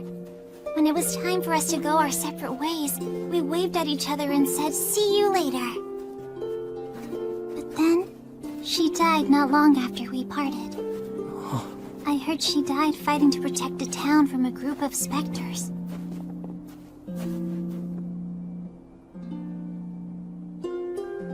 I'm sorry. Oh, don't get the wrong idea. It isn't that I'm feeling upset because she died or anything. I mean, yeah, of course I'm sad, but she'd made up her mind, right? I'm not really big on regretting the choices other people make. But even so, I can't just sit around and let that kind of resolve be forgotten, can I? She was a hero. So many people mourned her death. But even that grief was washed away by the passage of time. And she was forgotten. Eventually, nobody spoke her name again. This world is full of dangers. Every hero who is born is one day quickly forgotten. I guess that's just how it works. But still, they praised her and thanked her, and when she died, that was it. I can't stand that. Someone's determination isn't something to use up and throw away! So I've been singing about her to keep her story alive. And along the way, I realized something. What's that? Those songs about heroes, they create hope. Do they? Those songs tell people that there's someone out there trying to save them with exceptional strength or magic. That there's someone who's fighting for them. That maybe there always has been. That brings a lot of hope to people. It's just the same as the 3 heroes that you're so fond of. And maybe like you too. Hey, look!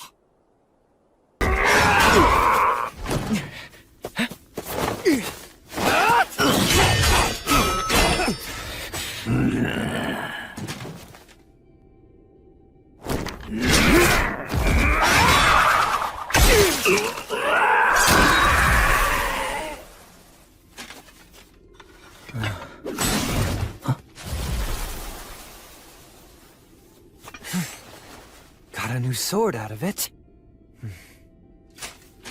If the demon commanders were the gatekeepers, then that means... Yeah, it means the Lord of the Forest must be ahead.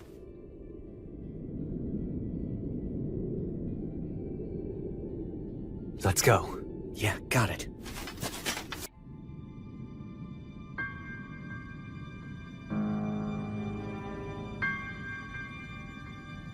So is that big tree? Yeah. He's the ruler over this forest's winters, the Lord of Holly.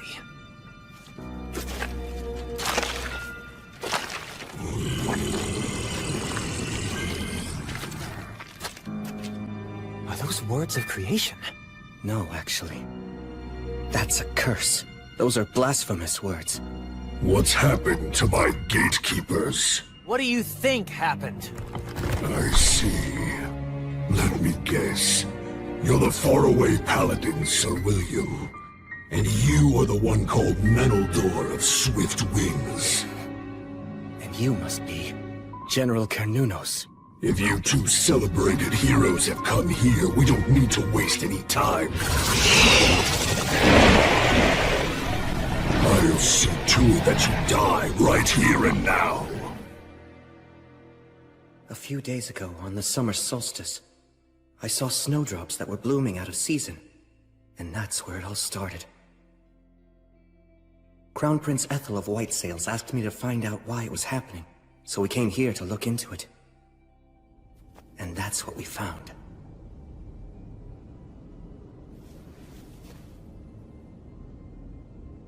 What in the world happened here? The forest. Huh?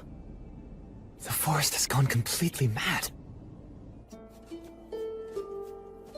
This whole forest region is ruled over by 2 ancient trees. They're called the Lord of Oak and the Lord of Holly. They're trees? Actually, they're twin brothers. The Lord of Oak rules from the winter solstice to the summer solstice. Each solstice, they yield royal authority to each other, thus maintaining the cycle of the seasons.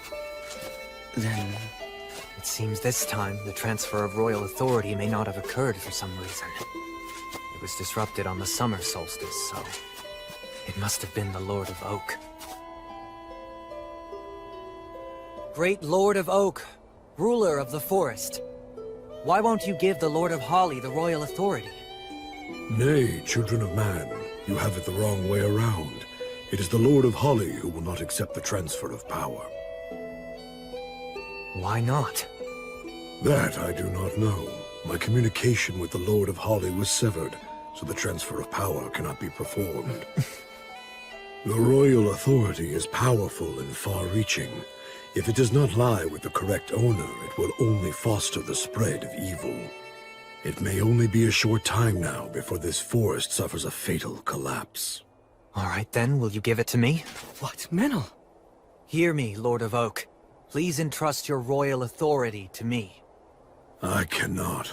It may have been possible for the true Fae from the days of old, but because you carry human blood in your veins, you would not last even a month. Your very soul would be destroyed. If I'd have a month, then that's no problem. I can resolve the whole matter with him in that time. But why would you go to such lengths? I swore that I'd live my life looking forward, to atone for my sins. Through a friend who saved the soul of the one who saved me, I made a vow to the great goddess. There's no greater reason than that.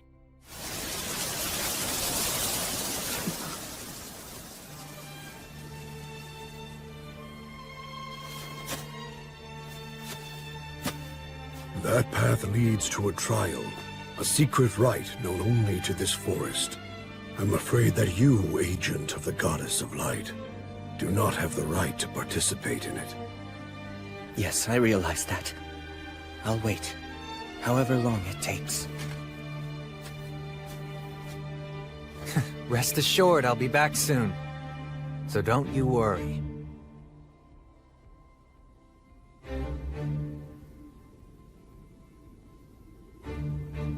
I don't know exactly what happened in there, or what trials awaited him.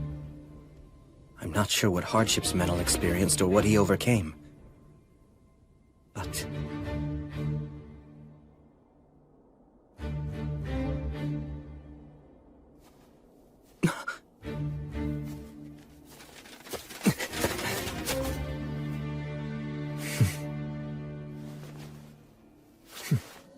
that was how Menel received the royal authority.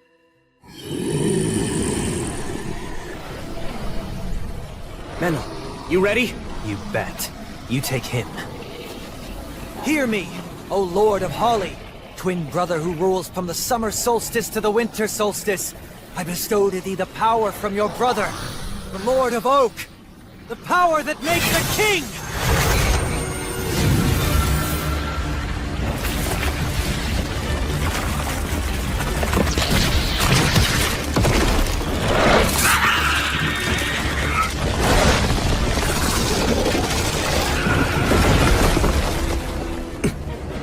You're going to regret that.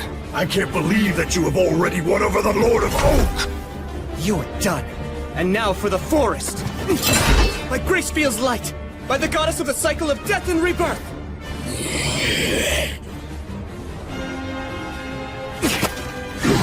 Defumo ad block! Teferi oath! It still went off? Nicely done.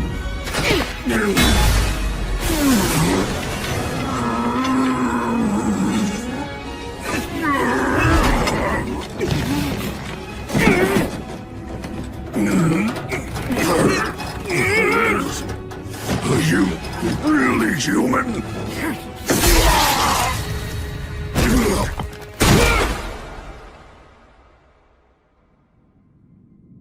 I am the Lord of Holly.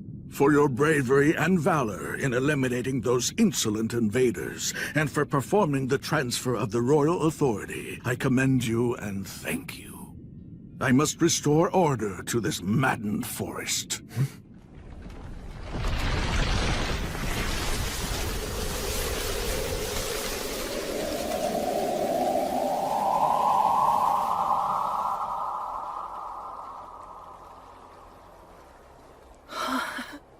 wields that insane amount of power as if he's just casually waving a hand. Child of both elf and man, you will be like me one day. Huh?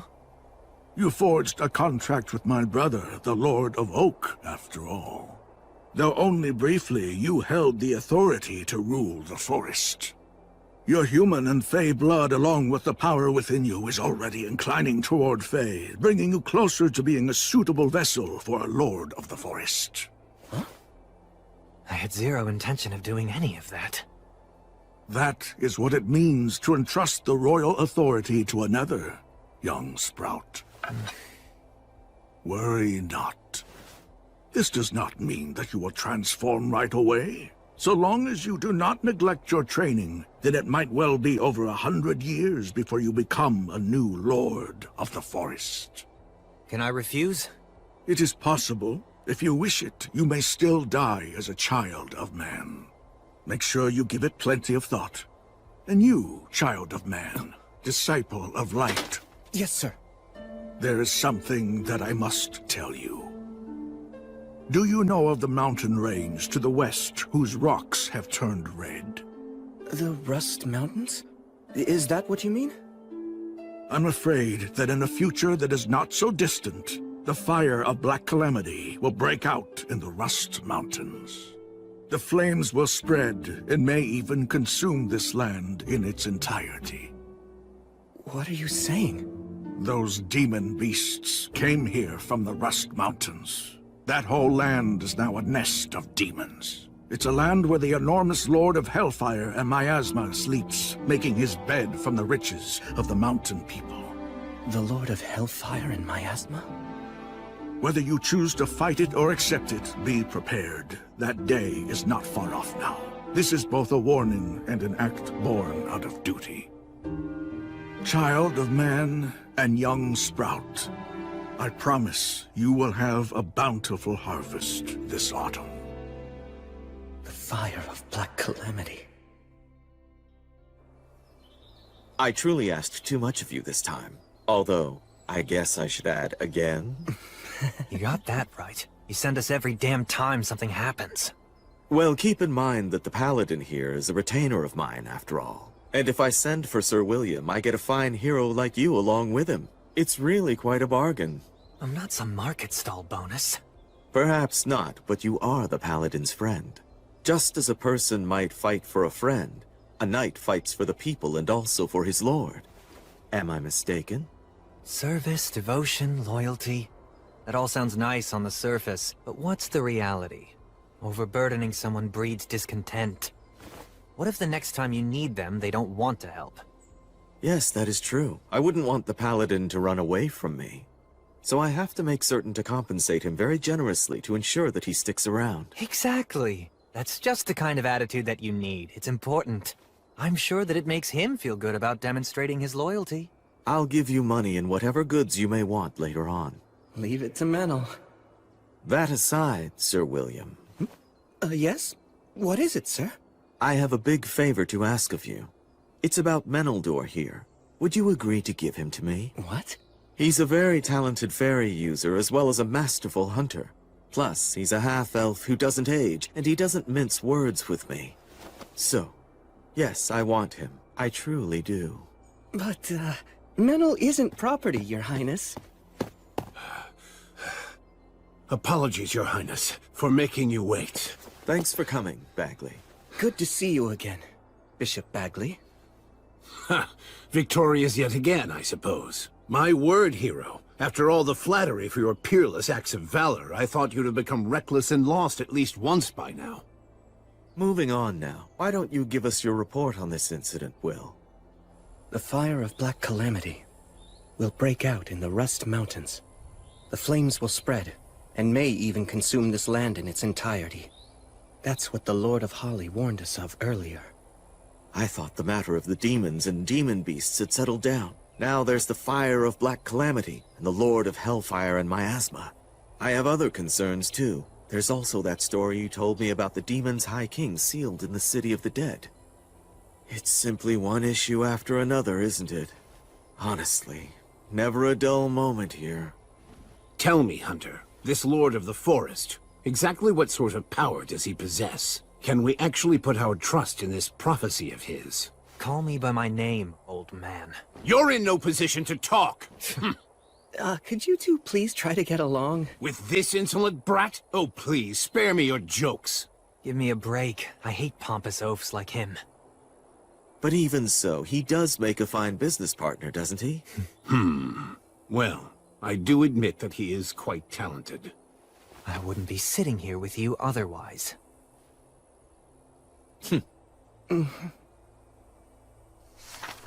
Here, look at this. The Lords of the Forest rule the entire region adjacent to this ley line. A lord can be a spirit dwelling inside a great tree or rock, an aged beast that's acquired intelligence, or one of many other forms. But regardless of their appearance, they've all lived for at least a century or two. Essentially, they're a forest's heart and mind, and they know everything that happens within their domain. If a prophecy is from a Lord of the Forest, then there's most likely solid grounds to support it. It's more like a forecast. In that case, this seems like a matter that we should treat as a high priority. Yes. So now, the Rust Mountains, the dwarf capital that's in ruins, has become a nest of demons, huh? That's perfect! Huh? Because that means we can fight them with our full force! Look, we know exactly where the problem is. A desolate, hostile land with no innocent bystanders. Which means, this case is perfect for me. Yes, that's true. I suppose you're right. Would you handle this matter, Great Paladin? Yes, of course. Oh, for the love of... If a Lord of the Forest promised you that there'd be a bountiful harvest, we can assume that we're safe until autumn at least. First, we should gather information. I'll ask my troubadour friend, and talk to the dwarves living in Torchboard as well. Can I entrust all of this to you? Yes. For the time being, this matter must remain a secret held only between the four of us. Right, not a problem. I'm sure it'll all work out. When you say it like that, it makes me feel like it actually will. Just don't get cocky after all this hero treatment and let your guard down. You want to know about the Rust Mountains? Yeah. I want to learn everything I can about them. A troubadour song doesn't come for free, you know. What's my info worth to ya? Tell you what, if we end up having to go to the Rust Mountains, you'll be the first to know any stories we hear. Is that good enough for you? Okay, that's an offer I can accept. First of all, 200 years ago, the Rust Mountains were known as the Iron Mountains. They served as the home to the Iron Country, which is the nation where the dwarves once lived. They were mountain folk who followed Blaze, the god of fire and technology. It was a powerful country that used to be included as a part of the Union. The Iron Country, huh? But then, it was lost in the Great Uprising 200 years ago. The dwarf leader, the monarch of the mansion on the rock, led his men to stop the demons' advance. Many powerful warriors battled against the demons, but they all died fighting on the mountain. A lot of blood was shed, and many weapons were shattered. And then the mountain became the demon's nest. Then at some point afterward, the area became known as the Rust Mountains. Was that because that's what happens when iron dies? The details have been lost. Not even the songs about the battle have survived. There isn't any real information about it. Why's that? Because all of the dwarf warriors and citizens were basically wiped out. And also, no one will mention the fate of any dwarf who fled the country. It was just too cruel to talk about. Half a year ago, I remember we took in a group of dwarf refugees over at Torchport. I'll never forget it. They had a look of utter exhaustion in their eyes. It made me realize that just one wrong step, and that easily could have been us instead. Manu, you... Everybody knows what terrible things can befall people who are driven out of their homeland. That's why none of them want to talk about their home, or bring up anything about what happened in that final battle. I can understand that. Anyway, that's really everything I can tell you about it. I'm sorry. No, don't be. You've been really helpful. But you know, Will... Huh? If you were to approach them with the understanding that you have now, they just might be willing to talk. Especially since it's you. Good advice. Thanks so much.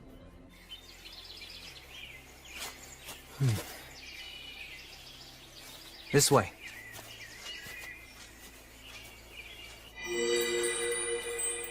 This is the fairy's path. You sure this is the right way? Yeah, I can tell. I mean, I can tell now, at least. Because of the royal authority? Apparently, although it's not like I asked for it. You know, if you and I end up getting separated, then I'm done for. Oh, don't worry. There's no way I'm going to lose you. If you wander off, I'll just drag you back. Really? You can do that too? I was planning to train myself to do this. But hey, whether you get it for free or work for it, power is power. It's really all the same once you make it a part of yourself. This is amazing, though. I mean, you are going to become a Lord of the Forest someday. Well, maybe in 200 or 300 years. It could even be more. It'll probably be somewhere around there. I'll be long dead by then. That's true. Maybe I'll be the one who maintains your grave. And I'll be able to see how your kids and grandkids end up too. Huh. I hope everything will have settled down by then. Wait, you've been planning to do that? Yes, that's right, I have. I have all kinds of debts to you that I can never repay. At some point along the way, all half-elves have to make a life-altering decision. To live in perpetuity as an elf alongside the earth and water, almost like the Fae do, or to live a more human life, fleeting like a flickering fire or a gust of wind. That's the fate of those born with both bloodlines. And my choice is to see what becomes of your accomplishments. I might not be able to do anything all that great, though. Oh, come on, you're already enough of a legend. I'm sure you'll keep on making more legends, even with that spaced-out look on your face. I'll be fighting by your side, so somehow I'll have to survive until your life ends. And then, it might be nice to wrap it all up by fading into the forest. Of course, first I'll have to say something totally cool to make myself look good. I bet you'll be a legend. Yep, the both of us. Doesn't sound too bad, right? Yeah.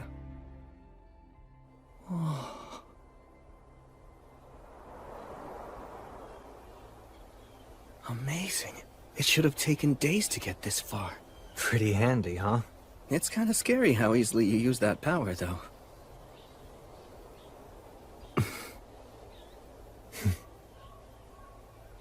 Well, we made it.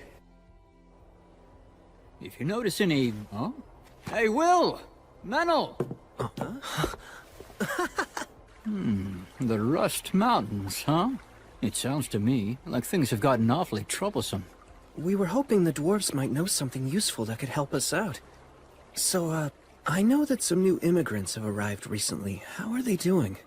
Well, they seem to have settled in nicely for the most part. Well, that's good to hear. A year ago, when I said that our city would support the new dwarf arrivals, it made a lot of the citizens feel wary about the whole situation. Well, after everything that those guys have gone through. Their leader's name is Agnar. Maybe he would be able to tell you something useful. Maybe so. I'll go to see him tomorrow. Listen to me, Will. Today we are going to discuss the spirits. Through the words of the Creator, even before man or the gods came into being, water, fire, wind, and trees came into existence. Every one of them possessed a definite will of their own. And those were spirits? That's correct. And because they had their own will, they chose to divide themselves up into two groups. One aligned themselves with the unstable phenomena that are the lords of the sea and forest, choosing to live long lives. And the other chose the human way of life, opting for definitive lives and deaths as beings with bodies of flesh. Those affiliated with wind, water, and trees consulted with the goddess of the forests, Rhea Sylvia, leading to the birth of the elves. The spirits of earth, stone, and fire longed for human craftsmanship, so they consulted with Blaze, the god of fire and technology. This resulted in the dwarf race. That's the reason why dwarfs are such excellent craftsmen, as well as being superior warriors. Yeah, those guys are the real deal. Tell me more about the dwarves! Please, Blood! I'm not sure there's much more. They can be a rather quiet lot, but they know what the meaning of true courage is. It's constantly on their minds, in fact. What is? Making sure they know what's worth fighting for, even if doing so means throwing away their own lives. When they go into battle, it's like their souls are on fire. They have no fear of death. I have genuine respect for dwarven warriors. The ones that I met and did battle alongside, at least, they were true warriors.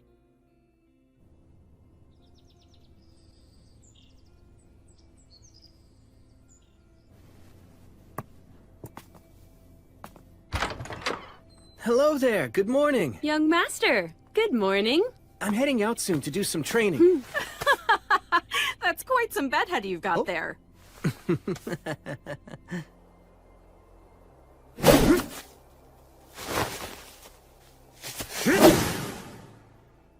As usual. Your look really doesn't fit with your superhuman strength. Yeah, I guess it would have been nice to have the looks to match. It makes you approachable, though. Maybe it's for the best. And they say people seek in others what they don't have themselves. Menel, stay here a second. Sure.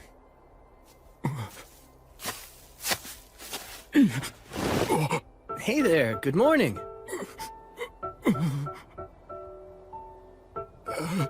Yeah, good morning. So, would you like to watch? Hey, what are you doing? Who are you? I haven't seen you around before. What's your deal? If you're that interested, just watch us. No, that's quite all right. Sorry to intrude. Menel. Sorry. Guess I came on a bit too strong. Sure did. I don't know if he was interested in watching our training or just seeing the paladin everyone talks about. The training, I'd imagine, since the dwarves are a warrior race. He didn't seem like much of a warrior. You think so?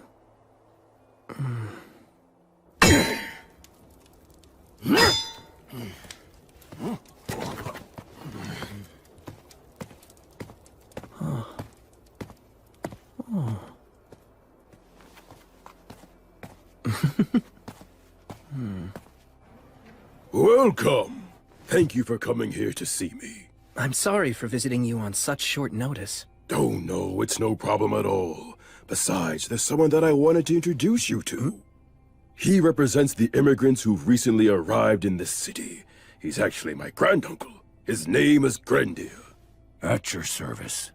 I serve His Highness, the Crown Prince Ethelbald Southmark. I've been entrusted by him with the duty of governing Beastwoods. My name is William, sir. So you and your people, why did you come here? We came to die. Pardon me. Uncle Grendir, you're only going to upset him by speaking so frankly. We haven't much longer left in this world. Our only wish now is to die with our eyes on our homeland. Uncle Grendir is one of the last survivors from the mountains to the west. Oh, from the Iron Mountains.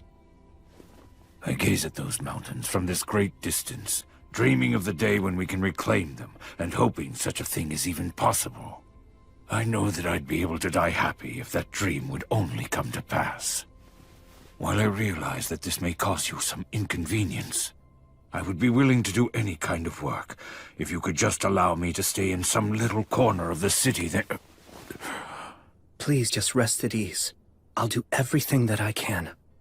I promise that I'll protect all of you from injustice. Thank you. Thank you so much. 200 years ago, there was a monarch who ruled in the Iron Country. Short and frail, he wasn't very proficient in the martial arts and preferred to spend his time writing. His name was Arvanger, the last king of the Iron Country. He presided over an age of peace. The land was blessed with prosperity and well-being. But then, a storm came. From the depths of the abyss came an invasion of demons that was led by the High King of the Eternals. When the fires of war encroached upon the Iron Country, an emissary from the demons appeared. It demanded that our people agree to follow the High King. Today's our last day to respond to their demand. If the only difference is who sells us weapons, does it really even matter? Those demons can't be trusted! We must fight them to the death! But if we're dragged into war, our children will die! What are we to do? I will make the decision.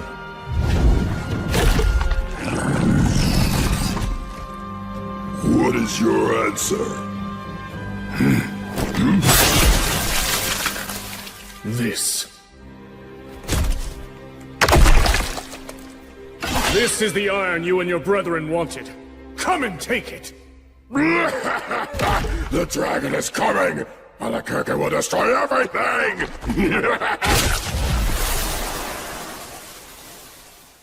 I will not allow it. We will draw the demons of the abyss here and slay them in the bowels of the earth. This chamber will be their tomb! Those who are not warriors or are still inexperienced ones, you are to retreat from the Iron Mountains. My people, I will die, and all of the warriors who remain here will likely die as well. But still, we must not let the Iron Country die. It pains me to issue such a selfish order. It tears my heart in two, yet issue it I must. Even if you lose your homeland and drown in regret and disgrace. Go live! That is the battle that I command you to fight after leaving this place. No, you are not running away. You are simply being sent to a different battlefield. Your king and his warriors will protect our name and our pride. We'll die in the mountains where our ancestors sleep. All of you must abandon your pride and stake everything on living. Do not let the flames in our kilns die. Go live. Live and keep fighting that battle until we may reclaim our land. That is my final order. That tale is the legend of the Iron Mountains handed down to us. I wasn't even born at the time when that terrible atrocity occurred. At the time, we'd only recently become royal guards. We didn't even get to fight. The only thing that we could do was obey orders. And we left amid the bitter cold and the treacherous path. My child, my joyful child, who was always smiling, encouraged us all to keep going. But even they could not smile any longer, and they passed away. I can no longer even remember how many died. Yet somehow I survived. I made it through that time of chaos and lived 200 years. And now you have returned this land to the hands of man. And not only that, you have even shed tears with me. We can return home. Someday not far off we can fulfill our king's decree. How noble it feels to be able to continue believing such things. Sir William, thank you. Thank you. Arvanger, the king of the Iron Country. And what about the dragon he spoke of? Bastard! Hey, stop it! Stop it, I said! You're causing a disturbance! Hey, take this outside! Shut your hole, damn it! Hey, hold him still!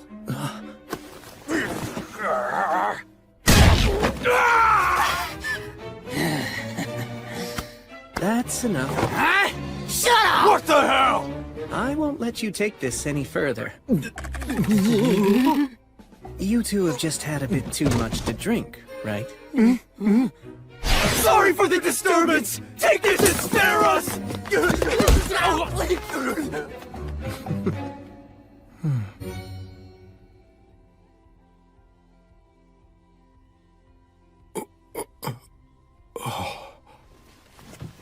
Oh, you awake? What's your name? Rue. Oh, it's Rue, huh? Let me introduce myself. My name's William. It's a pleasure. Well, it looks like you're okay.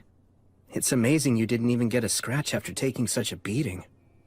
Toughness is the one thing I've got going for me. Hi. Are you the owner?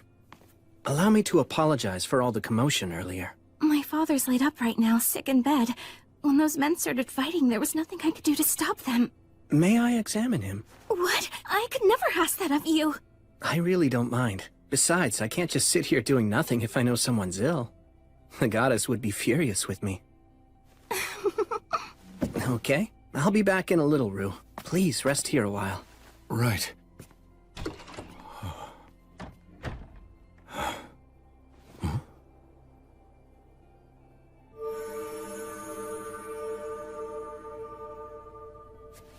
Okay, you ought to be just fine now.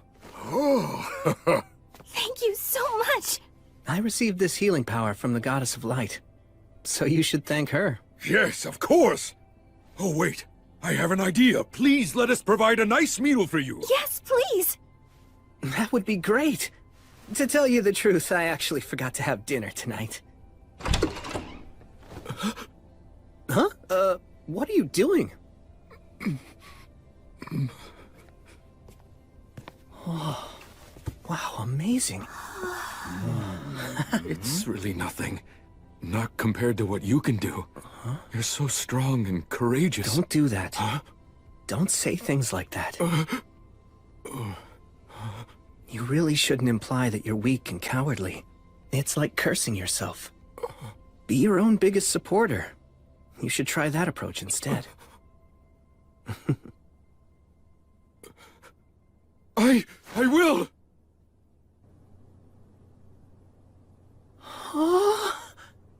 Enjoy it before it gets cold. Thank you very much. Earth Mother Mater, and all of the virtuous gods, as we now partake of this meal, we give thanks for your grace. Please bless the food before us. Now then, cheers. Yes, cheers.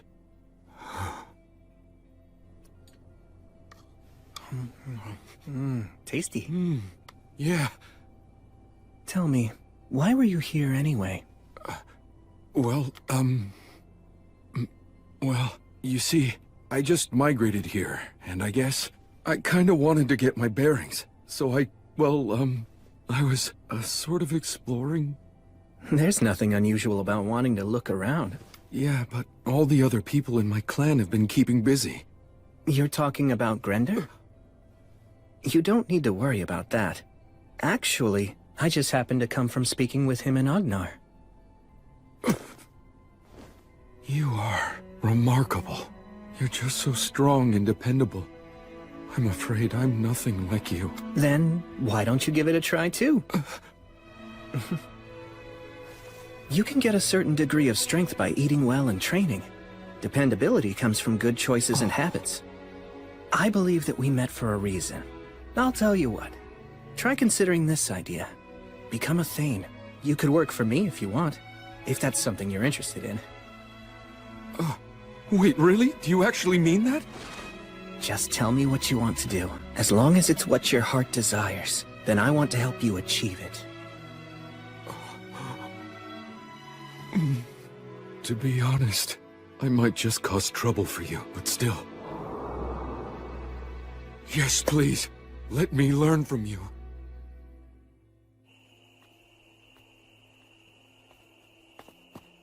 Huh?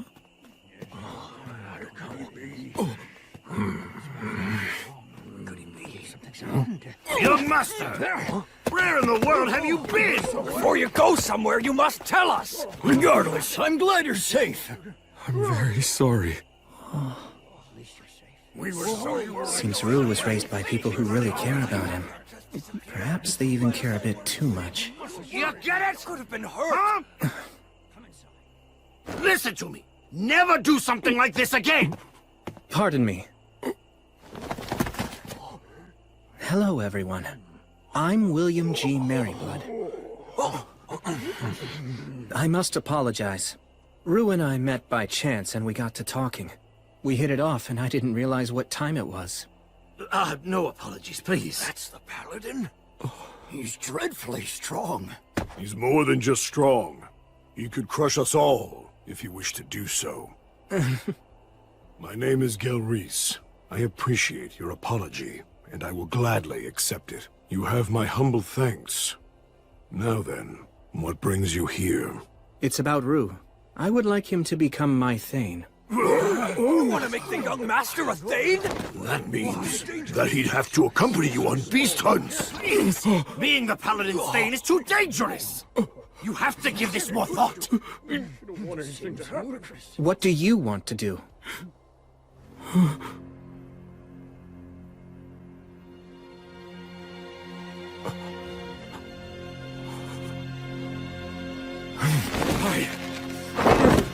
What I want is to learn from him! To learn what a warrior is! To find out what courage is! To discover it with my own two hands! If I never confront danger, or never even take a single step on my own, what can I ever know about being a warrior? What can I really know about having true courage? It's simple. I want to be someone I'm not ashamed of. For our ancestors! If I know nothing of battle, or of courage, or of conducting myself nobly, can I call myself a dwarf? It's final! I've no intention of ever reversing my decision!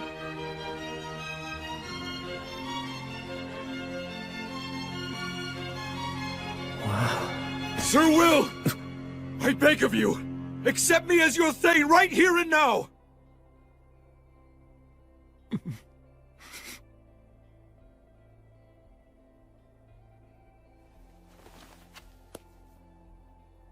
I will guard with my own two hands the loyalty you offer.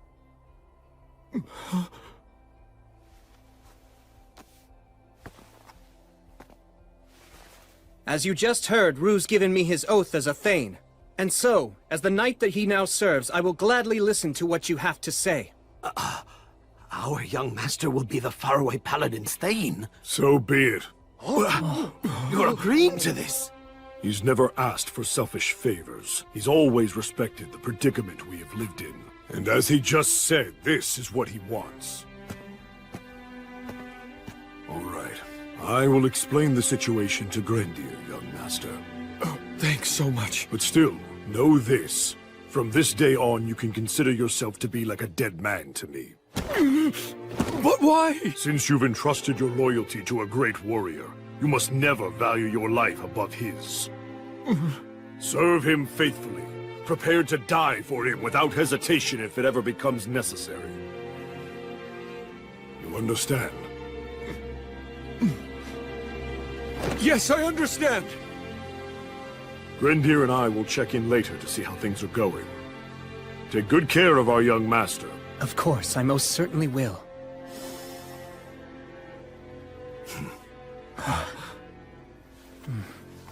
I'm looking forward to this. Yeah, same! Let's talk about your pay now. There's a lot involved in being a Thane, but I'll provide your equipment, and I'll pay you.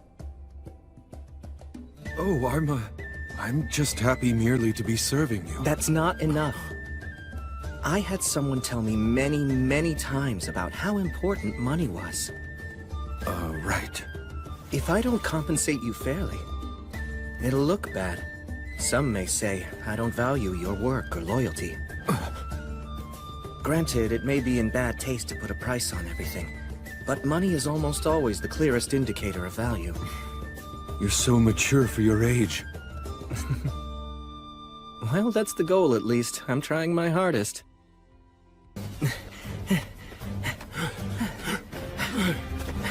Are you doing all right? I'm just fine! Great, we'll do one more lap then. Okay!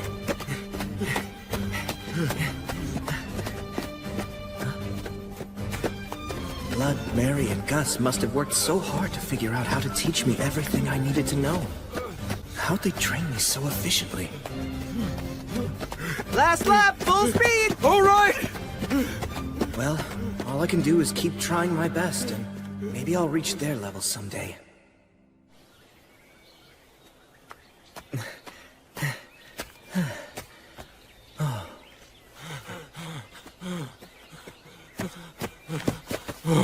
Good hustle. Do some light walking to catch your breath, and then we'll start strength training. Right. Strong muscles are the most essential foundation of combat. My master said you can solve most problems with brute force, and you need muscles for that. I see.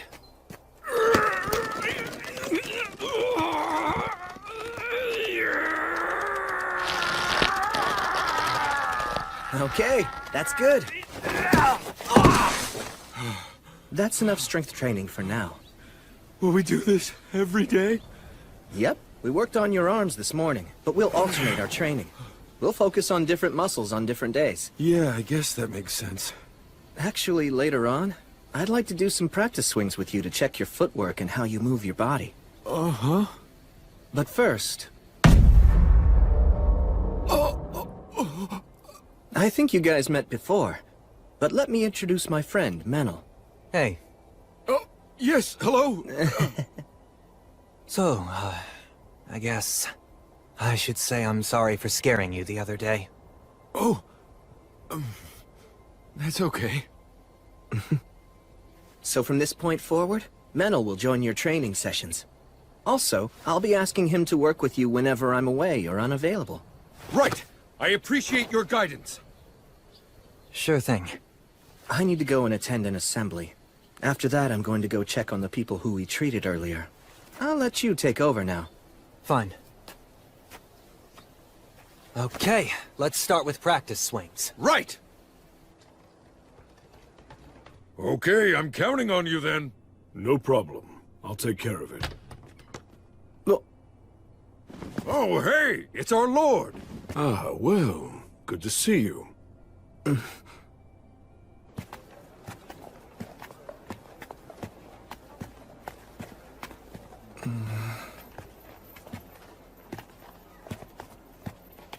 So, Gelreese, what were you doing at the tavern? They'd received a booking for a big celebration that's scheduled to happen 10 days from now, and they asked me to supply the meat for all the guests. Oh, so you hunt for a living, do you? No, actually, I work as a mercenary. But thanks to that, I have some experience in handling crossbows and traps. So hunting is just like a side job? Something like that. Hurry up! That's right. Not so fast, kids. Okay. It's truly a fine city. Yes. People from many walks of life work to make it that way. You know, Paladin. Yes? There was a time when I was a warrior in the service to the Iron Country. I was inexperienced as a fighter, so I wasn't granted the honor of dying in battle beside our king. To fulfill our king's final command, we took up weapons and worked for many different employers to get by. Contentment was not easy to find. We traveled across many lands before finally arriving here in this city. Please, I beg of you, guide our young master and teach him as best you can. Yes. I swear on her light.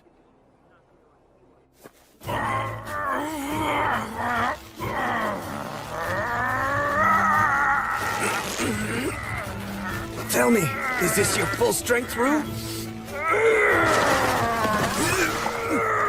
Surely you've got more in you than this! This is your best! We're done. I'm afraid you've lost. Getting used to pain is just another part of training. How did you do that incredible move? You mean that last one? Hey there, Menel. Come over here. As your test subject? He'll understand it easier if he can watch it. I'm sorry to trouble you. Damn it. Alright, fine. But you'd better make it a clean throw, you hear me? Hold on. This should get Bishop Bagley to start an investigation. The fire of Black Calamity will break out in the Rust Mountains. The dragon is coming! Alakirka will destroy everything! You give me no choice. Although to test this dragon's power, I must use it! Tough scales. And an enormous body. The inborn ability to use words of creation. The dragon Valakirka. The dragon's power is second only to the gods. Back when I fought what was the mere echo of a god, I was nearly killed at one point. Things were bad enough with just an echo. And now, an echo and a dragon. I don't like this. It scares me. Don't lose your nerve! Come on! Again! I'm wearing armor, so why would you hesitate to attack? Good grief, I think you might even be more naive than Will. So what's the matter? You giving up already? You gonna run home with your tail between your legs? No, I'm not done!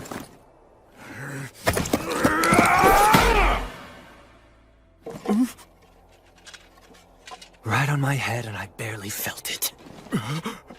Are those bulky arms just for show? Huh? Oh yeah, you're clearly scared now, aren't you? Are you gonna start crying and run away, are you? I won't run! Then strike again! And put some force into it, you weakling!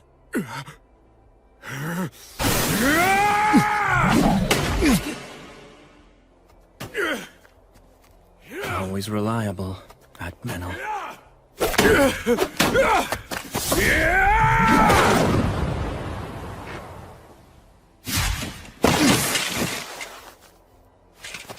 Ha! You actually put some spirit into that one. Keep it up. Thank you very much! Incredible.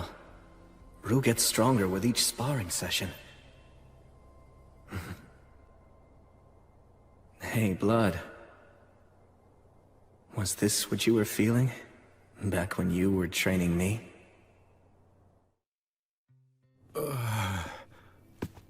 Here you go.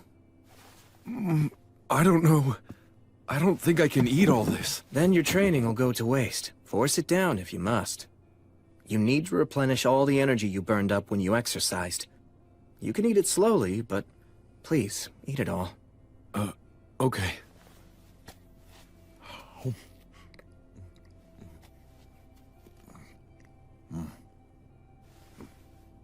So, I just wanted to say thank you once again. For what? Well, first of all, for allowing me to become your Thane. And second, for the training you're giving me. You even pay me and provide me with food, and for all of that, I'm extremely grateful. Are you aware of my background? Well, I have some idea, I guess. You see, I was actually born of noble blood within my clan. My parents died of an illness while I was young, so the other people in my clan shielded me from hardship. Well, that much is apparent. But I started wondering if that was the right way for me to live. I bear responsibility for my clan. Should I be so weak and so cowardly? Then one day, I heard a song that was about you. I couldn't stop thinking about it. I couldn't stop wishing I could be like you. Getting to serve you now is like a dream come true. I'm so glad to learn from you. To be able to understand what it means to be a warrior and what courage truly is. Thank you. I'll do everything in my power to be a worthy master to you. I swear it. But I'm not so sure I can teach you what courage is. What? I mean, the truth is, I don't actually have much courage. What? Even though you faced a wyvern and a chimera? Rue, if you face opponents you know you can defeat, is that really courageous? You knew that you could defeat them? To be frank about my combat strength, I'm far more powerful than a wyvern or a chimera. I can kill them by just using my fighting techniques. Wyverns and chimeras, none of them frighten me. Beating opponents you're not afraid of, that isn't courage. Well then, what do you think courage is exactly? You know, I'd really like to know the answer to that myself. What would I do? How would I face an opponent who I don't really think I could ever defeat?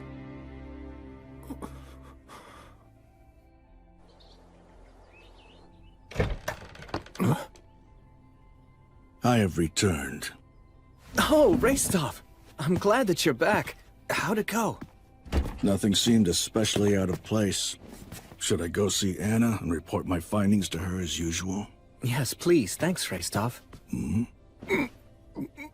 I'd heard you'd taken on a new thing. You're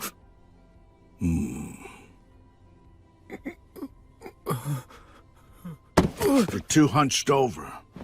Your shoulders are too far forward. It makes you look weak.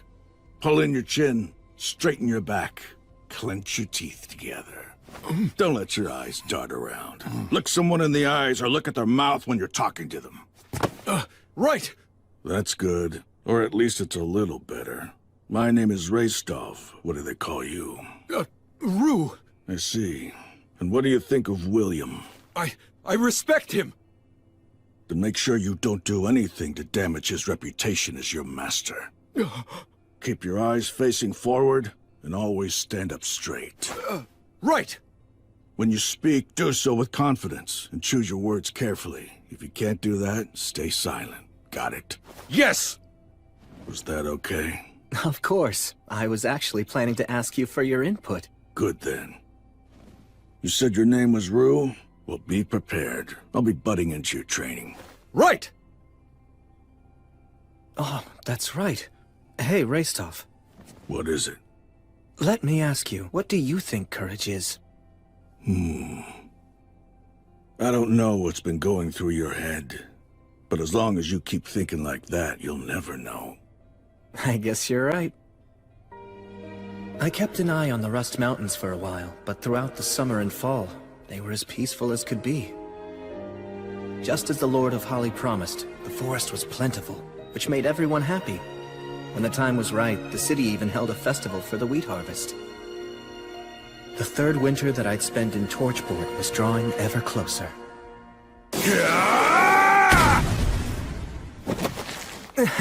Well done! That was quite a good throw. Wow, thank you very much! My lord! My lord! Oh.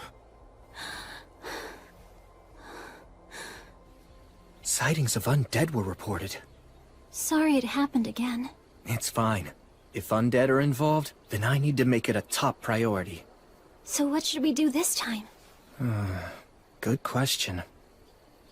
Oh, Rue, I need to go handle this matter. It's very important. Will you come too? Really? Of course! It would be an honor to go with you!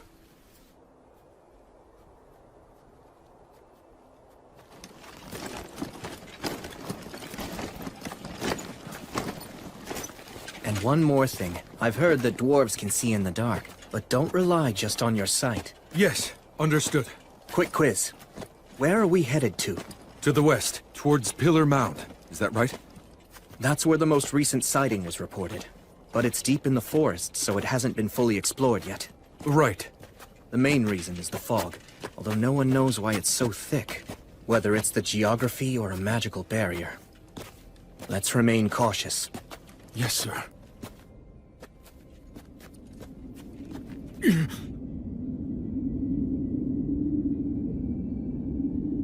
It's, quite eerie, isn't it?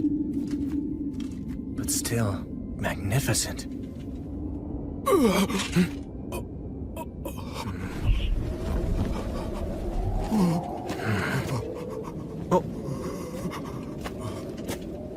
Sir Will! It's all right. Look closely.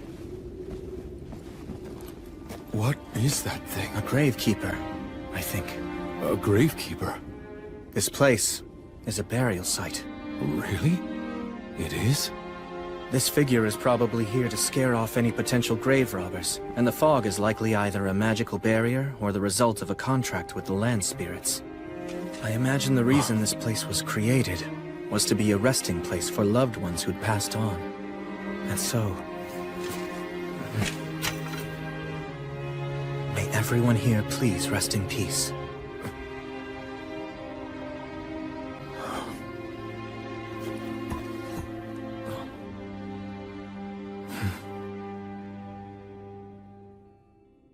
So, if the undead were spotted here, where'd they go? Considering this is a burial site, I'm beginning to think chances are that someone was merely seeing things. But I'd imagine that the undead are more likely to show up at burial sites. Why's that? They all received proper burials. Huh? Those who've been killed and then hidden, or bodies left out in the open, are the ones who tend to receive the god of the undead's blessing. I guess in a way, even the god of the undead is kind. The god of the undead can be kind? Yes, that's right. In a terrible way. But, sir, what exactly do you mean by that? Stagnate, the god of the undead, simply cannot bear to see people die miserable, hopeless deaths. Thanks to that, when facing a tragic death, all dying creatures are granted the right to overturn it. But, that's a... While it might be a blessing for them, it's a curse for others. But still, this remains a core belief of Stagnate's. That no one should ever have to die in misery. And if they do, they can overturn their death with the radiance of their soul. Sir Will, you, seem to know quite a lot about all this, don't you? To meet a real echo of Stagnate, surely you've never really encountered one of those before, right? Perhaps what you encountered was a herald instead. Sir, why won't you look at me? Well, I mean, how do I put this? Please don't laugh right now! It seems like someone was just seeing things. So then our search was all in vain? Is that? Rue, over here. Does this lead to the interior of the mound? Let's go look. Right. I don't see anything. Lumen. Flammo Ignis. Here, carry this one, Rue. Understood. How come we need two types of light, though? When you're going up against an opponent with no night vision, what's your first target? Okay. Let's go. All right.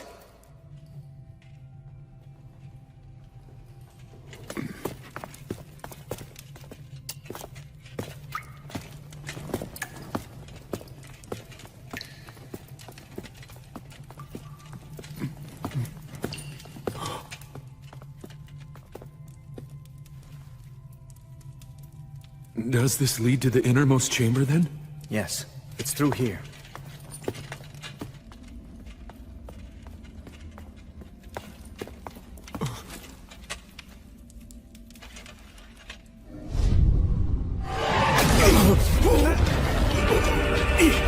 No!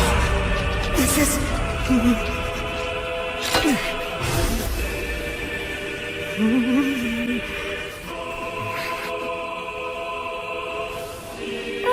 Welcome. This is my home for now. Has it really been 2 years, Warrior of the Light? Stagnate, it's you.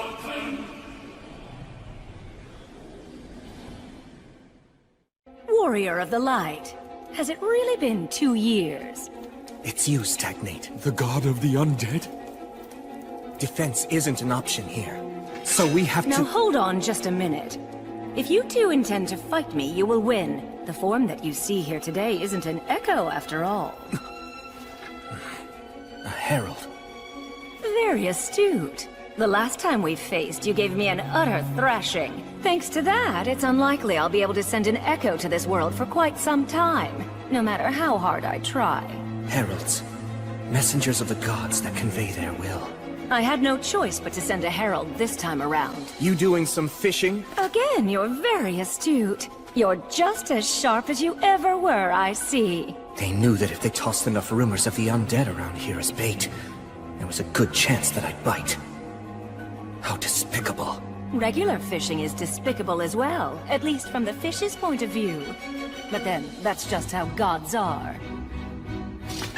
It seems that you're not here seeking revenge for our last encounter. First, an apology. Apology? The echo that you faced last time behaved shamefully in its dying moments, and for that, I am deeply ashamed. Newborn echoes tend to be very emotional and irrational. They act impulsively, and in general are rather infantile. Still, that's no excuse. The god of the undead is apologizing? You know, young dwarf, That powerful warrior you're with actually managed to kill me. All that stabbing and being stabbed. What a fiery night it was. I wasn't aware that gods had such a fondness for jokes. Look, just tell me what you want. You're no fun. I mean, really, would it kill you to humor me a little while we chat? This god can speak the words. That's what makes them so dangerous. Brave warrior who defeated me. Paladin of the Light. This is my revelation.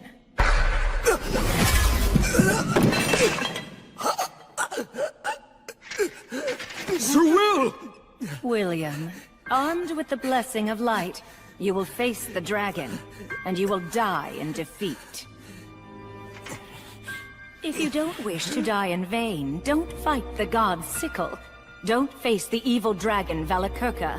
If you don't believe that what I'm saying is true, then feel free to ask the goddess Gracefield. But why? Why tell me all this? Because you've already proven that you have what it takes to be a true hero. I have a sincere love for humans, but I'm especially partial to heroes. I find that the radiance of their souls possesses a rare and true beauty. That's why I wish undeath and eternity for them. I simply cannot bear to see their souls dragged down by the fools of this world and lose their radiance to bitterness and regret. And I'd hate to see you killed by the likes of a vulgar beast such as Valakirka. Vulgar beast? During the Age of Myth, back when I was still on the side of good, I met him once. The evil dragon Valakirka, known as the God's Sickle. He fought not for any particular beliefs, but merely for the sake of victory and plunder. I'm surprised that the virtuous gods would be willing to employ him. If a mercenary isn't on your side, then he will end up on the side of your enemy. Soon after that, I betrayed the virtuous gods for the sake of my own beliefs. Many remarkable battles were fought, and several of the old gods ended up leaving this world. It's the same myth that Gus told me. But he was different. You mean... the dragon is actually a remnant from back in the Age of the Gods? Correct. And he's remained a mercenary ever since then. And that includes during the Great Uprising led by the demons from the Abyss. The Great Cataclysm 200 years ago, and the end of the Union Age. He was hired by the demon army, brought about the fall of the Rust Mountains, and then fell asleep. See, his wounds from the battle were too severe. Wait, hold on just a moment! His wounds from the battle, you say? My ancestors. Ah, of course. You are a descendant of the mountain people? I am! Well, perhaps there really is such a thing as fate after all. All right, then for you, descendants of the Iron Country, I, Stagnate, the god of the undead, shall reveal the truth. I'm sure you've heard of Arvinger, the king of the Iron Mountains. He was also a true hero. Be proud. Kaldon, the famed sword handed down through generations, took an eye from the evil dragon who survived from the Age of the Gods. Wait, is that true? It was exhilarating. He was truly a great hero. I'm so glad. I'm so glad. I wouldn't have expected such kindness from an evil god. But this is a god who distorts the rules of life and death, and brings about disaster because their emotions drive them. William, in time, you may very well surpass even Arvinger's great achievements and succeed in slaying Valakirka.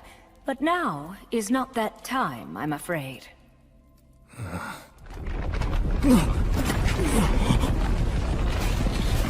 The dragon's sleep grows ever more shallow.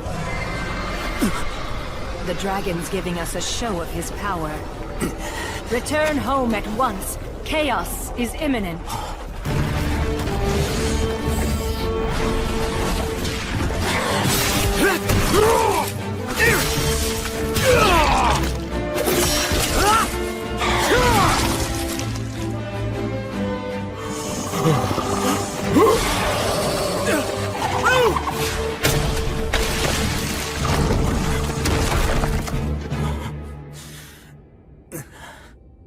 This is the cry of the dragon.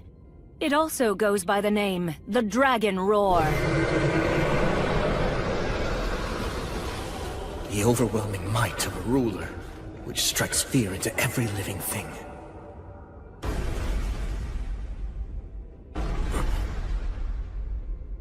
Something troublesome's coming this way. Even you will likely struggle some with this foe.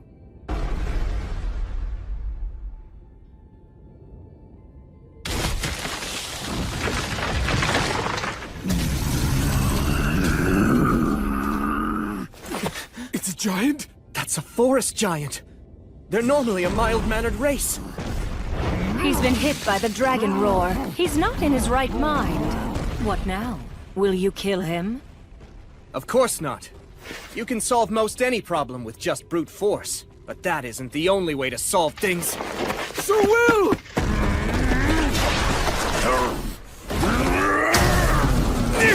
This is nothing!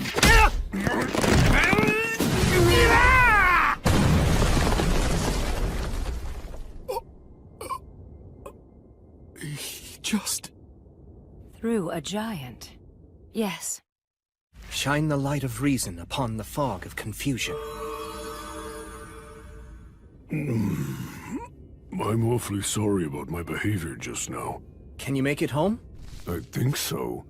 Oguni zoiku, e sokse uraka. Uhusama. Otenum, Oshiatagaro. Let's see. Nogarado, Reo Yanaba, O Sedo. Yeah, it really is scary, but Oko Wendabum Wentembena Rekurana. Onawushum, Nezimanim Ho Shabe Oko Bascha. Oh. I am Gungar of the Jotun. Ogiho Ye Soyo William, no Ho Ne Ruhuso.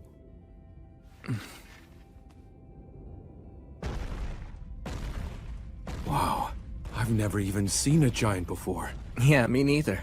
Yet you speak their tongue? My magic teacher had immense knowledge and an amazing memory. You saw it. That is the power of the ancient dragon that even the demons fear. If he awakens and tries to bring about another uprising, then you will have no choice but to defeat him. But you won't be enough. I should have people sacrifice themselves? Even as a foe. That doesn't seem like something that you'd say. 1,000 lives is worth it to save 10,000. As infuriating as it is, so long as you live, more people can be saved, so there's no choice. As bringer of the light, the faraway paladin should think long and hard on it. Farewell. Soon enough, we will meet again. They appear to be rather partial to you. They have their eye on me, that's all. I've heard it said that the gods wish for heroes. They send proxies to the living world to make their divine will known. You are the hero who symbolizes the goddess of light. Is that why? The god of the undead wants me to feel indebted to them. Well, knowing that, what are you planning to do now, Sir Will? Good question. I wonder what I should do. The effects of the dragon roar caused a great amount of damage throughout Beastwoods. In order to take in people who lost their homes, to treat the injured, and to subjugate the demons now running rampant, I sent adventurers out across the land. If the dragon were to awaken and happen to fly this way, it would most likely destroy not only Torchport, but Whitesails as well. There's no doubt about it. The evil dragon is accompanied by high-ranking demons. I sincerely doubt that you can defeat them on your own. Of course. There's nothing shameful about running away. I'm sure you wrote that under the assumption that I'd be the one going. That right, Bishop?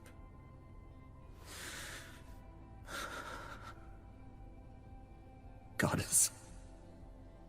If you would only tell me that there's a way for me to win. Or if you told me to fight even if I couldn't win. If you ordered me to prove my righteousness. I'm sure that back when I couldn't move forward.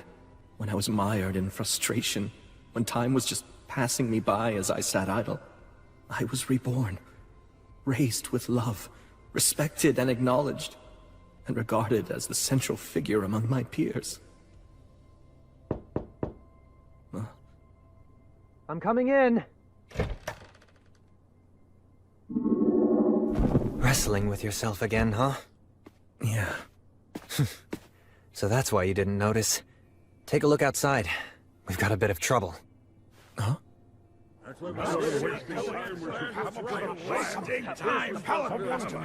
Tell us what you plan to do, Paladin! Are you going to attempt to slay the dragon? What's the point of this? Why are you asking that? We dwarfs bear the blame for not slaying the dragon! If you intend to try to slay it, then allow us to come along with you! That's enough! Please, just stop it! The dragon's a dangerous foe! The Paladin's trying to come up with a plan! Listen, I don't know what orders he's given you, but don't butt in. Stop trying to buy him more time. He hasn't ordered me to do anything! I'm just telling all of you not to panic! You dare accuse us? Look, even if all of us banded together, we couldn't even make a mark on the dragon! I'm going in there. I'm telling you to stop! Face it. At this point, all of you are even too old to defeat me! I just don't want to see any of you die in vain! Young master, Grendir. you have truly grown into a fine young man. Although, that very achievement is also the exact reason why all of us wish to die. We had wanted to fight by our king's side, and were ready to die with him. But we were denied that. We forsook our pride. Since then, we've wandered miserable for a terrible 200 years. It seemed that we had done more than enough suffering. That is what we believed, and yet now, after all that time, we've learned that that loathsome dragon still lives! What's wrong with our wish? Why shouldn't we long to continue that fight and die as we should? Just let me through! I'll ask the Paladin what he intends! No, you won't! You hear me, Grendir?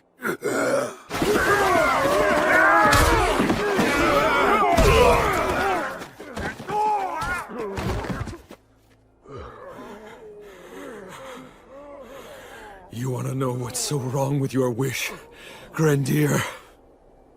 A lot of you are already so fixated on dying that you aren't even thinking of how to win. That simply won't do. And you know that it won't. The proud warriors of the mountain should be willing to lay down their lives, but only for victory. All of you were the very ones who taught me that! Young master, young master, young master. I promise you, very soon the Paladin will reach his decision. When he does, I will stay by his side. I will work to win back the honor of the dwarves. I swear on the name of Arvanger, the last king of the Iron Country, as his grandson, I, Vindolfur, swear, I'll take back the mountains that belong to my ancestors! He's pretty valiant, wouldn't you say? Yeah. He can't afford to lose. No, he can't. You usually don't weigh the pros and cons, or even consider whether or not you can actually win before you go into a battle. So don't you start doing it now.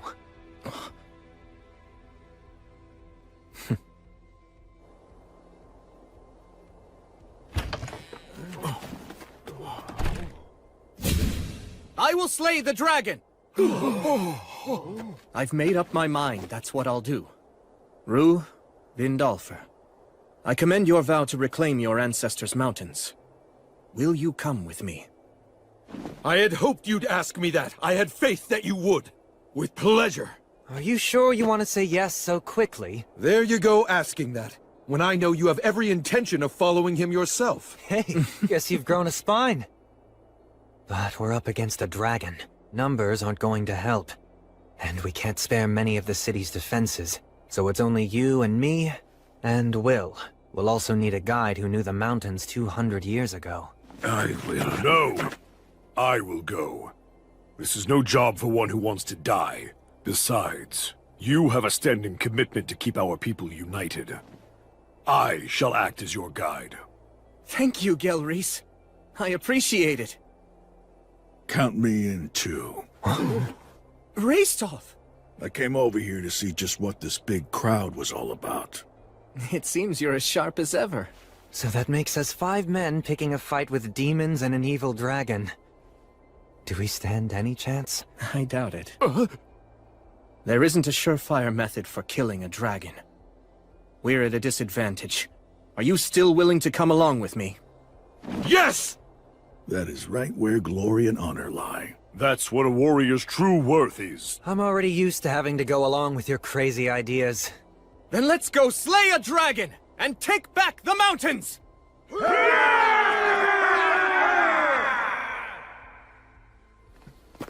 So you're going? Yeah. Then please, try to stay safe.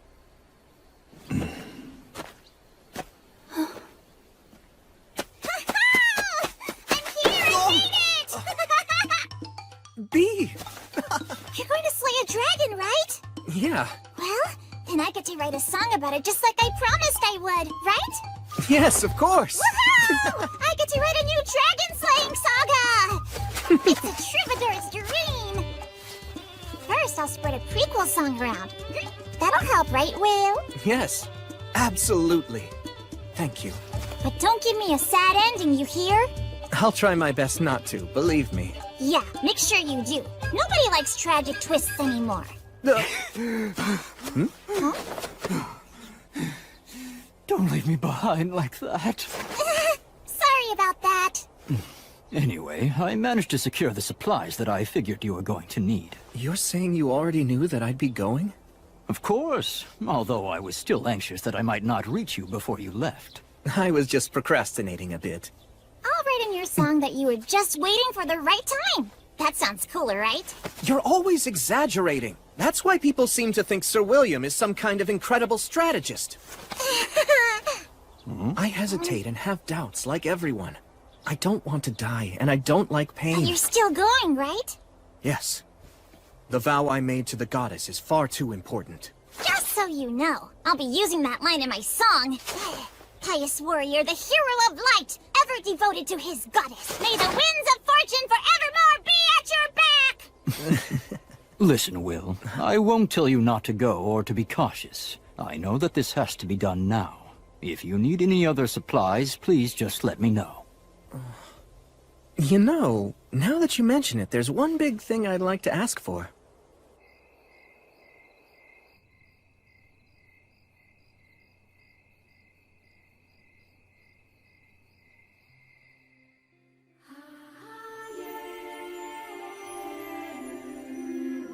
So, you're going? I must admit, I do not wish to see you die. I'm very honored. Thank you so much. You still plan to go? You insist on keeping your promise to me? Yes. Well then, I cannot say your decision defies my will. After all, that promise is shared between the two of us. Now, kneel before me.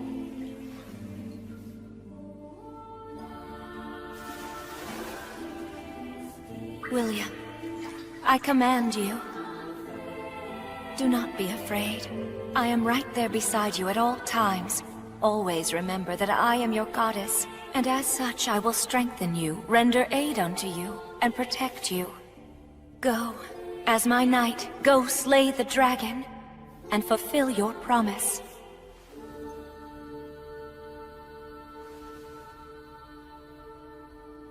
On your light.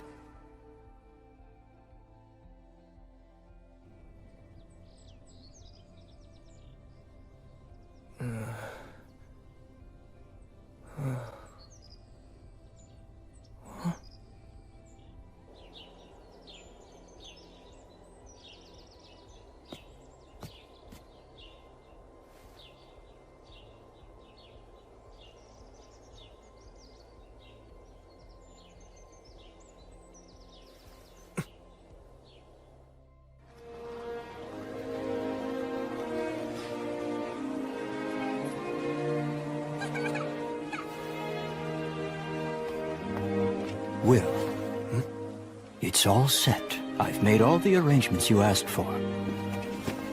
I appreciate your help. Well then, you take care now. Right. I wish you well, young master. Our spirits are with you on your journey. Right, thanks.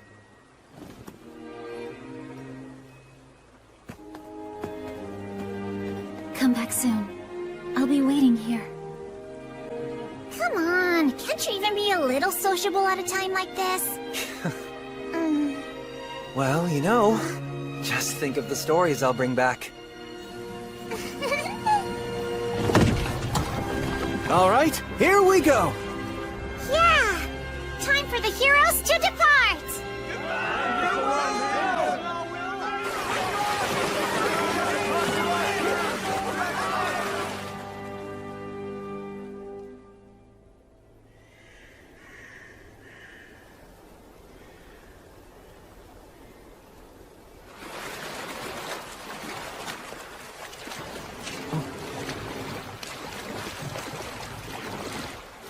We'll disembark here.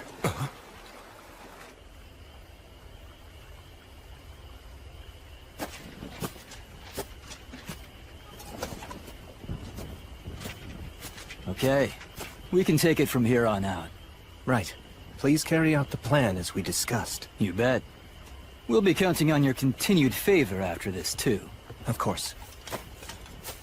You stay safe out there. Yeah.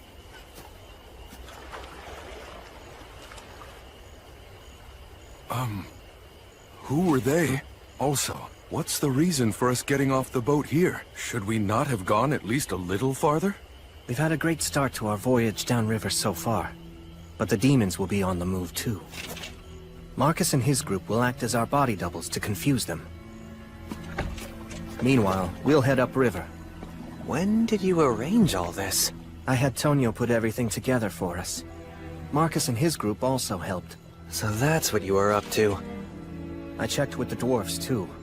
Once we enter the tributary upriver, we'll be able to reach the mountains from the other side. So while the demons are lying in wait at the front door, we'll kick down the back door and move in. Sylphs, oh Sylphs, please hear me. Put the wind at our backs. Send us on our way.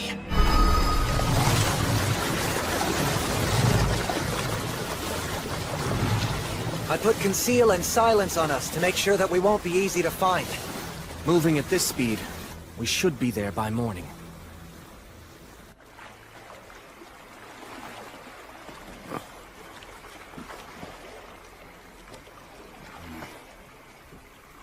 Hey, just relax. I mean, he always does this kind of stuff as if it's totally normal. Oh, no, it's just that if you go south of Torchport, there's a lakeside town that the High King took over, and it can be very dangerous there. I've heard that even veteran adventurers are helpless amid the swirling mists of magic. The suggestion that we casually break through that is incredible. It's remarkably courageous. Actually, that's where I grew up. Huh? The three heroes still lived there? And they were among the ranks of the undead? Come on. The god of the undead stuff's real? Ugh, give me a break. I mean, I don't think we'll be attacked or anything. Some friend. Damn it, I can't believe that you never told me. I'm sorry. Oh, that's right. You did cry when you heard that song about the three heroes. I didn't cry.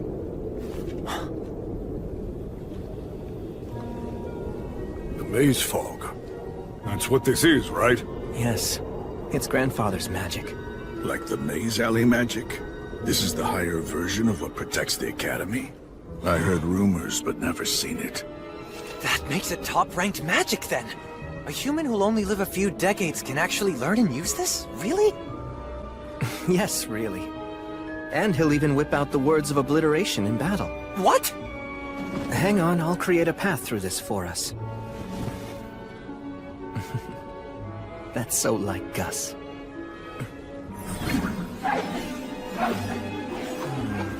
This word goes here, and knowing Gus, this will be set up here. And this right here is a trap.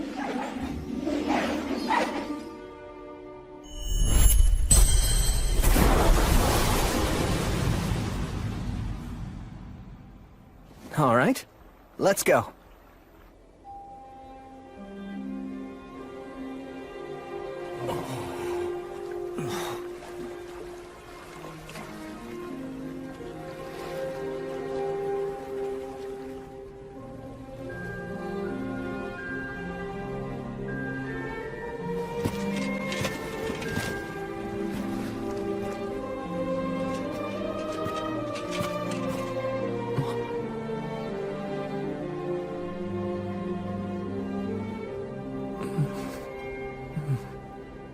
Hey! Huh? Go on ahead. Thanks so much.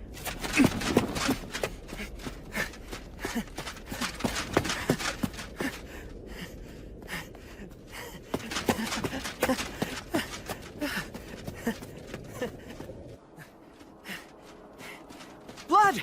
Mary!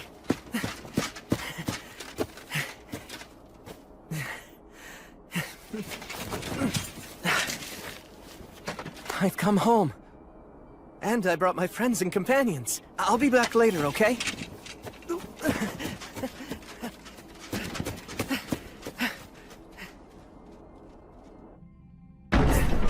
Gus, I'm home!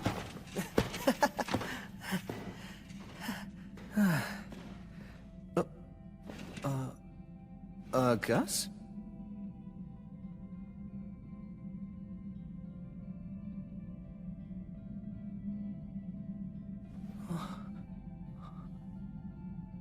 No, no way. It couldn't be.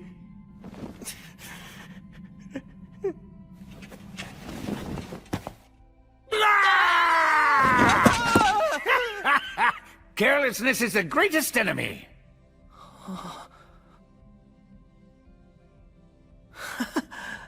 Will, did you make a ton of money? That's the first thing you thought of? How about something like, hey, you're still alive? I knew that the boy Blood Mary and I raised together would never die so easily. I wasn't worried about that. All right, fine then. Yes, I'm getting good, meaningful use out of my money. I'm the lord of the entire downstream region now. A lord, you say? Oh, I see. What? You were probably taken in by some nobleman's widow. Oh, you poor thing. Why would you assume that? I earned that role using my own strength. I'm a famous paladin now, in fact. I'm impressed you got so far in so little time at such a young age with no connections. And? What of your love life? Oh, well, Wussing out, are you?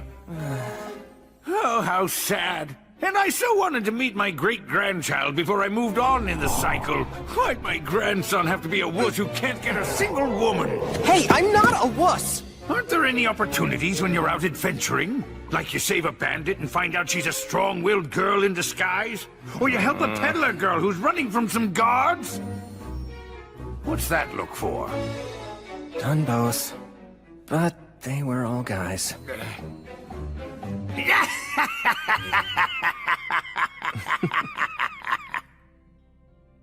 You know, I'm so glad you've come back, Will. Welcome home.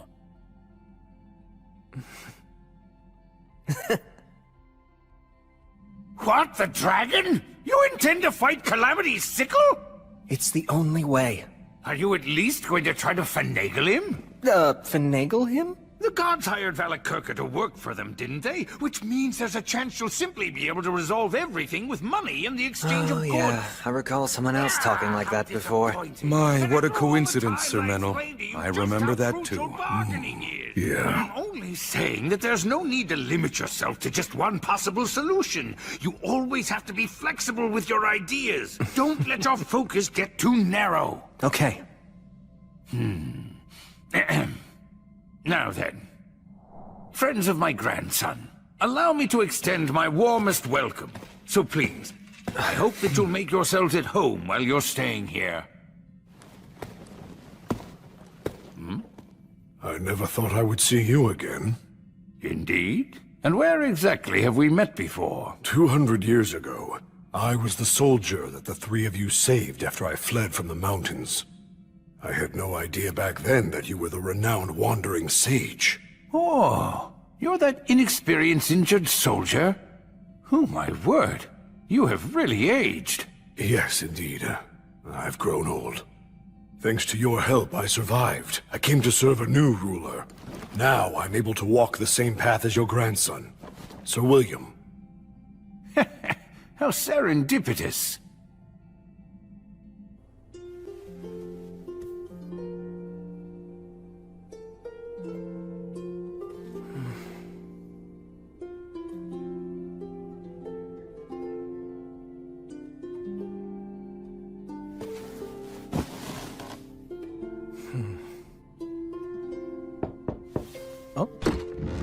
Okay, I'm coming in. Was this your room? Yeah. You know, that Gus guy is really something else. I thought for sure you'd say he's more lowbrow than you expected. I mean, he is, but it's more like... when he showed me the way here, I felt like he could see everything about me. Yeah, amazing, huh? I'm proud to call him my grandpa. That's cool. Also, he asked me, "Oh, are you the bandit girl?" What did he mean by that?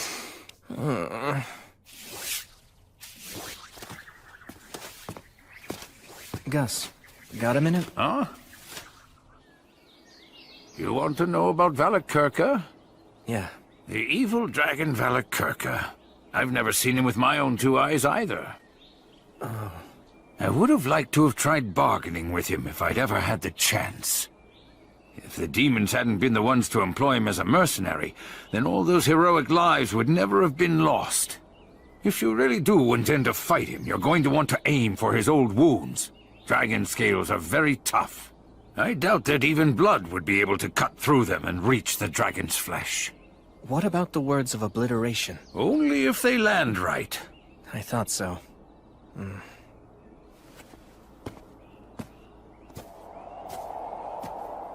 Do you know the reason why the true dragons of old could fly so rapidly, even though they were of such enormous size? Because words are able to race quickly through the air. Exactly. The dragons of old reside within myths. As such, they are far closer to the words than those of us who live today are. Which means if it comes down to a battle of magic, you'll lose. He has the advantage in magic, huh? His constitution, along with the physical strength and hardiness it provides him, are no joke. You're disadvantaged in close combat, too. To phrase it like Blood might, he has got you beat in muscle. The typical strategy used to beat a dragon is an ambush. However, Valakirka is likely using the demons as an early warning system. I'm really starting to see why the god of the undead tried to stop me. Stagnate did, huh? Did a herald come to you? Yeah, in the form of a crow. Huh. Sounds like you've got an admirer. I hate to agree, but... Stagnate thinks the way all gods think. You can't keep up, and talk about being overly friendly for a god, and impertinent to boot. Although, I have to admit that I am still somewhat grateful. Stagnate gave me the chance to live as one of the undead and keep raising you, and allowed Blood and Mary to die happy as well.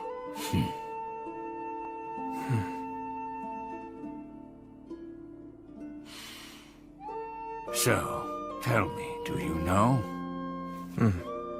That's why I wanted to talk to you alone. I've no way to bargain with the dragon, do I? Well, you're going to die. I made up my mind to fight anyway.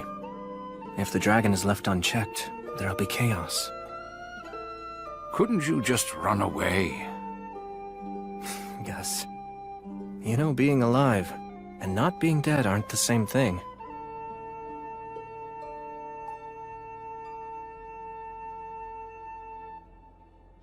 Well, I guess there's nothing more I can say. Oh, yeah. There's something I've been wanting to ask. I heard the story of how the three of you killed the wyvern. Oh? Well, there was a boy and a half-elf girl that you lent some money to, remember? Oh, that brings back memories. Of course I remember that. They were promoted and became nobility. The old half-elf lady is still waiting for you to this day. Mind if I collect the debt she owes in your place? Oh, well. Getting one's money is important after all. You can't do that if you're dead. And when you borrow something, you have to make sure to return it. It's fine by me, then. If that's the case and you're gonna go through the trouble of collecting that debt for me, I can't just sit around and let you die. Oh. The equipment used by the compatriot who battled the High King is still kept here in the city. Why not refurbish it for your own use? For you and your companions?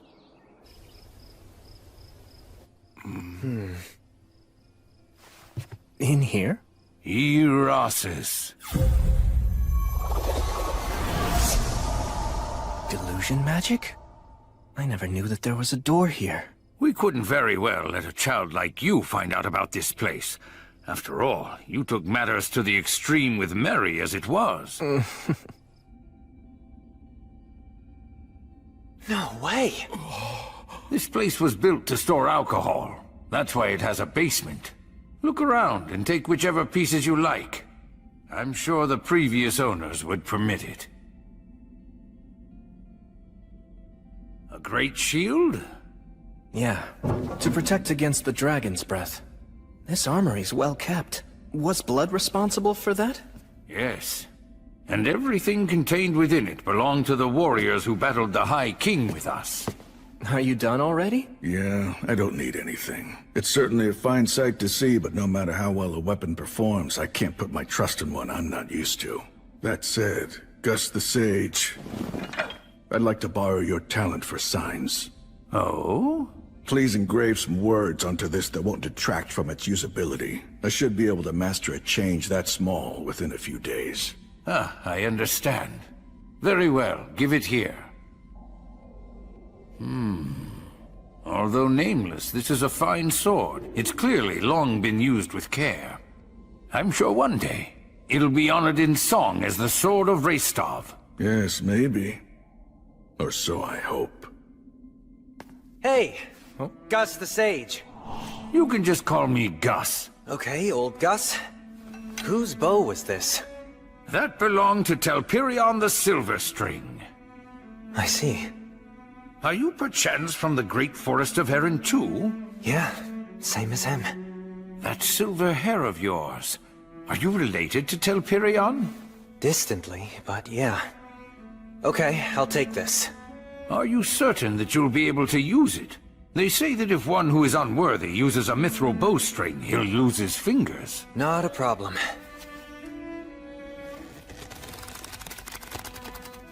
See?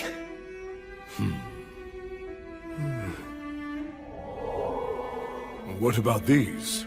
That is the full armor set of Bavor the Blade Breaker. It appears to be dwarf armor. Indeed. Bavor was actually a wandering dwarf warrior. He was a participant in our battle against the High King. Said it was revenge for the Iron Mountains. I see. Well, then I shall take this along with me. And I'll take this. It takes remarkable strength to swing that like you just did. Can you tell me about the person who used this before? That weapon belonged to Ewing the Fierce. He always wore a smile on his face. He didn't very much care for fighting. If the world had been at peace, perhaps he would have taken a different path and become a fine farmer. That's right. Ewing, Bavor, Telperion. All of them gave their lives in order to defeat the High King. All the weapons and armor pieces within this depot, every single one of them was so important to someone. And each has its own story to tell. Wherever their owners are now, I pray that they find guidance and repose. Hey. Huh? Once we return from taking care of the demons and the dragon, is it okay if I bring a troubadour girl I know back here? She's a halfling and she's a tad rambunctious. Oh, yes, of course. Do as you please. I'll tell her all the stories she wants. Okay, thanks. Is this girl by any chance? She's just a good friend.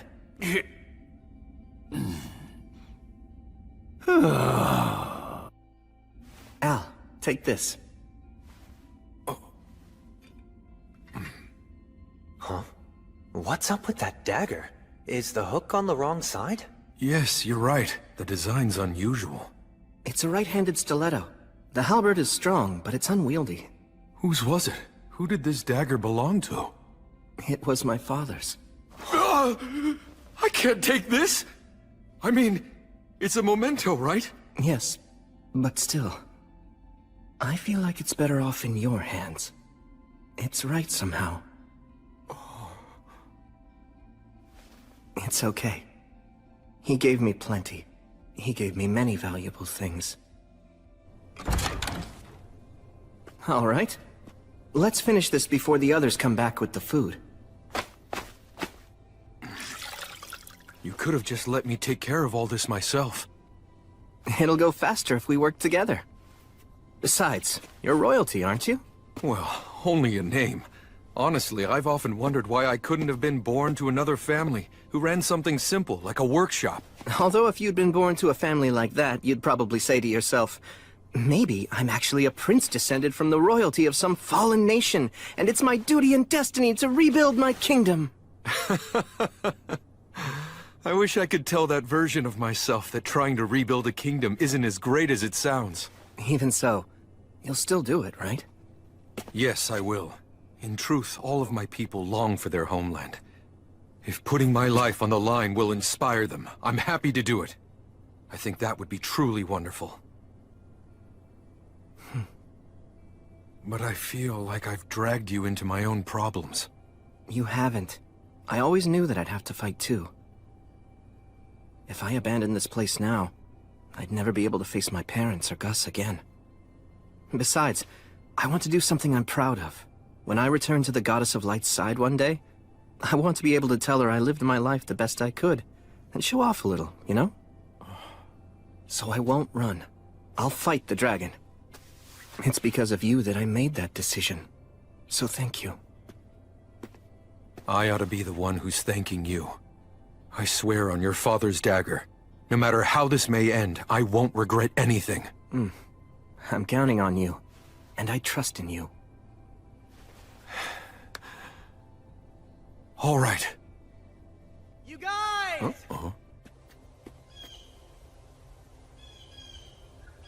I brought food back.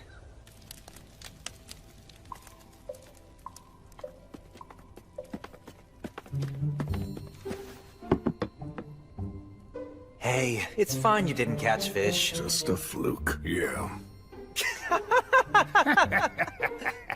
Well, great warriors aren't always great fishermen. It was a fluke! Got it. Right. Actually, how'd you take down this deer? Oh, I concealed my presence and just kinda walked into it. Then, I fired by pure reflex, and it was almost as if its heart just drew the arrow right toward it. You have the blessing of the God of Spirits. He merely got lucky, that's all. And luck simply wasn't on our side. You know, you'll feel a lot better if you just admit that you suck at fishing. It was a fluke. That's right. You two just don't know when to give up. No, that's enough. Leave them be. Restov never changes.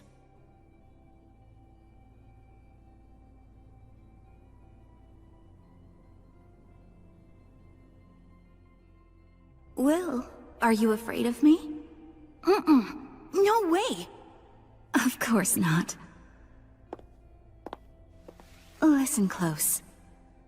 Humans have flesh that feels warm to the touch, and they breathe air in and out. You should get used to how humans look. I'm sure that one day you're going to make other friends, and they probably aren't going to look like the three of us do. It'll be fine, really. I'm not afraid of you at all, Mary. I won't be afraid of other people I meet either. I'm so glad. My mind's at ease now. Will, there very well may come a day when you'll feel regretful. Huh? Valor is the strength to destroy injustice, but at the same time, it is a curse. A curse? Because you know you're strong, there are times when you can't give up, even if it means your own death. I'm only teaching you to fight because it's something I want to do. I'll understand if you hate me for it. Hate you? There's no way! Blood, I can never hate you! That's so.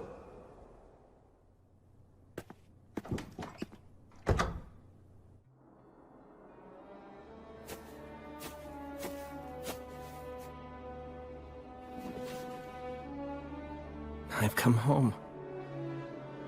Mary, I actually made some friends. And it's all thanks to you, Blood, that I made it this far. It's tough not having you two around, but I'm managing. Because I remember the last things you both said to me. And that's what helps me see these things through. I have to leave now. Oh, Gus. So you're leaving then? In the morning. Valakirka is an absolute warmonger through and through. He can only survive amid the chaos of war.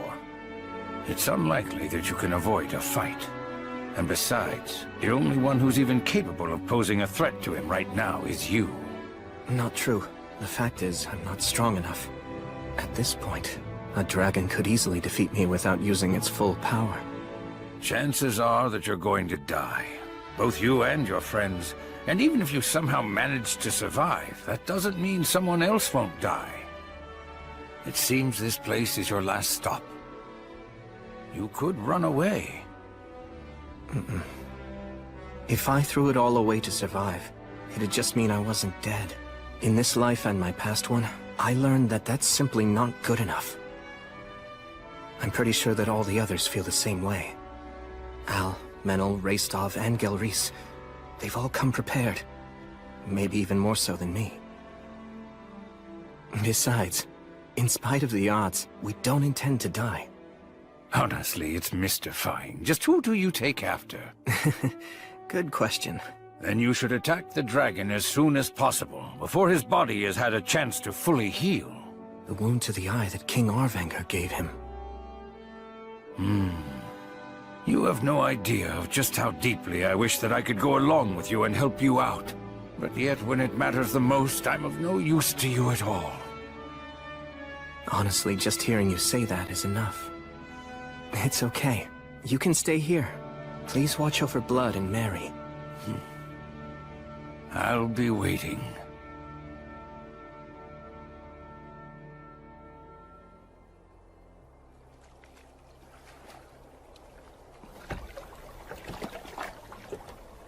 Let's go.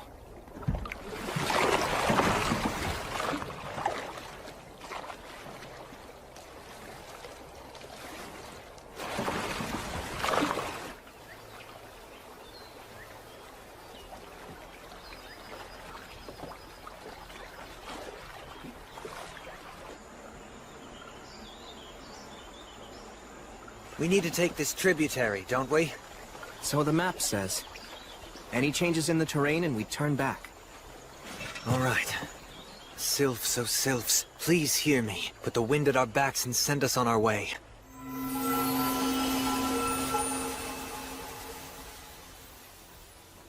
So tell me, any guesses as to what we'll find up ahead? I'm afraid I know nothing beyond the Great Collapse. Right, okay then. However, I do know that before the Great Collapse, there was an elven forest to the west of the Iron Country. It was called Lothdor. Hold on, Lothdor? As in Land of Flowers? You know the elven language. Somewhat. Gus taught me enough of it to get by. Lothdor, huh? I've heard of it before.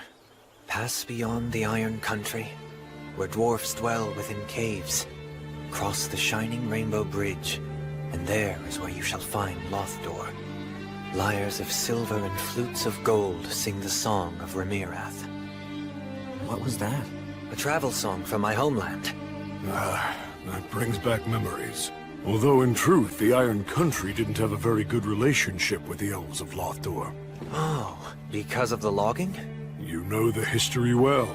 Nah, it's just that something similar happened in my homeland. Skirmishes between our people grew violent on occasion. Sometimes we hated each other. Regardless of that, they still remained our neighbors. They excelled at song and the spirit arts. Yet they were also a proud and ill-tempered people. Despite our differences, we had a certain respect for them. And in their own way, they had respect for us too. And during the Great Collapse?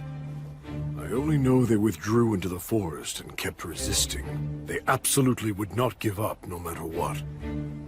Perhaps they managed to survive. Elves live long lives, after all. And maybe...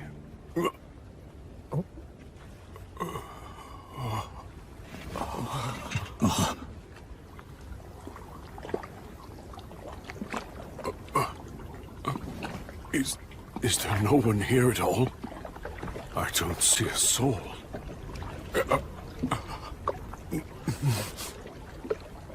How regrettable.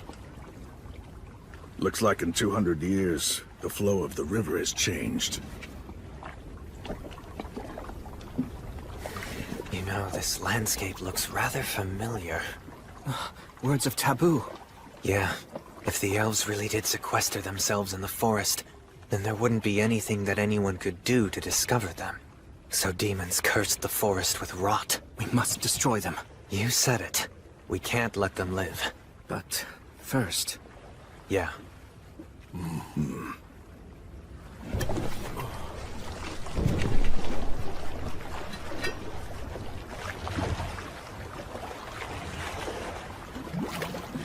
There! It's a serpent! Stop blocking!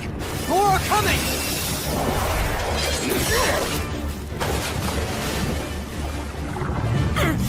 Metal, full speed! Yeah, I know! Sylphs, oh Sylphs, please hear me! Put the wind at our backs and send us on our way! Damn it! The response is too slow! Keep up the incantation! Raystov and Gelreese, take the port side! Al, you back up Metal! We're in a real pinch here. It's risky, but... Fast start! Well!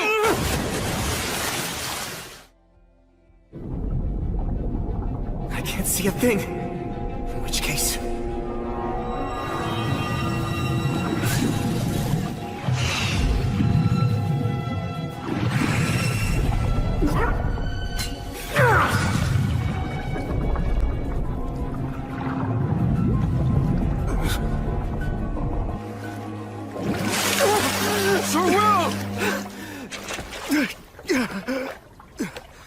You all right?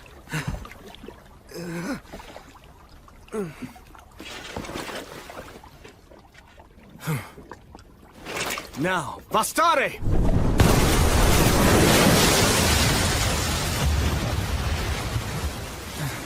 It's done. Man, you are merciless. I have to be. Menel, let's go. But move carefully. Yeah. I saw that the water turned clear all of a sudden back there. That was a prayer of cleansing. Isn't a prayer of cleansing only strong enough for the amount of water in a bottle or a small pond? That's Will for you. He's all in. Of course. He seems so calm, right? But he uses some straight-up barbarian tactics to brute force things. I'm used to it by now. That's just mean. The river has swallowed up the whole forest. The change in the terrain here is a real problem. Gelreese, do you see anything that looks familiar to you? Afraid not. Not in all this mess. Oh, hey, what about that?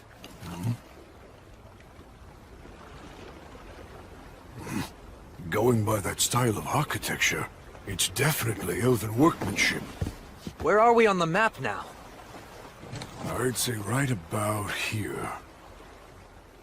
If that's the case, we need to go that way. Unfortunately, the Fae around here are weakened. I can't call on them. Although maybe if I could use my Lord of the Forest powers. No. We probably shouldn't try to clean this up anymore. If we do, we might catch the demon's attention. Well... Then let's row.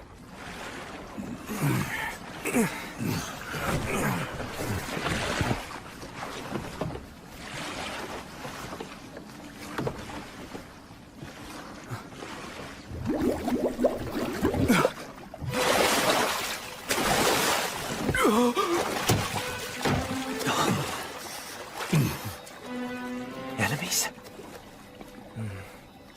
They're simply in great pain, that's all.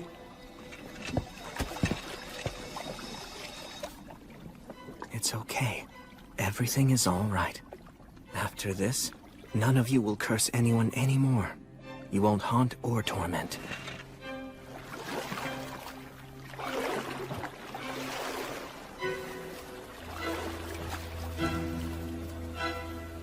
I'll take care of things from here on. All of you can rest now.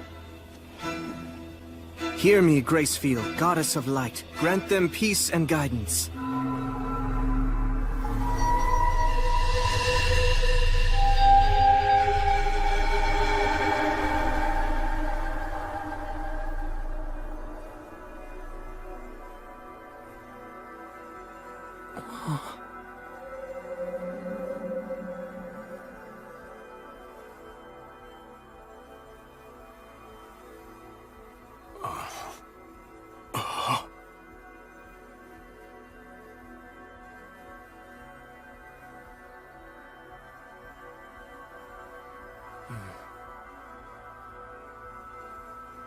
You're saying that we should go that way, as quickly as possible?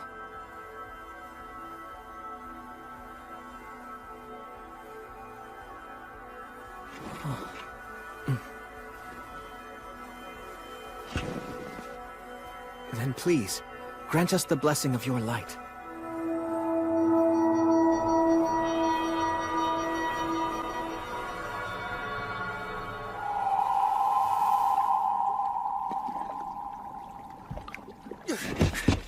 Let's go! Come on, full speed that way! Right now! Move it! Huh? You can't ever trust an elf's sense of time. Sylphs, hear me. With the wind at our backs, send us on our way! You know the saying, when an elf says, wait a second, he means see you in a year? Well, it's actually true. So when someone with such a lousy sense of time says, as quickly as possible, that means... Oh, damn it, I knew it! Maidens of water, give your blessing and race with us over the surface! Ro! Hurry!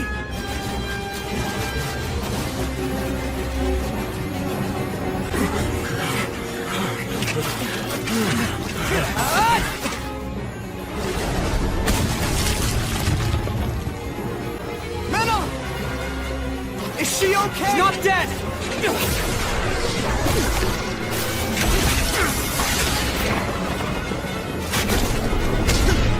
Damn it!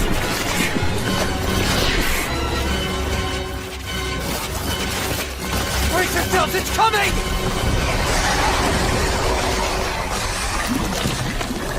Hydra. Sagita Flamium! Fire hurts it! Right! Al, Gelreese, and Raystop, stay in front! Menel, take her and swap with me! Right! I'll stay in the rear. From there, I'll burn its head. The rest of you, stay in front! Right! Got it! Ready to go!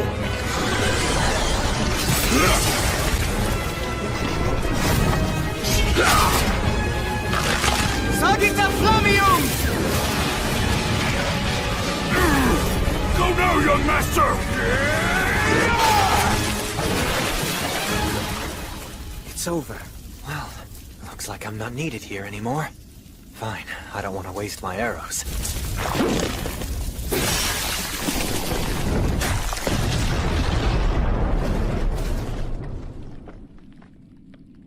We get it? Stay sharp. A Hydra's poison can't be neutralized by everyday means. It'd take a miracle. A monster like this can still do damage even after all its heads have been cut off. You don't want to suddenly find yourself hurt fighting its death throes. Will! Help her out. She's been bitten. Hang in there. I'll heal you right away. You can't. Hydra. Poison deadly. This is bad. The prayer of healing won't work if she refuses it. Just stop talking! No. Up north. My people's... village. Enough, my brethren. Come on, let him help you. Just stop. Breath. Run. He's no ordinary priest. You can be saved, fellow forest dweller. So please, accept his miracle. Now pray!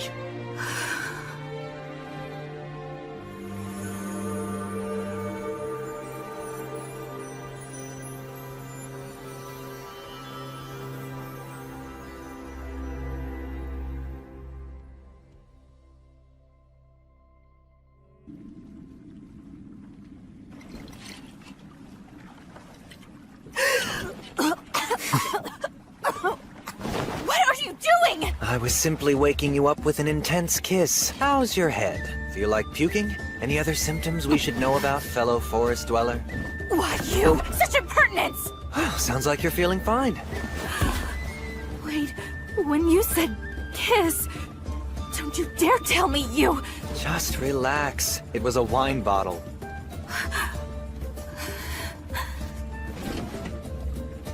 Erendra rumen commentiarmo. Sorry for startling you. I wasn't taught a lot of manners. I am Meneldor of Isu. And I am called Dinalind of Remirath. I was named after the swift-winged eagle who appears beneath the silver moon. May our fateful meeting be singularly blessed. You are clearly a young lady who embodies the enchanting silence of the shining stars. So you can speak with propriety. Frankly speaking, elf etiquette really isn't my thing, and I think we should leave it at that. My deepest apologies. May I assume that you are the leader of this group? It's a pleasure to meet you. My name is Dinnaland. And I am William G. Merryblood. You saved my life earlier. From the bottom of my heart, you have my most profound thanks. Slay the dragon? Just you five? Seriously? You think we'd come this far into the middle of nowhere for nothing? I could believe that you'd do so, perhaps. But I'm sure that William wouldn't. He seems quite honest and sincere. I realize it's crazy. But even so, we still have to do it. I see. You are very brave. Why were you taking on a Hydra in a place like that anyway? It's somewhat of a long story, I'm afraid. We should eat first before hearing it then. You can't trust what an elf really means by somewhat.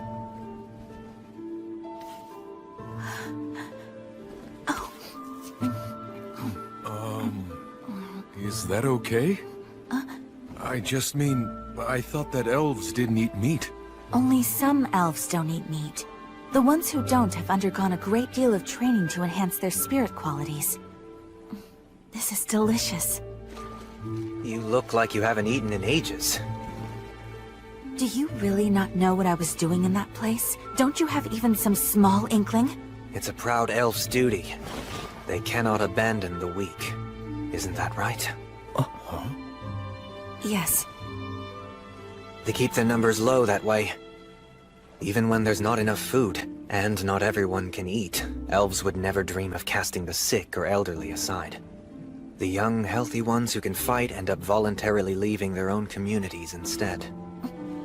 That's exactly right. To banish those who are weak would be unthinkable.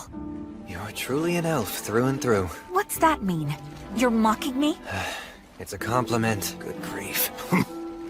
Elves never change, I see. So, Dinnaland, do you think you could please help guide us to your village? If you're able to show us the way to get to the mountains, we'll help you in any way we can. You can call me Dinne.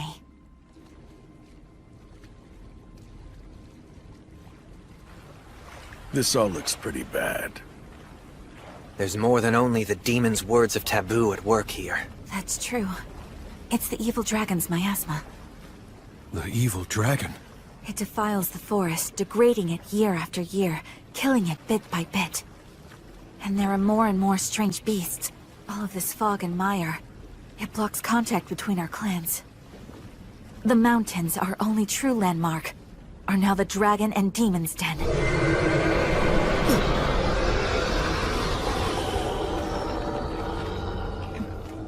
That sums it all up. But the dragon is supposed to be living in the mountains, right? How has the miasma come this far? Through underground tunnels, built by the dwarfs. By using the tunnels, the dragon's miasma pours into every corner of the forest. So then we're... Don't be worried. Your people aren't to blame.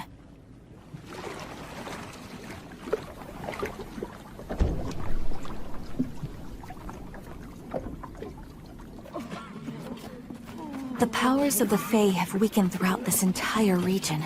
Because of that, the water, air, and food here have all been poisoned. Lothdor. The days when it was a beautiful land of flowers are long gone. So now, at best, it's the land of the half-dead. As a result, we never imagined heroes would come from the outside world to try to slay the dragon. Yet you came. Welcome to Lothdor. I warmly welcome you, you brave heroes. Please, allow me to heal those of you who are critically ill. Can we grant access to human strangers who've appeared out of nowhere? Can we really allow them to see our compatriots in their current weakened state? But these people... This offer has come from a warrior with most impressive weapons. let me cure your cough. Wait, it should not be I. O Goddess of Light, hear me, Gracefeel.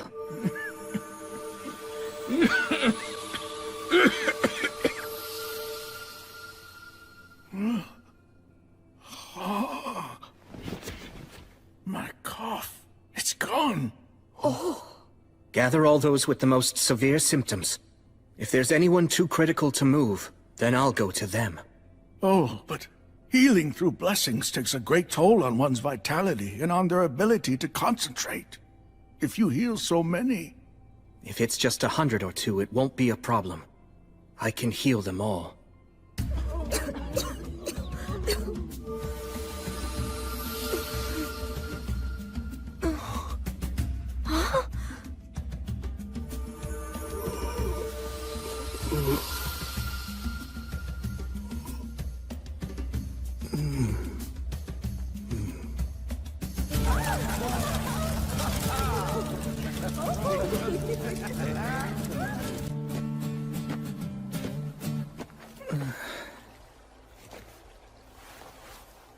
Goddess of Light?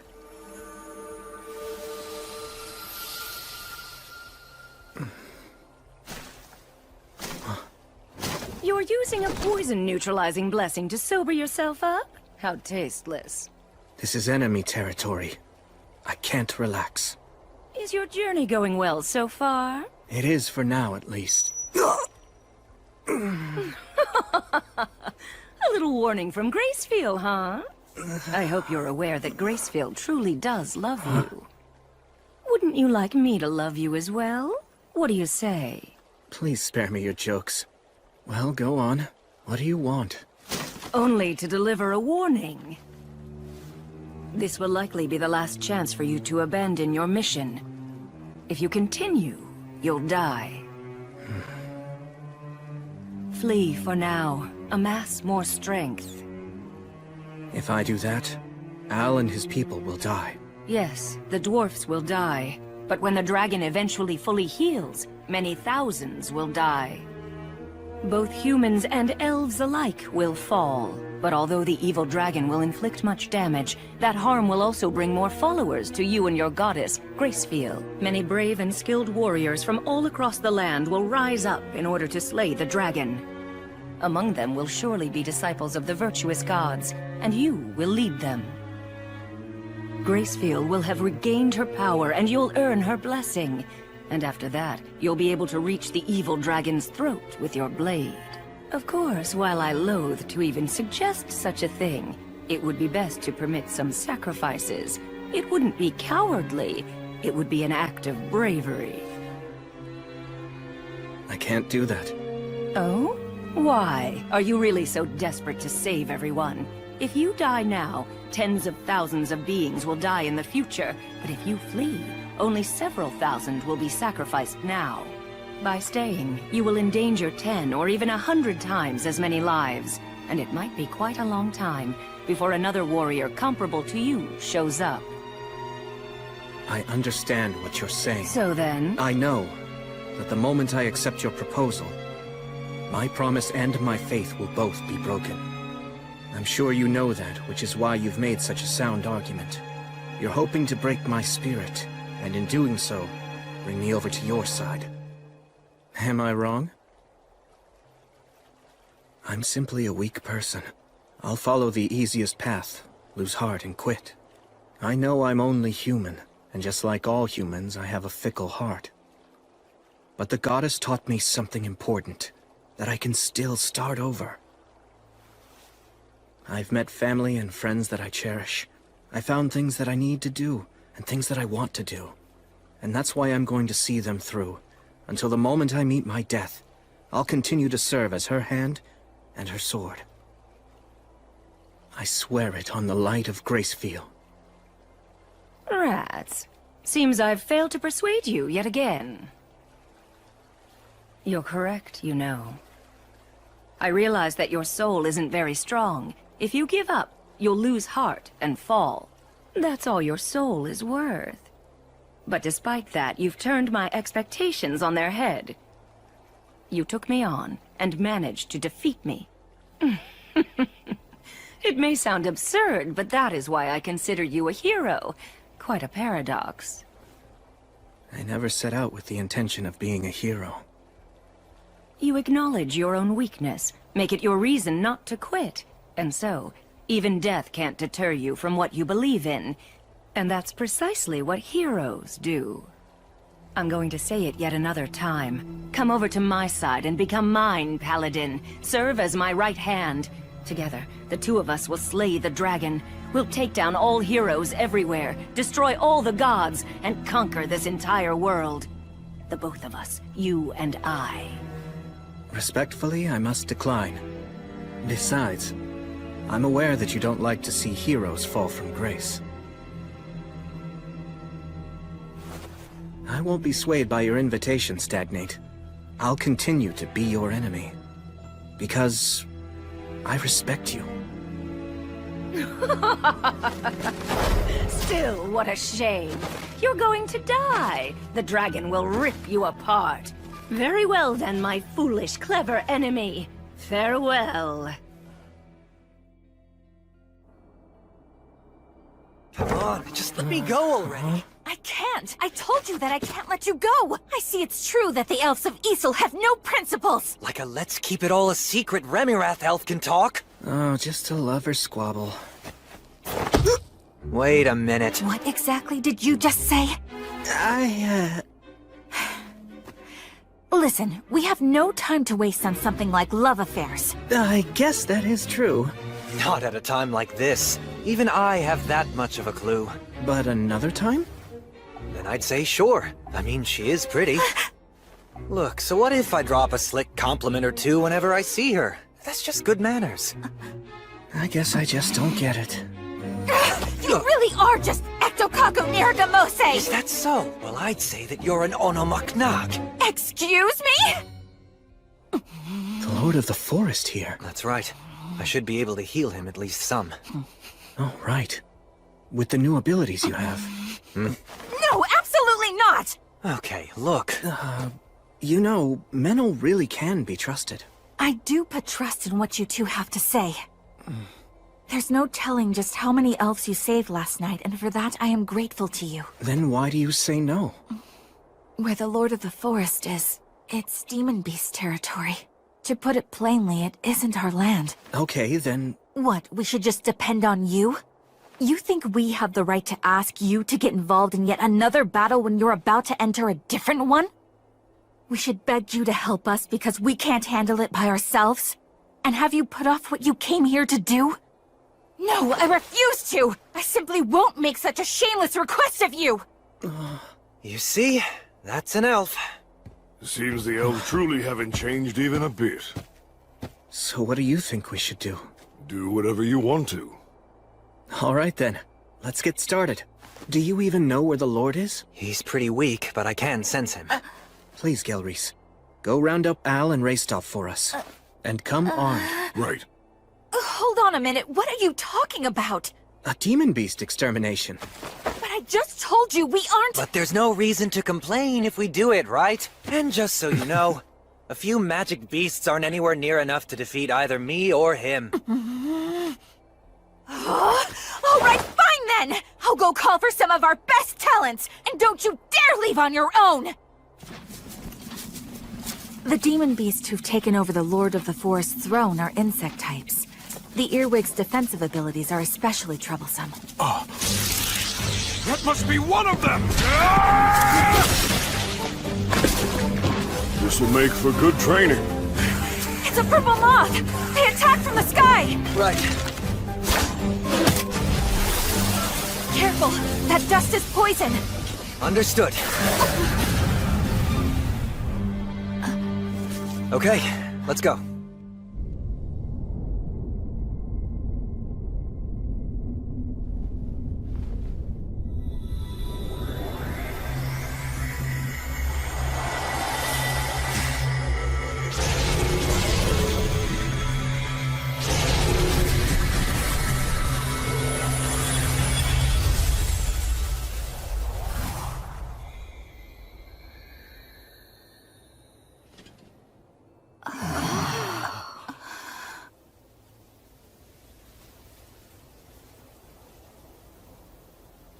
Nicely done there. Of course. William? Are you quite sure about this? Why do you ask? Well, it's just that... if the dragon or the demons notice what you're doing... Yes, that would be bad. Well then... But still... if we ignore this and move on, then that would be worse. Al, Restov, Gilreese, I'm sorry for getting you all involved in my problem. You don't need to worry about that. After all, the truth of the matter is, if it weren't for you, then we never would have been able to make it this far. The young master is absolutely right. Agreed. Nothing new there. I'm more worried about you. You're planning to charge straight in, right? Yes. What? Charge straight in? Could you please show me to the nearest underground tunnel entrance? One that leads to the Rust Mountains where the dragon is right now. If the enemy is going to find us, better sooner than later. I beg you, please. Very well then. I'll send someone back to inform the villagers. The rest of us will come along. We'll face the dragon with you. We can act as decoys or shields at least. I'm sorry. You're just too weak. We can't afford to take anyone who'll slow us down. After everything that you've done for us, you'll simply march to your death? Yes. How humiliating. Very well. We shall do as you say. But Dinalin, we must go! Yeah, all of this is just too... Would you add another layer to our shame by refusing to acknowledge our weakness? No matter how hard we may fight, right now we're simply too sick and frail. We are weaklings. This way. Follow me. You should have let me handle that. I couldn't. It needed to come from me. The West Gate. Never in my life did I dream that I'd ever come here again. This is it. This is the entrance to the Iron Country. So you're really going to continue on then? Yes. Pulsate et aperiatur vobis. Al, knock on the door. That is the signal. Sir Will. Are you sure I should be the one? You're the only one who has the right to open this door. You're the natural choice.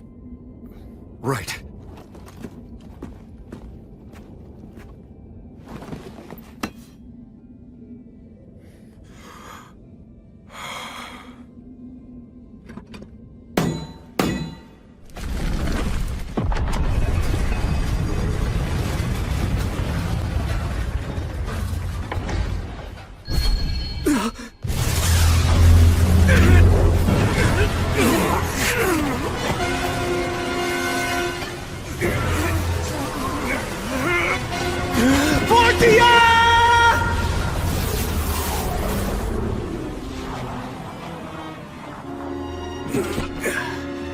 It seems that they did notice us. Calamity's sickle. The evil dragon, Valakirka. Damn it.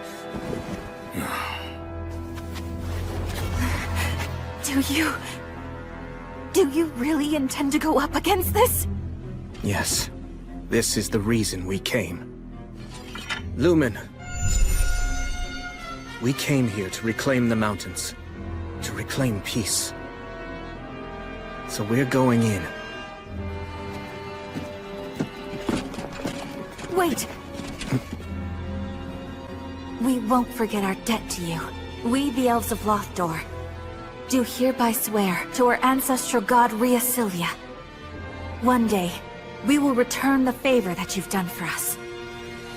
I shall pray for all of you, that the blessing of the virtuous gods and the spirits of courage will be with you as you go.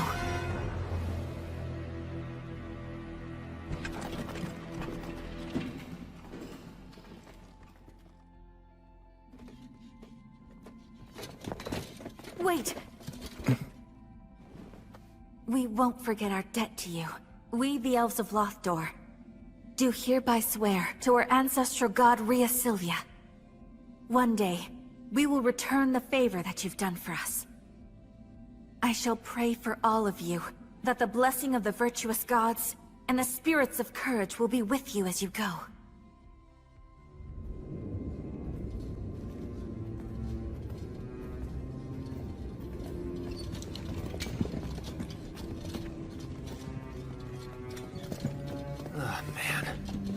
Let's not stay here too long.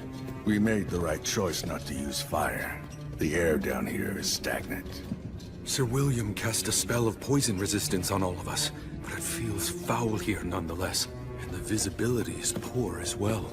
It's terrifying to think we could run into enemies or traps. We shouldn't underestimate demons. Some crawl on walls and ceilings.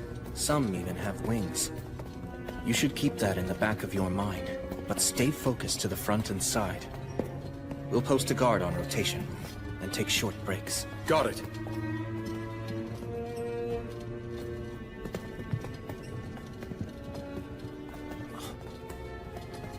Hold it! A trap. I'll disarm it. Do you know where we are in these tunnels now? We should be close to approaching the Hall of Stone. The tunnels diverge drastically from that point. We're all good now. Come on. Okay. I'm surprised. Yeah. We haven't been attacked by demons, not even once. So, that means that we were wrong about the dragon and the demons? They aren't working together? We can't say that for certain yet. Maybe they're all assembled in the Hall of Stone up ahead. Then they're just waiting there to ambush us. But if it turns out there's no ambush, it could mean that Al is right. Wait!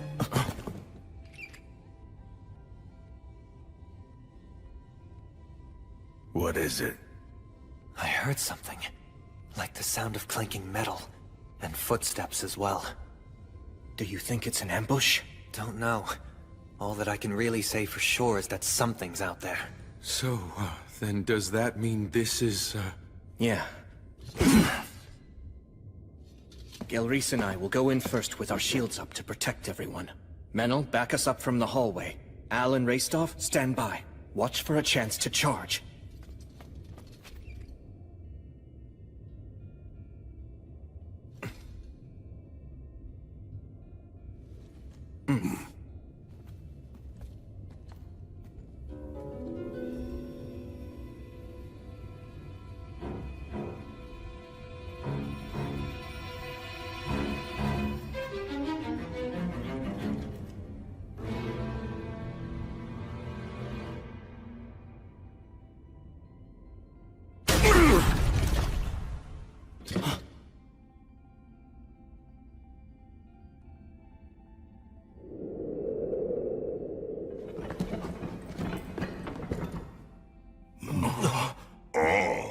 A couple dwarves. Humans and an elf, too. But I thought that Lothdor had fallen. Did this one escape? Don't worry, brethren. You're safe here.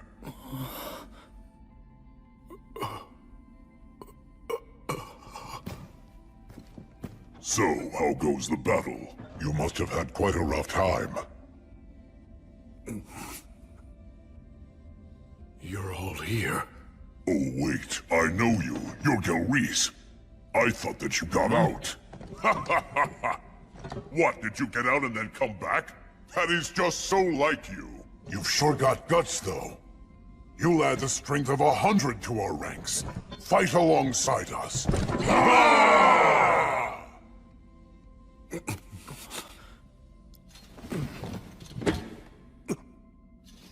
Al, you... I think that I ought to be the one to tell them.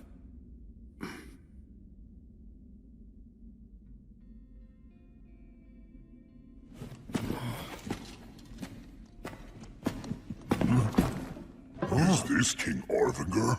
No, he's not the king. The king should still be in the throne room. My name is Vindolfer. I carry in me the blood of Arvinger, the last king of the Iron Country. The last? He's not the last. We're still here. The Iron Country has not yet fallen. This is a fine estacade. You have prepared well. I can tell that you've continued to repair and improve it. That's right. It is the pinnacle of our engineering. We will not allow the demons to enter here. I see. But still...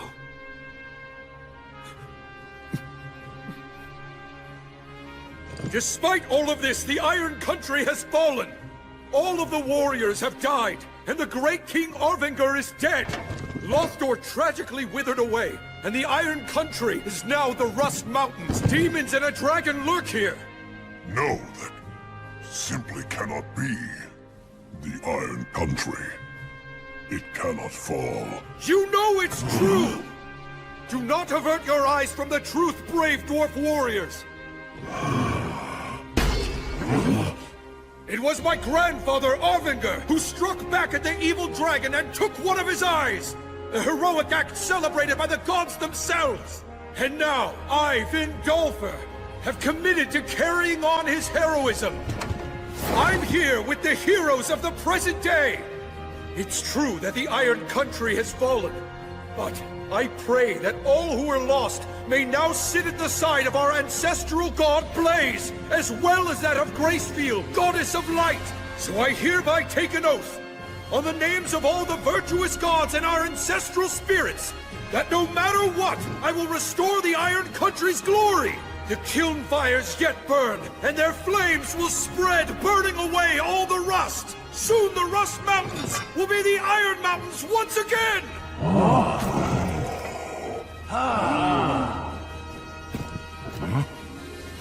And so, I beg of you, please rest now. You all have done more than enough.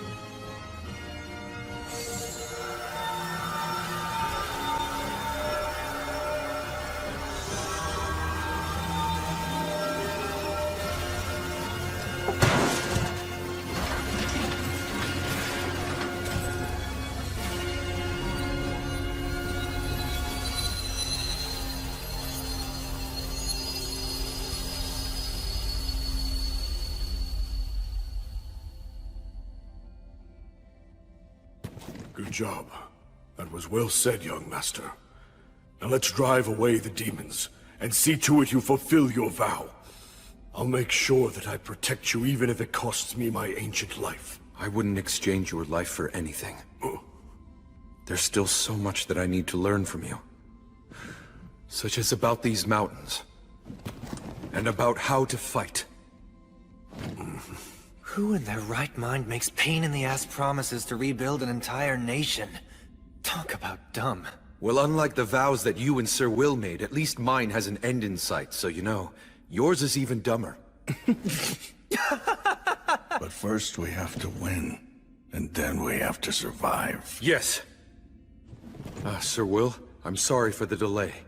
Let's proceed. Your orders? You don't need to call me sir any longer. I can't very well make a king be my thane. But... No! You are still Sir Will! The peerless knight I admire. I respect you deeply. I see. Guess I can't stop you then. What you did back there was commendable. I'm sure that they all felt blessed as well. Right. But should I also feel somewhat grateful to the god of the undead, or shouldn't I? Well, just a little bit couldn't really hurt, I suppose. Yeah.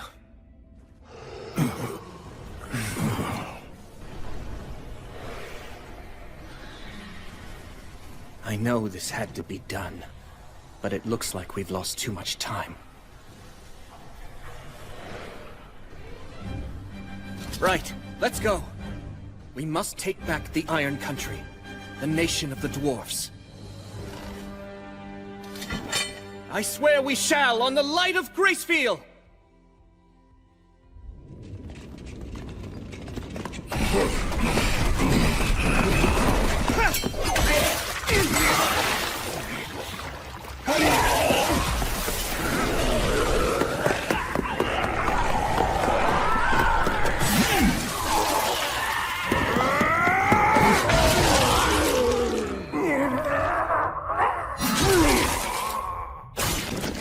Take a right at the next junction! Right! Well, glad to see none of our guys on the front line are holding back. Will, you good? Yeah. We're not getting much pressure from demons behind us, I can handle it myself! Covering our backs on your own, huh? I see you're as brilliant as ever. Nice job. I'm really not, though. After all, I'm not alone. We're nearing the Hall of Light. The dragon's likely in the great cavern beyond it. I imagine demons will be waiting to intercept us in the hall. It's the throne room where the great King Orvinger delivered his final speech to our people. We must reclaim it. Yes, and we shall! If you say so, sure. I'll back you up. Yeah, everything that was stolen should be taken back by its rightful owners.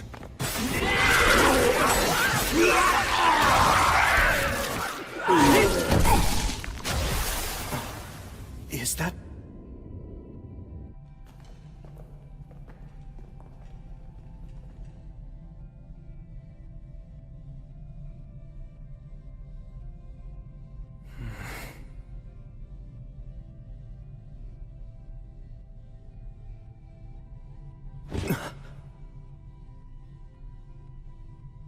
I think that's... the General. Scarabaeus.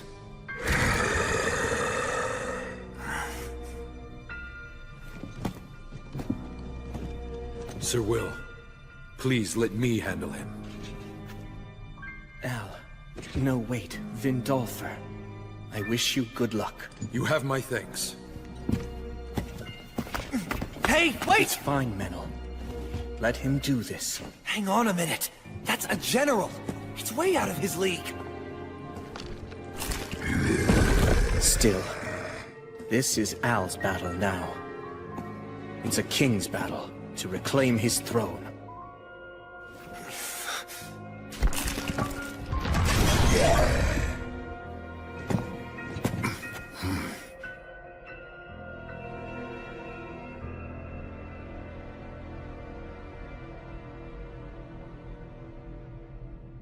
I don't like the look on its face. It is very strong. So you're just gonna let him die for some warrior's hang-up? You're not the only one who was his teacher, you know. Yes, but it's his choice. Even if we wanted to interfere, I doubt we'd have the chance. I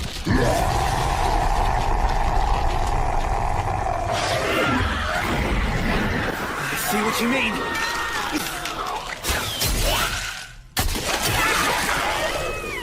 Hey, Al! If you can't handle it, just stay alive till we win! Don't die, okay? Right. Thank you for your kind offer, Sir Menel. But still, I'll win. I will defeat him. I swear on her light and on his flames that this denizen of the mountains will defeat you! Malaka Kazdo! Kazdo Emira!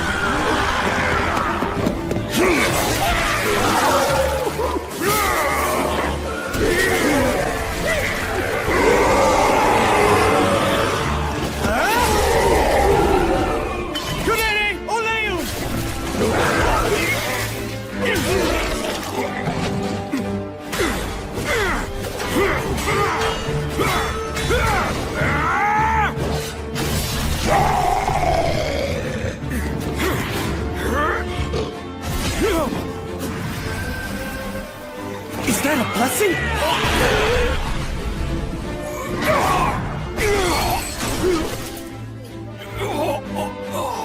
I want to use words that erase magic, but... Damn it!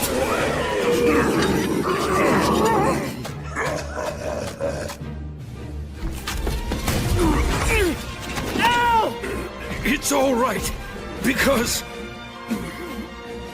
I will not lose this on my solemn vow and on the hopes of all of my brethren. I swear that I will take back our homeland!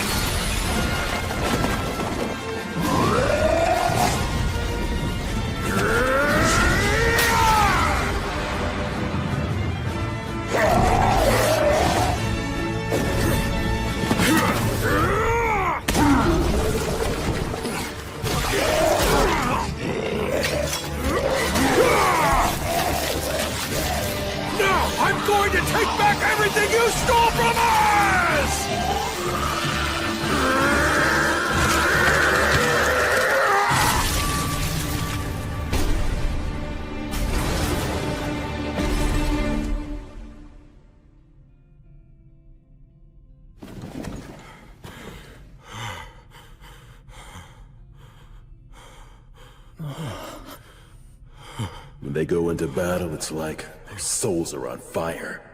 They have no fear of death. I've won! The enemy general...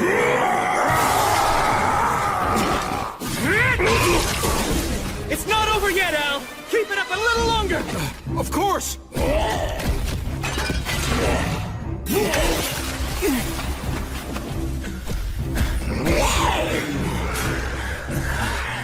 We're nearing our limit. But this is their last commander! Diese there!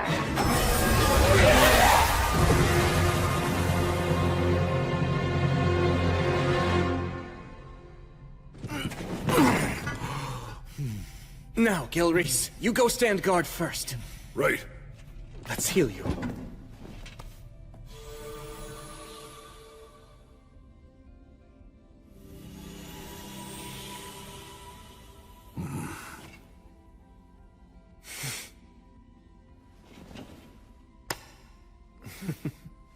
Man, I really thought that we were all dead meat there. The 5 of us charging into the demon's base was definitely a reckless move. Oh, that was well done. You did great, my man. Oh, no. I didn't really...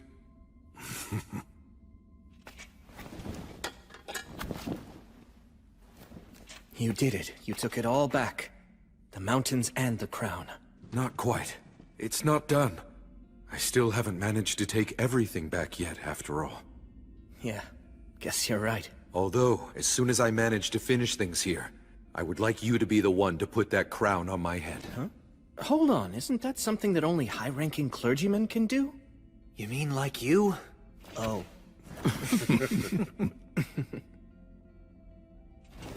Let's go. Wait. Look at that. Scarabaeus' body is gone. But his head is still right there. Demons are supposed to turn to dust when they die. But even after he was beheaded... Let's track him down!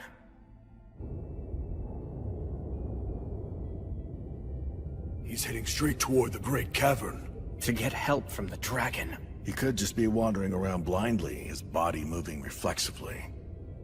The miasma is getting thicker and thicker. Be careful, everyone.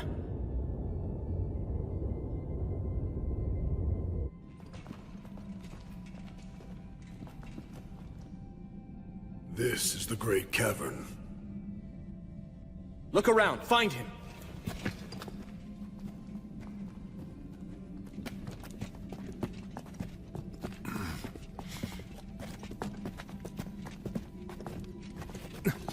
That's him.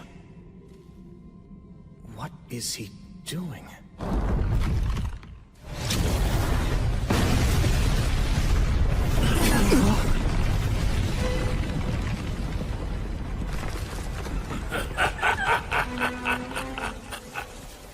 What a pathetic little weakling.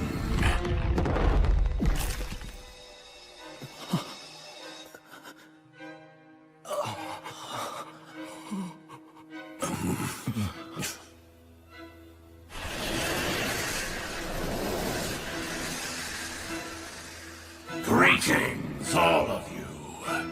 I welcome you to my bedchamber.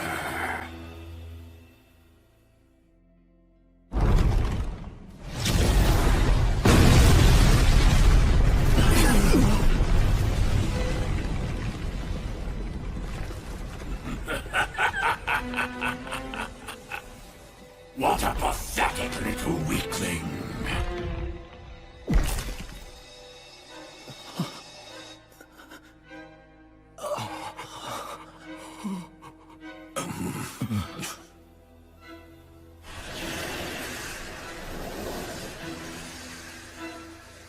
Greetings, all of you. I welcome you to my bedchamber.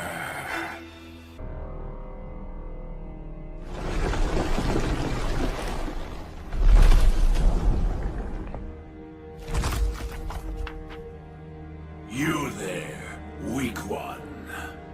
The one who is destined to die here. I ask you, what is your name?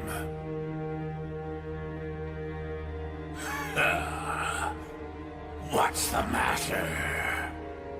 Won't you give your name? Can't you even speak? This is... an overwhelming predator.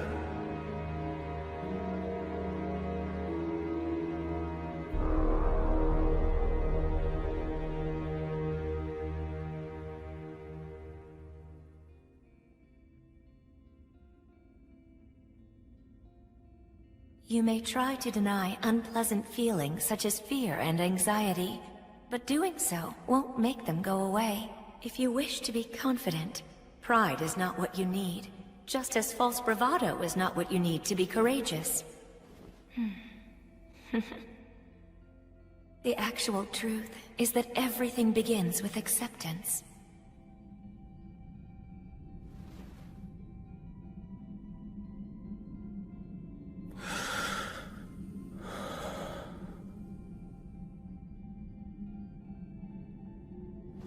If you're going to ask someone's name, shouldn't you give your own first?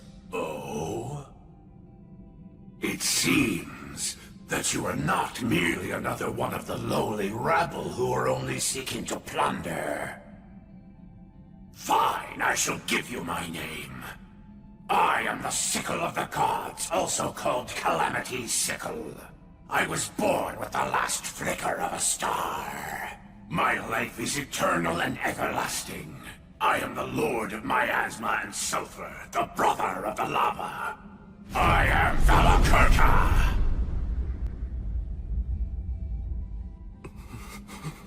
Now, answer my question. Who are you, small one? My grandfather was the Wandering Sage. The name my father bore was War Ogre of the Star of Leo. My mother's the beloved daughter of Mater. I'm known as the Light of the Hinterlands, the faraway paladin. Disciple of Gracefield, the goddess of flux. I am William G. Merryblood. It is an honor to meet you, Dragon of the Age of Gods.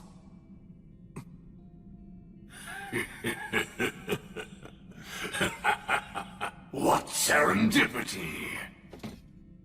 Such nostalgic names. Nostalgic? Had they been the ones who called upon me and established an agreement before the demons did, then perhaps we might have fought alongside each other instead of being adversaries. I sense a trace of the god of the undead scent on you, yet you proclaim yourself a disciple of the goddess of light. Yes, I see. Well, that explains the age disparity. Now then, I believe that concludes our introductions and inquiries. Yes.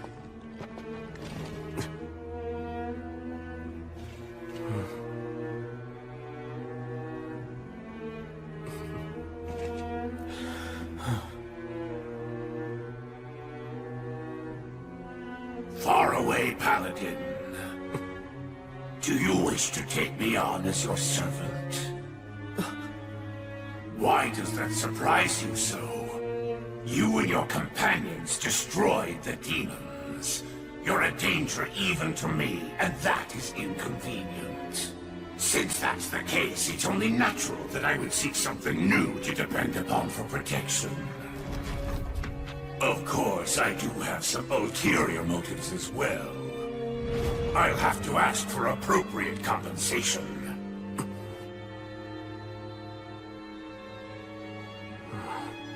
Have no fear. I have no wish to do battle against a brave warrior such as yourself. Yet, in a few decades, you'll kill me and destroy everything. You'll simply change your loyalties once again. That's how you always operate!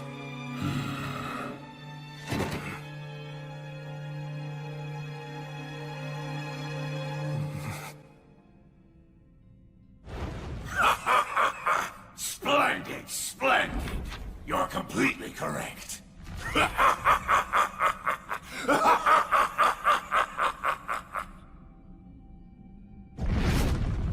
But then, it's really not such a bad deal, is it? He's right.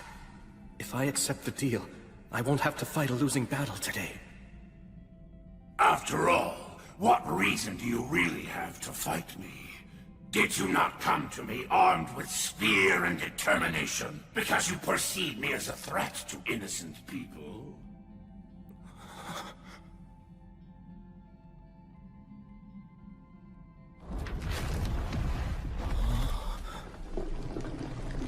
Look at me.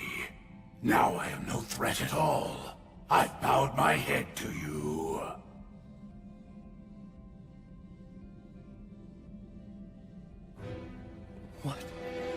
What is going on? All right, make your choice. Show me you have what it takes. Prove you can wield authority over me. Now what will it be? Are you going to choose peace? Or will you choose battle, even if it means your demise? You should be aware that I'm not a patient creature. Act now, choose quickly.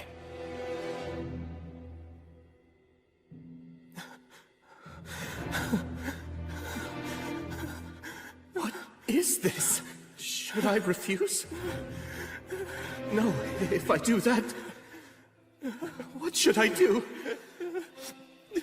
What choice should I make?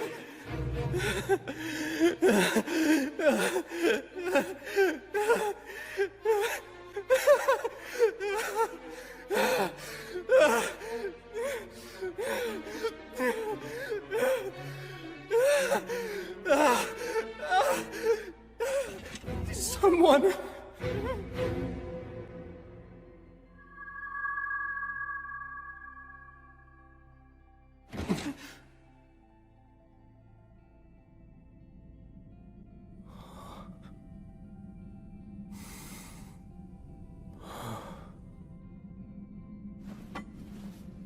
That's right. I've already been saved by her. If courage is something that can take a physical form, then I have it in my heart now. Menel, Raistov, Al, Gelreese. The outcome of this conversation will decide everything. Be ready!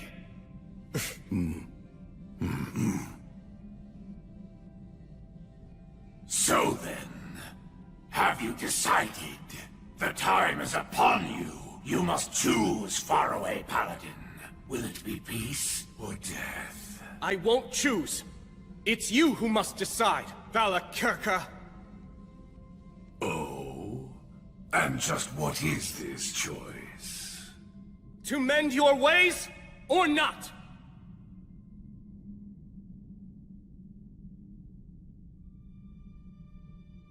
Let's be clear. The peace that you're speaking about, it's merely a limited peace between you and me. It's not specifically peace for me, or for the innocent people you mentioned before. Am I wrong? No, indeed, you're correct about that. In that case, I can only offer you one way out. Mend your ways! And just what am I supposed to improve? The extreme eagerness you show for constantly scheming and seeking conflict. If you swear to mend your ways and truly seek my patronage, I'll also take a vow. I'll swear to the Goddess of Light that I will protect you. And for as long as I live, I'll defend you from all who are hostile to you. That is how I operate. Well, decide now! Will you choose to improve or fight? Give me your answer, dragon!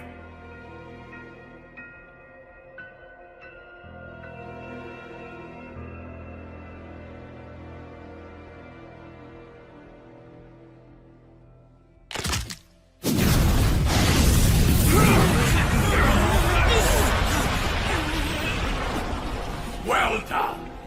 You have successfully answered the dragon's riddle. Good job, faraway paladin. You are no reckless boy showing off his own strength for a lark. Nor are you cunning for the sake of protecting your own life. You walk the path that you consider to be righteous, and you do so with valor and wisdom. How marvelous. You are in every way the successor to those heroes of old. I hereby acknowledge you as the true hero that you are.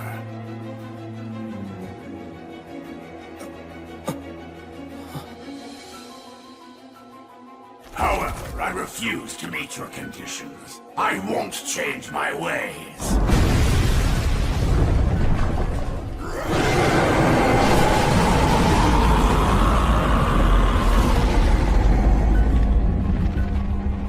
I am the great Valakirka. I am the sickle of the gods, also called Calamity Sickle. I am the lord of miasma and sulfur and brother of the lava.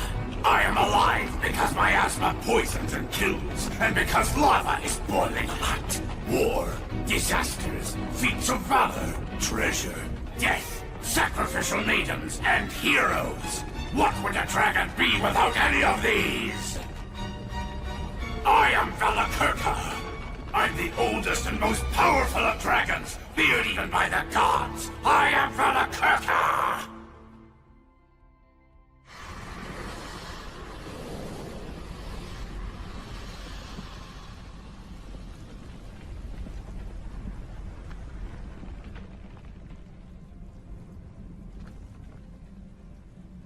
To the hero, and the warriors who follow this hero. I could kill all of you right here and now, and add another page to my already terrifying history. Or I could be slain by you, and my defeat could become a song about an act of valor until the end of time. If you're prepared for the dragon's flames to burn your body and soul and erase you from the cycle of death and rebirth, then I shall allow you to bring your challenge against me. This is the great dragon of the Age of Gods. He's definitely an opponent I can respect. The faraway paladin, I, William G. Merryblood, will fight you! Acceleratio!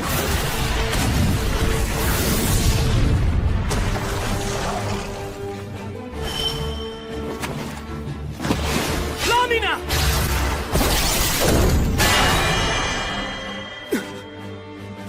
Dragon scales. If you really do intend to fight him, you're going to want to aim for his old wounds. Dragon scales are very tough. I doubt that even blood would be able to cut through them and reach the dragon's flesh. I can't keep chasing after blood forever.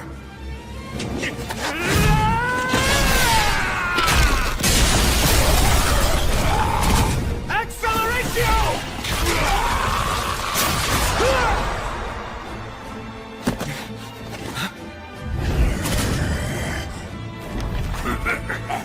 You can break through a dragon's scales, huh? What perfect light exercise! This should help keep me away! Hey! Will's not the only one you're fighting!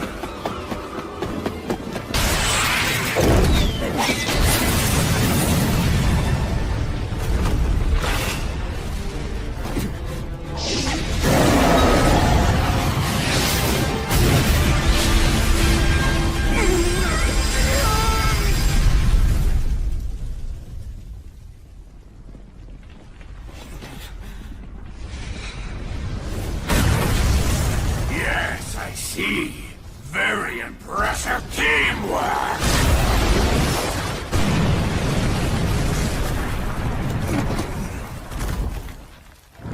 Flammo Ignis!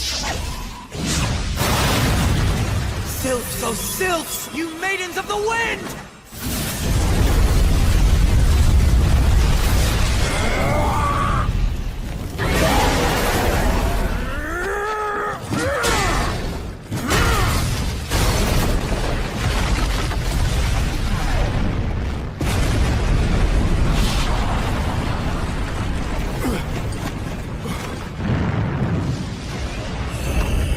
Right now!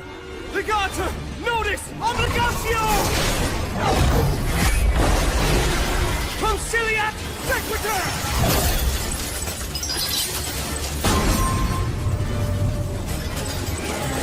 Frostari!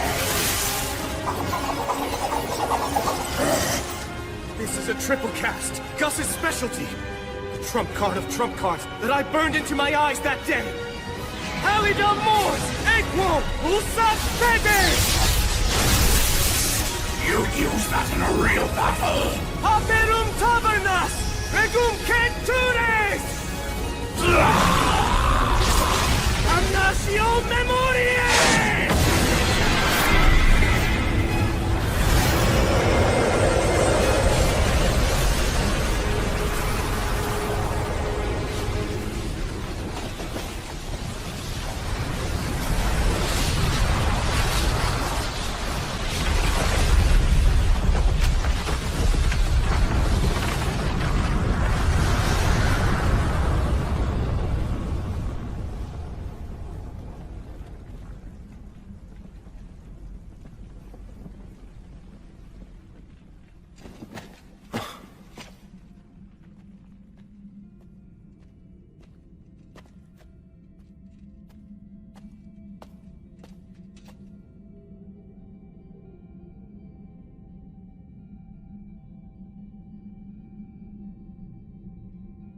Did we win?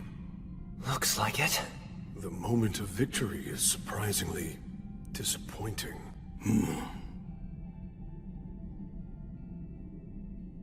Huh? Hey, Will?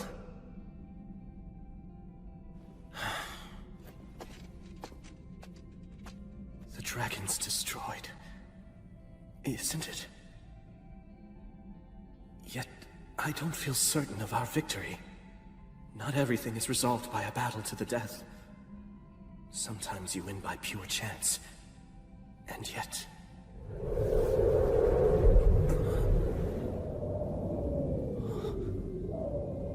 Is that wind? It's not over!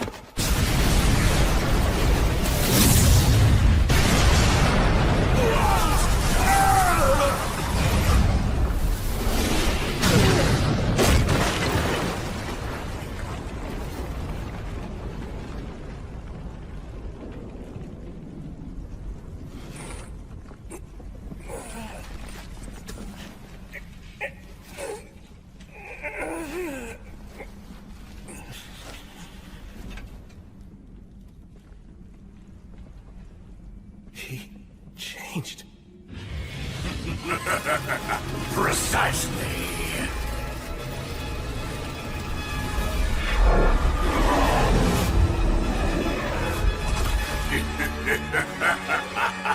Words of transformation. Words that are so risky that humans can't even use them. Actually, that raises another point. How was a huge beast like Valakirka able to get into this underground country in the first place? So, have you caught on now? That's right!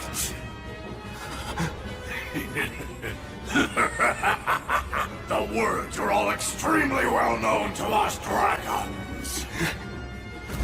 Oh, I see. You'd hope that with the words of obliteration, you'd be able to erase even someone like me. That all you needed was for your aim to be true.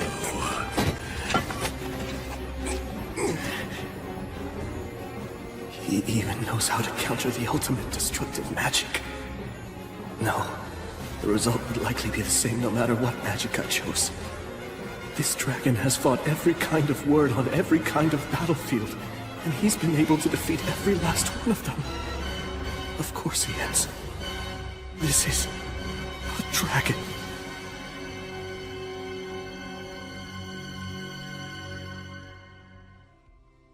This dragon has fought every kind of word on every kind of battlefield, and he's been able to defeat every last one of them.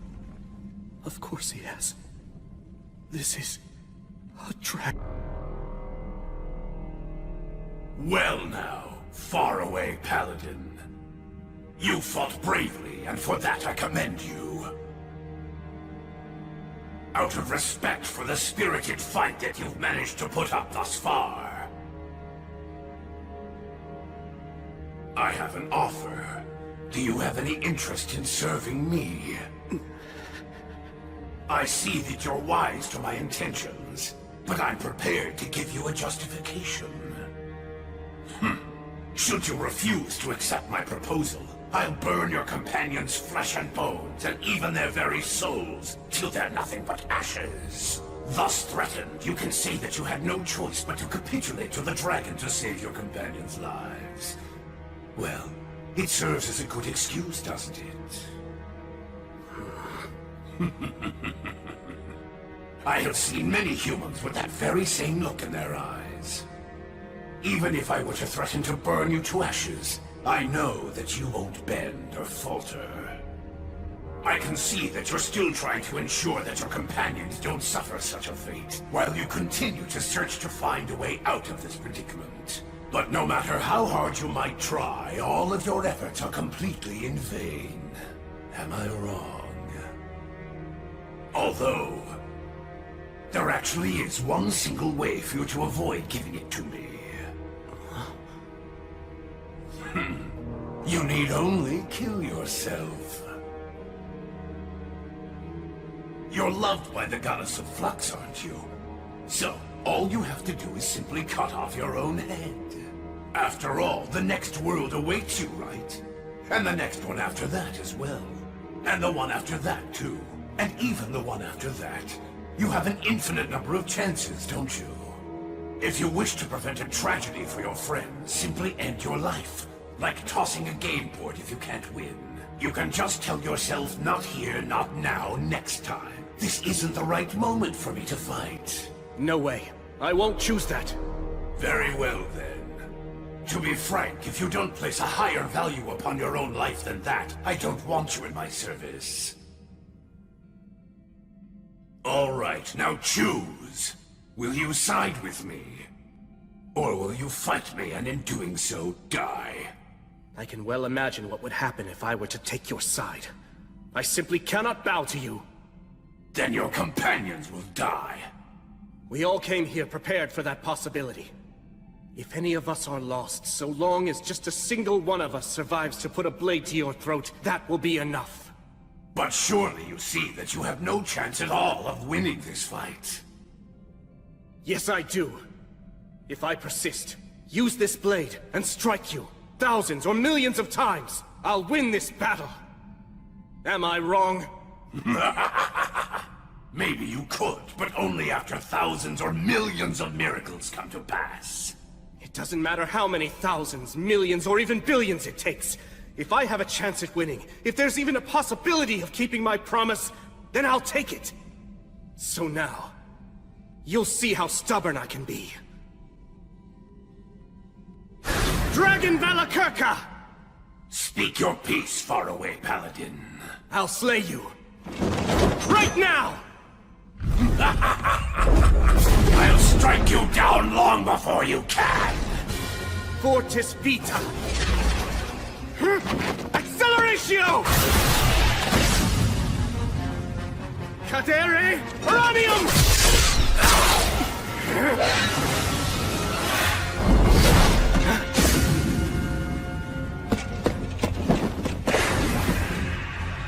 I need to try to keep them out of this. Verba Balanto! Tony Cruz!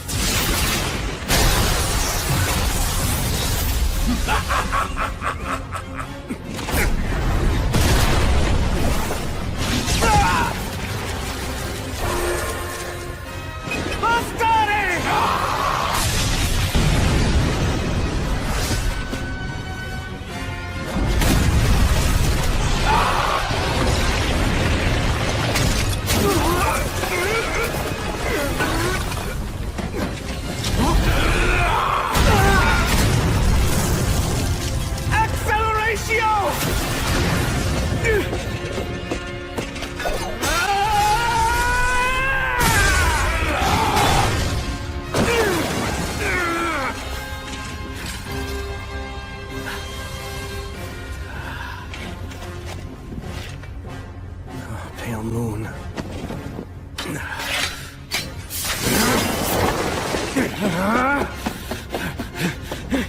Valakirka's wounded all over, too.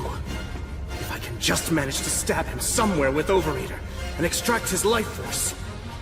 Truly a shame.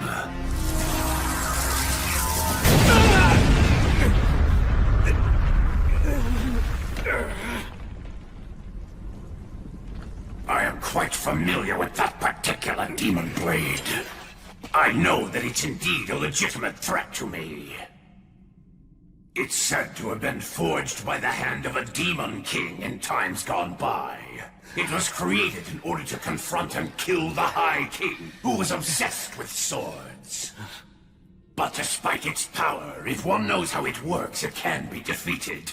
Much like this.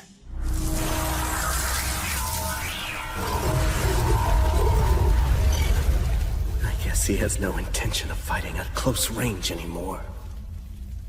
While I admit that this battle has been an entertaining experience, I have to confess that I never dreamed a mere human could make a fight as difficult as you've managed to make this one. Faraway Paladin, William G. Merryblood. My mana, it's already...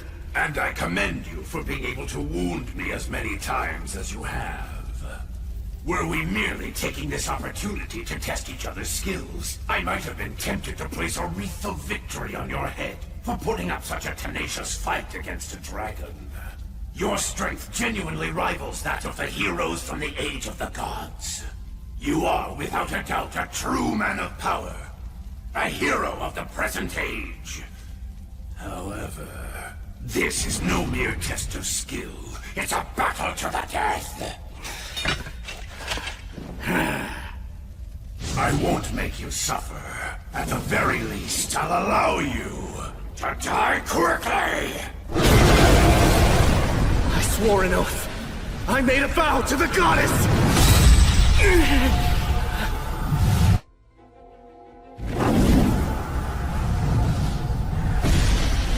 A herald, eh? So you're too weak to send an echo, are you? This is nothing but a pointless, wasted effort, goddess of light!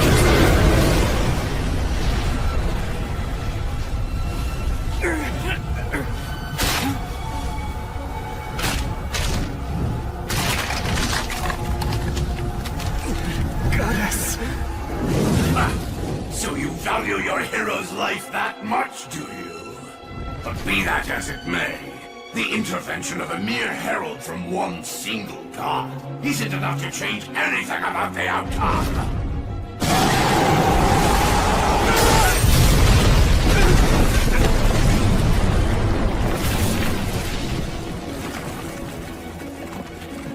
Paladin, you have proven yourself to be worthy, so I'll allow you to die by my breath.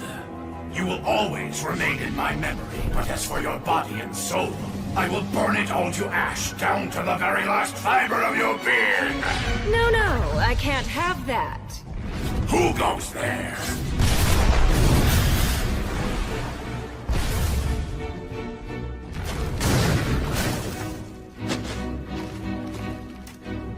This hero is my prey. I've chosen him as my enemy. After having watched him fight, I'm absolutely certain about that. And I won't have him defeated by someone else right in front of me. The god of the undead here? Stagnate? Well now, evil dragon Velikirka. I believe you said that the intervention of a mere herald from one single god isn't enough to change anything. And you're right. I told him that too. That's the same prediction that I gave him. I said that heroes are insufficient, even with the Goddess of Light helping. That's true. There's no chance of slaying a dragon like Calamity's sickle. But you know, now that I come to think about it, I didn't consider what could happen if such an intervention actually involved two gods. I wonder what would change. Would a hero have a chance of winning? I believe they'd have at least some chance, Velikirka. Well, it seems that you're as talkative as ever, god of the undead. You and I are two of a kind. A detestable kind, that is. I feel as if we have similar tastes. But my taste is nowhere near as bad as yours. A life, a soul, only has value if it burns out in a final blaze of glory. What's the point of living forever anyway, you worldly fool? That itself is poor taste. Beautiful things should last forever. That's only natural. But you just destroy. My, what a lady killer you are, Paladin. Even in the age of the gods, I never saw the like. Just imagine, 2 goddesses rushing to your side when you're in peril. Wait, goddess? In the grand scheme of things, does it matter whether I'm a god or a goddess? After all, to someone who's a god, gender is only decorative. Right? Oh, come now, don't be so angry, Gracefield. I mean, where's the harm in enjoying a little perk like this? What's that? Why now? Is that what you're asking me? Well, after watching such a furious battle unfold before me, I'd regret not intervening much more. You'd interfere in a fight involving the great and powerful Valakirka just for a petty reason like that? Why, you pathetic, hero-obsessed hedonist! Yes, precisely. This strange paladin, this hero who's standing before you, I think he's worth going mad for. Now then, this battle hasn't reached its conclusion just yet. So tell me, do you still have the will to keep fighting, William G. Merryblood? Come now, my foolish yet clever enemy, Paladin of the Light. Uphold your vow. Hold your conviction steadfastly in your heart. You said before that you'd fight until the moment you fell over dead. Surely that wasn't a lie, was it? Guess I have no choice. I can't get out of this, huh? Valakirka! What is it? Remember what I said? I'm very stubborn. Indeed, you are incredibly stubborn. Was it this persistence of yours that made the gods finally take action? I admit, you're truly a hero. Very well then. It seems that the gods have given you their utmost blessings and protection, allowing a mere man to stand as an equal to a dragon. And burning even a hero who's lauded by the gods is what makes me a dragon! So now, you merciful goddesses who oversee the soul, lovely maidens who have lost the protection of war, what safeguards are you planning to give to this hero? That is, how will you kill me? I won't give him any. As I said before, this man is my enemy, and he's declared that he always will be. So I have no reason to grant him any kind of protection. Oh. But surely you haven't forgotten, have you, Valakirka? You do know where you are right now. That's right. This is the Iron Country. The mountains where the regretful souls of the warriors of flame reside. Now is the time to return. Your compatriots, your descendants, have come back. They've brought one who is undeniably a hero, so that he may defeat the demons, challenge the dragon, and take back the mountains that were once called home. A warrior shouldn't wander asleep merely observing such an event. So now, come and take up the sword of vengeance! Set the fierce flames of your courage ablaze once again. Your time has come, Dwarven warriors!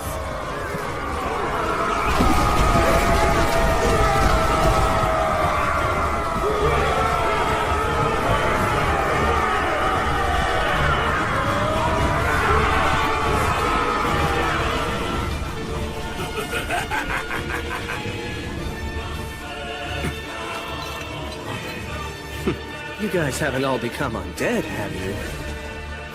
Relax.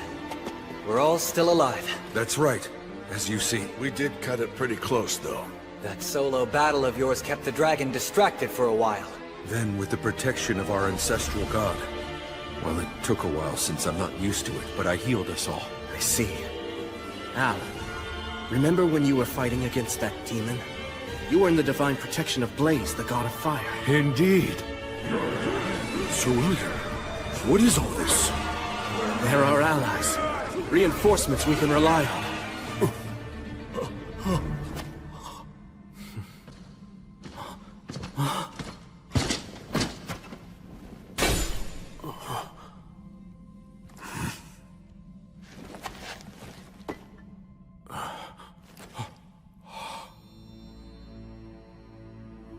Your grandfather.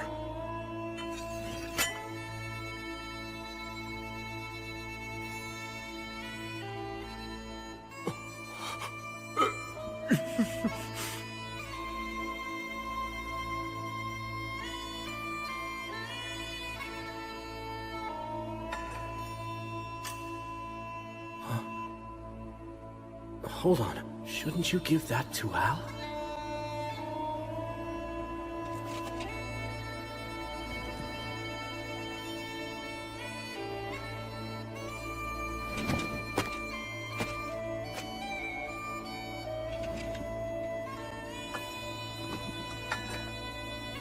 Called on. An enchanted sword handed down among the dwarves since the age of the gods. This blade took one of Valakirka's eyes. Hero of the light. Care for my grandson, and for these mountains. Please. Grandfather! Valakirka's flames burn everything, even souls. No way. Not yet. It's not over yet.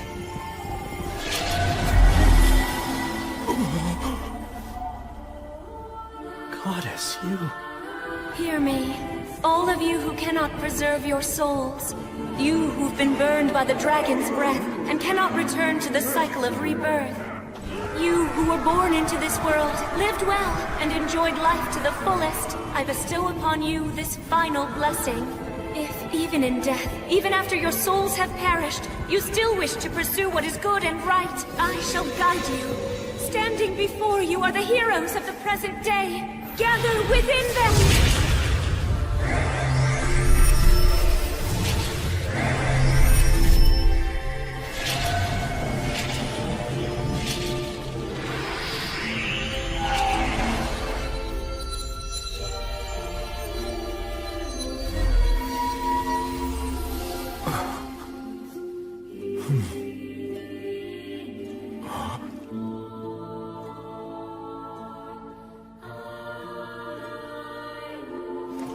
Grandfather.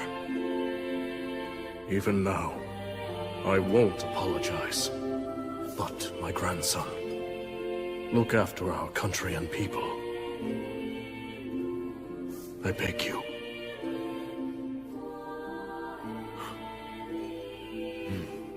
I will. You can count on me.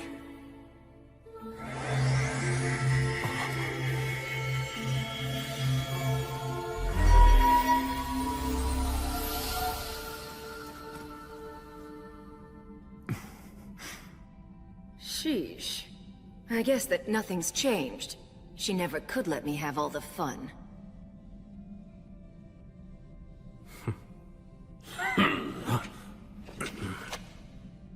It seems that you're finally ready, faraway paladin.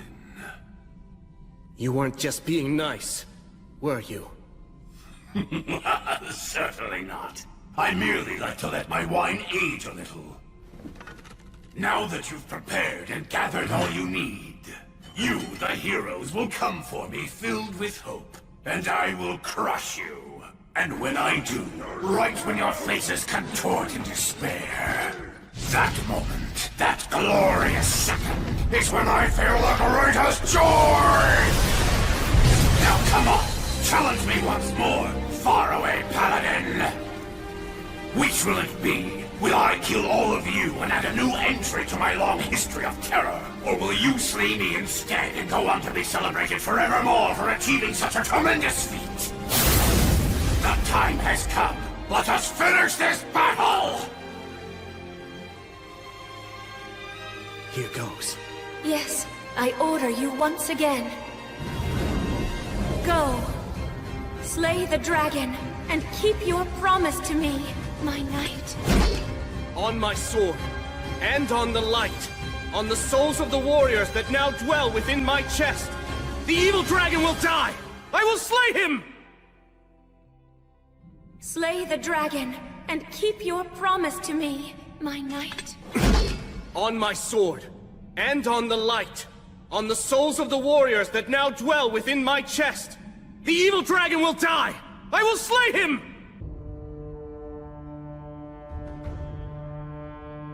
Burn, flames of courage! It's time for retribution! Evil ends now! Bellator! Bellator! Fortis Fortuna! Aduvan!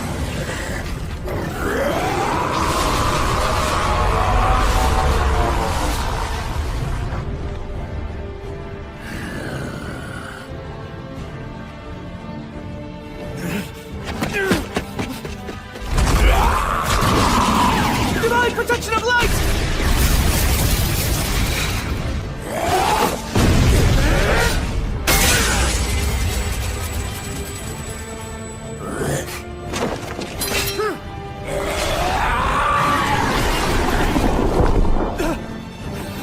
I'll crush you! Will, no! Sir Will!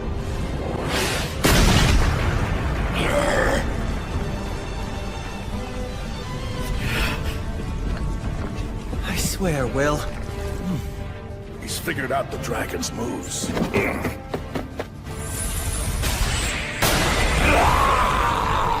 That comes with a bonus, Hydra Venom.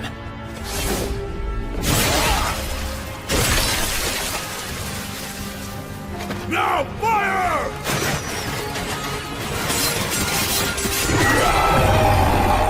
Charge in!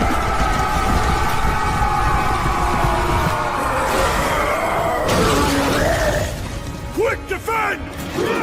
Now burn brightly! Flames of courage!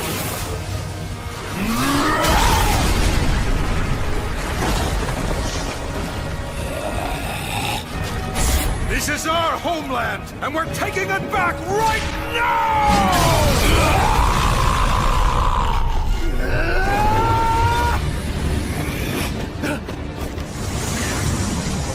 I didn't want to have to do this, since it will also harm my treasure. If he breathes on us, we're done! Brave warriors, this shall be your demise! Acceleratio!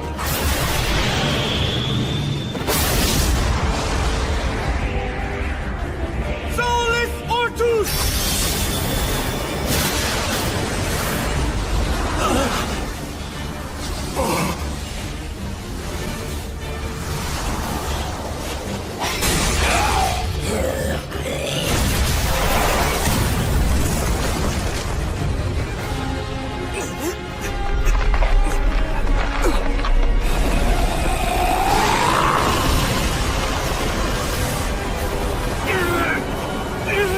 If I go down with the dragon, that's fine.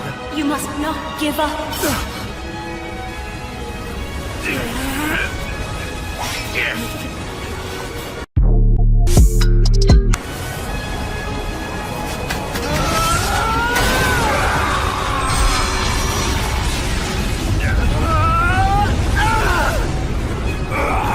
I swore an oath to the goddess. I made a solemn vow to her. I promised not to give up on life to the very end!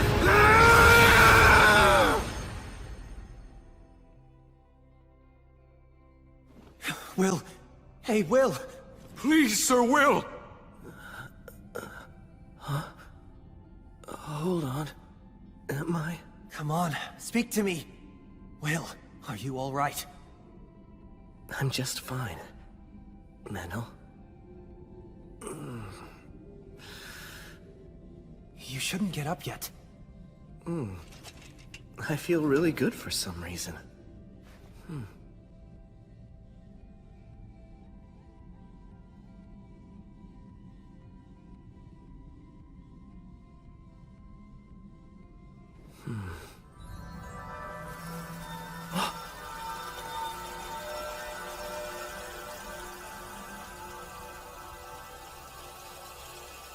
You guys saved us. Thank you all very much. We appreciate your help. Farewell to you, my comrades, my ancestors. The young master and I will take over everything from this point onward. I promise. I'll restore the Iron Country to its former glory.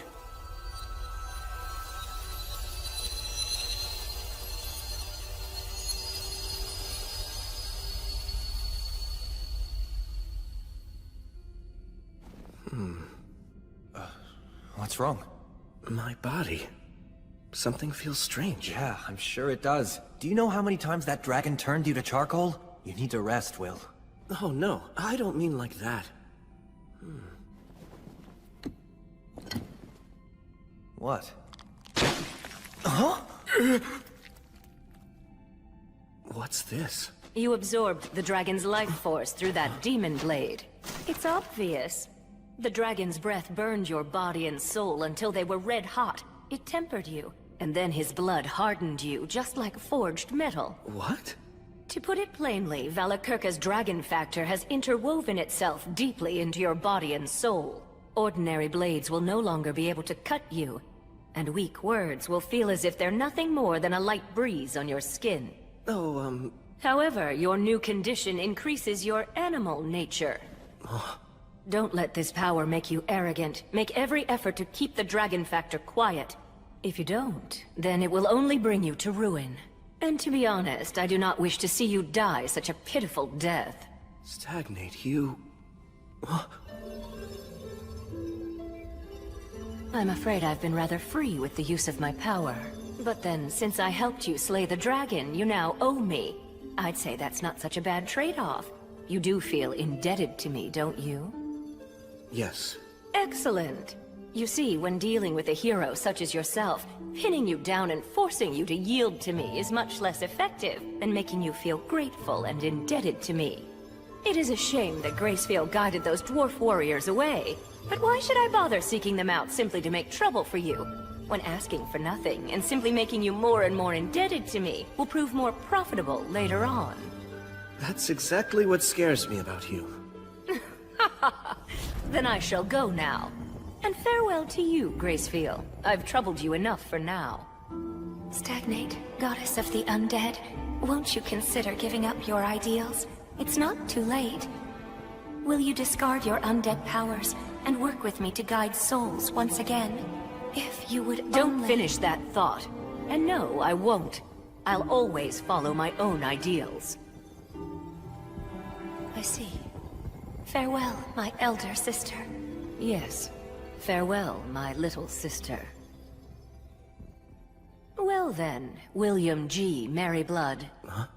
You have acquired great power, and your name will now shine even more brightly as a hero.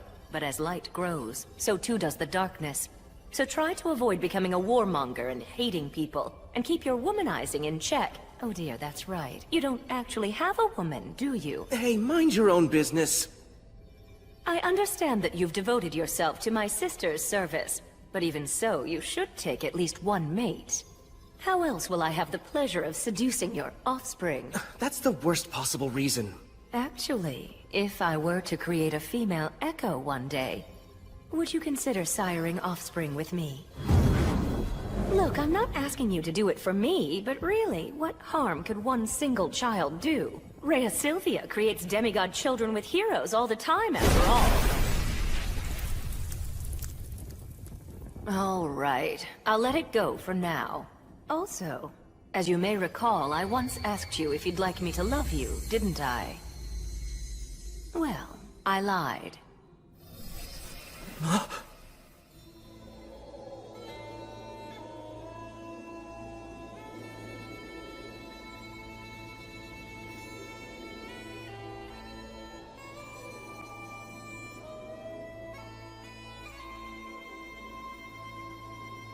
Because the fact is, I already love you, William G. Merryblood.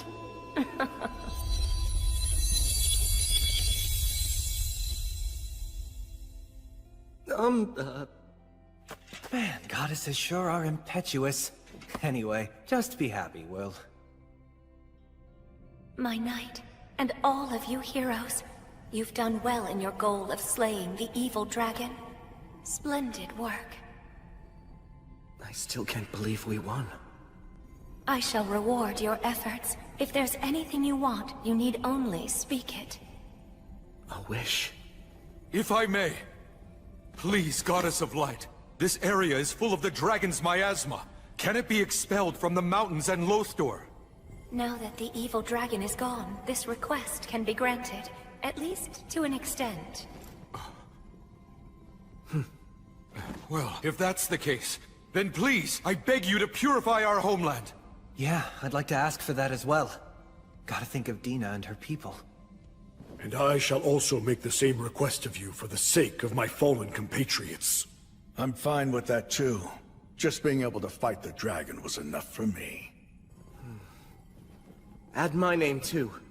I request your purification and blessing. Very well. I have heard your wishes.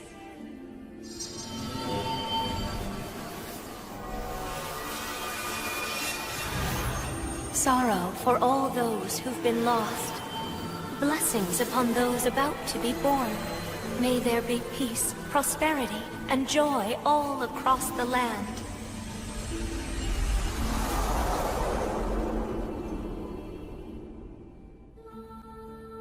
Now, you heroes who've slain the dragon, you brave souls who've reclaimed and restored this land, henceforth, may the blessing of the light be with you.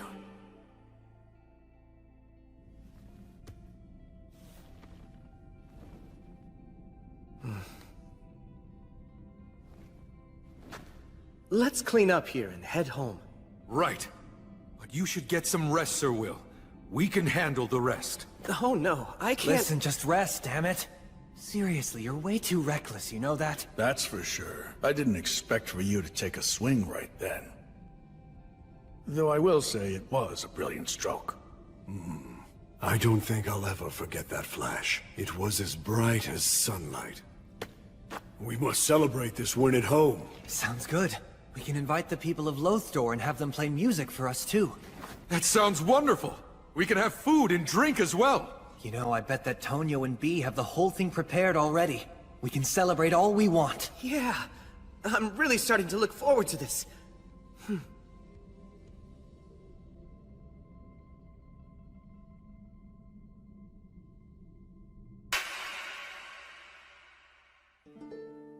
We took some of the dragon's treasure and a few of his scales as proof of the successful completion of our quest.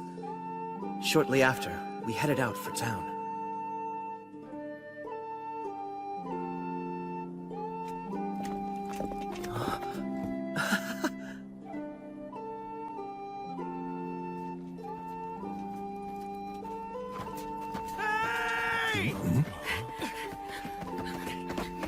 So you're all safe? Well, yeah. I mean, can't you tell? I heard the dragons roar and then all was silent. Soon after, a strange fire spread across the land and the entire area was cleansed. Sincerely, I'm so glad.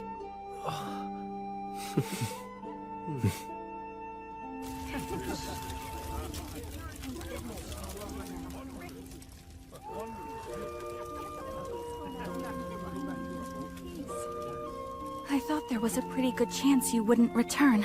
I'm not gonna die. I have too much to do. Oh, like what? Well, for starters, there's rebuilding this place. The effects of the dragon's miasma still linger, right? That's true.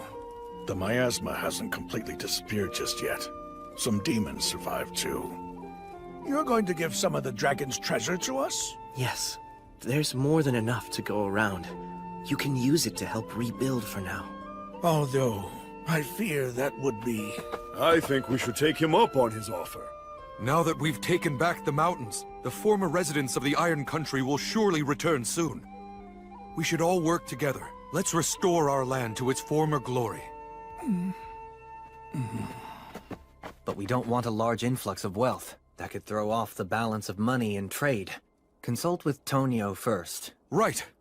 We'll also need to be prepared to take in any new residents. Looks like we're going to be busy for a while. I don't really want to do this, but guess I should drop by the forest where I was born. I can ask them if they'll send over some skilled folks to help us out. And I'll go along with you. You will? The one who's making the request should be there to plead in person. Yeah, I guess you're right. We'll cross the ocean when spring comes then. Or do I even need to go? Just admit you're happy.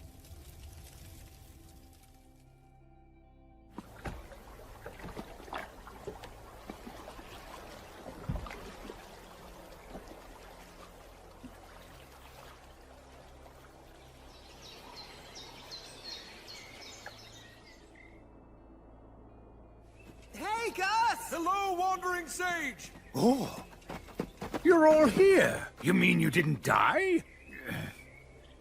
The flow of your mana seems quite odd. A dragon factor? You nailed it.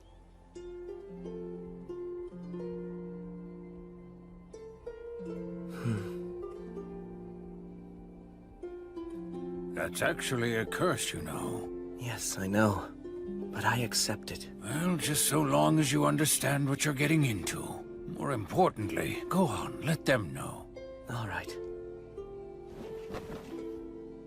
I'm home. I made it back from defeating the dragon. The two of you saved me yet again. Thank you.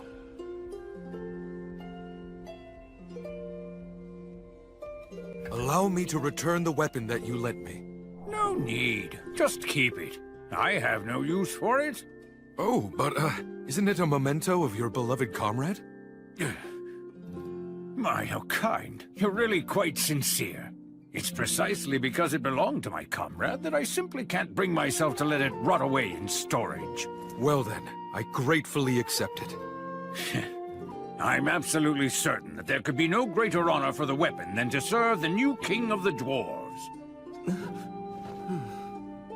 I'll return called on. No, Sir Will. That sword should belong to you. No, I couldn't. It's been treasured by the dwarfs for generations. And they entrusted it to you. Fighting fierce battles is a hero's destiny. Please, just make good use of that sword. I'll take good care of it, on loan. And then one day, I'll return it to your homeland. Right. Although, what you said makes it sound like even more difficult enemies are going to be coming my way. Hello? Well, you know. Try to live strong. I'll help you out when I can. That's not reassuring, at all. Jeez.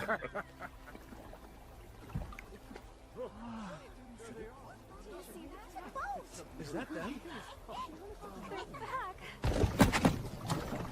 Welcome back, all of you. It went well?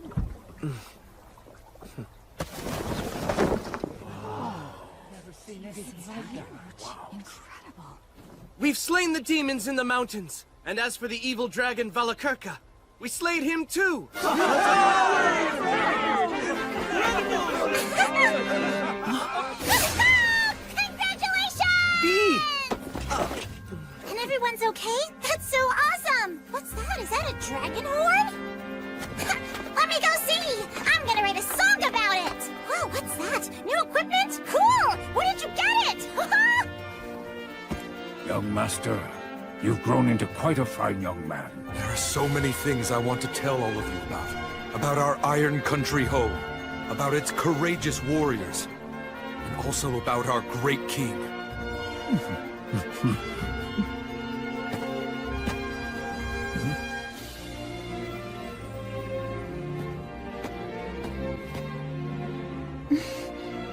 It's good to have you back. Indeed. All right, everyone. Our lord and his companions must be tired. They've only just gotten back from defeating a dragon, after all. We have to give them some time to get a little rest now. And then tomorrow we'll kick off the party. We'll cheer the dragon's end. Tomorrow, you can eat, drink, and sing all you want. Come, help us celebrate!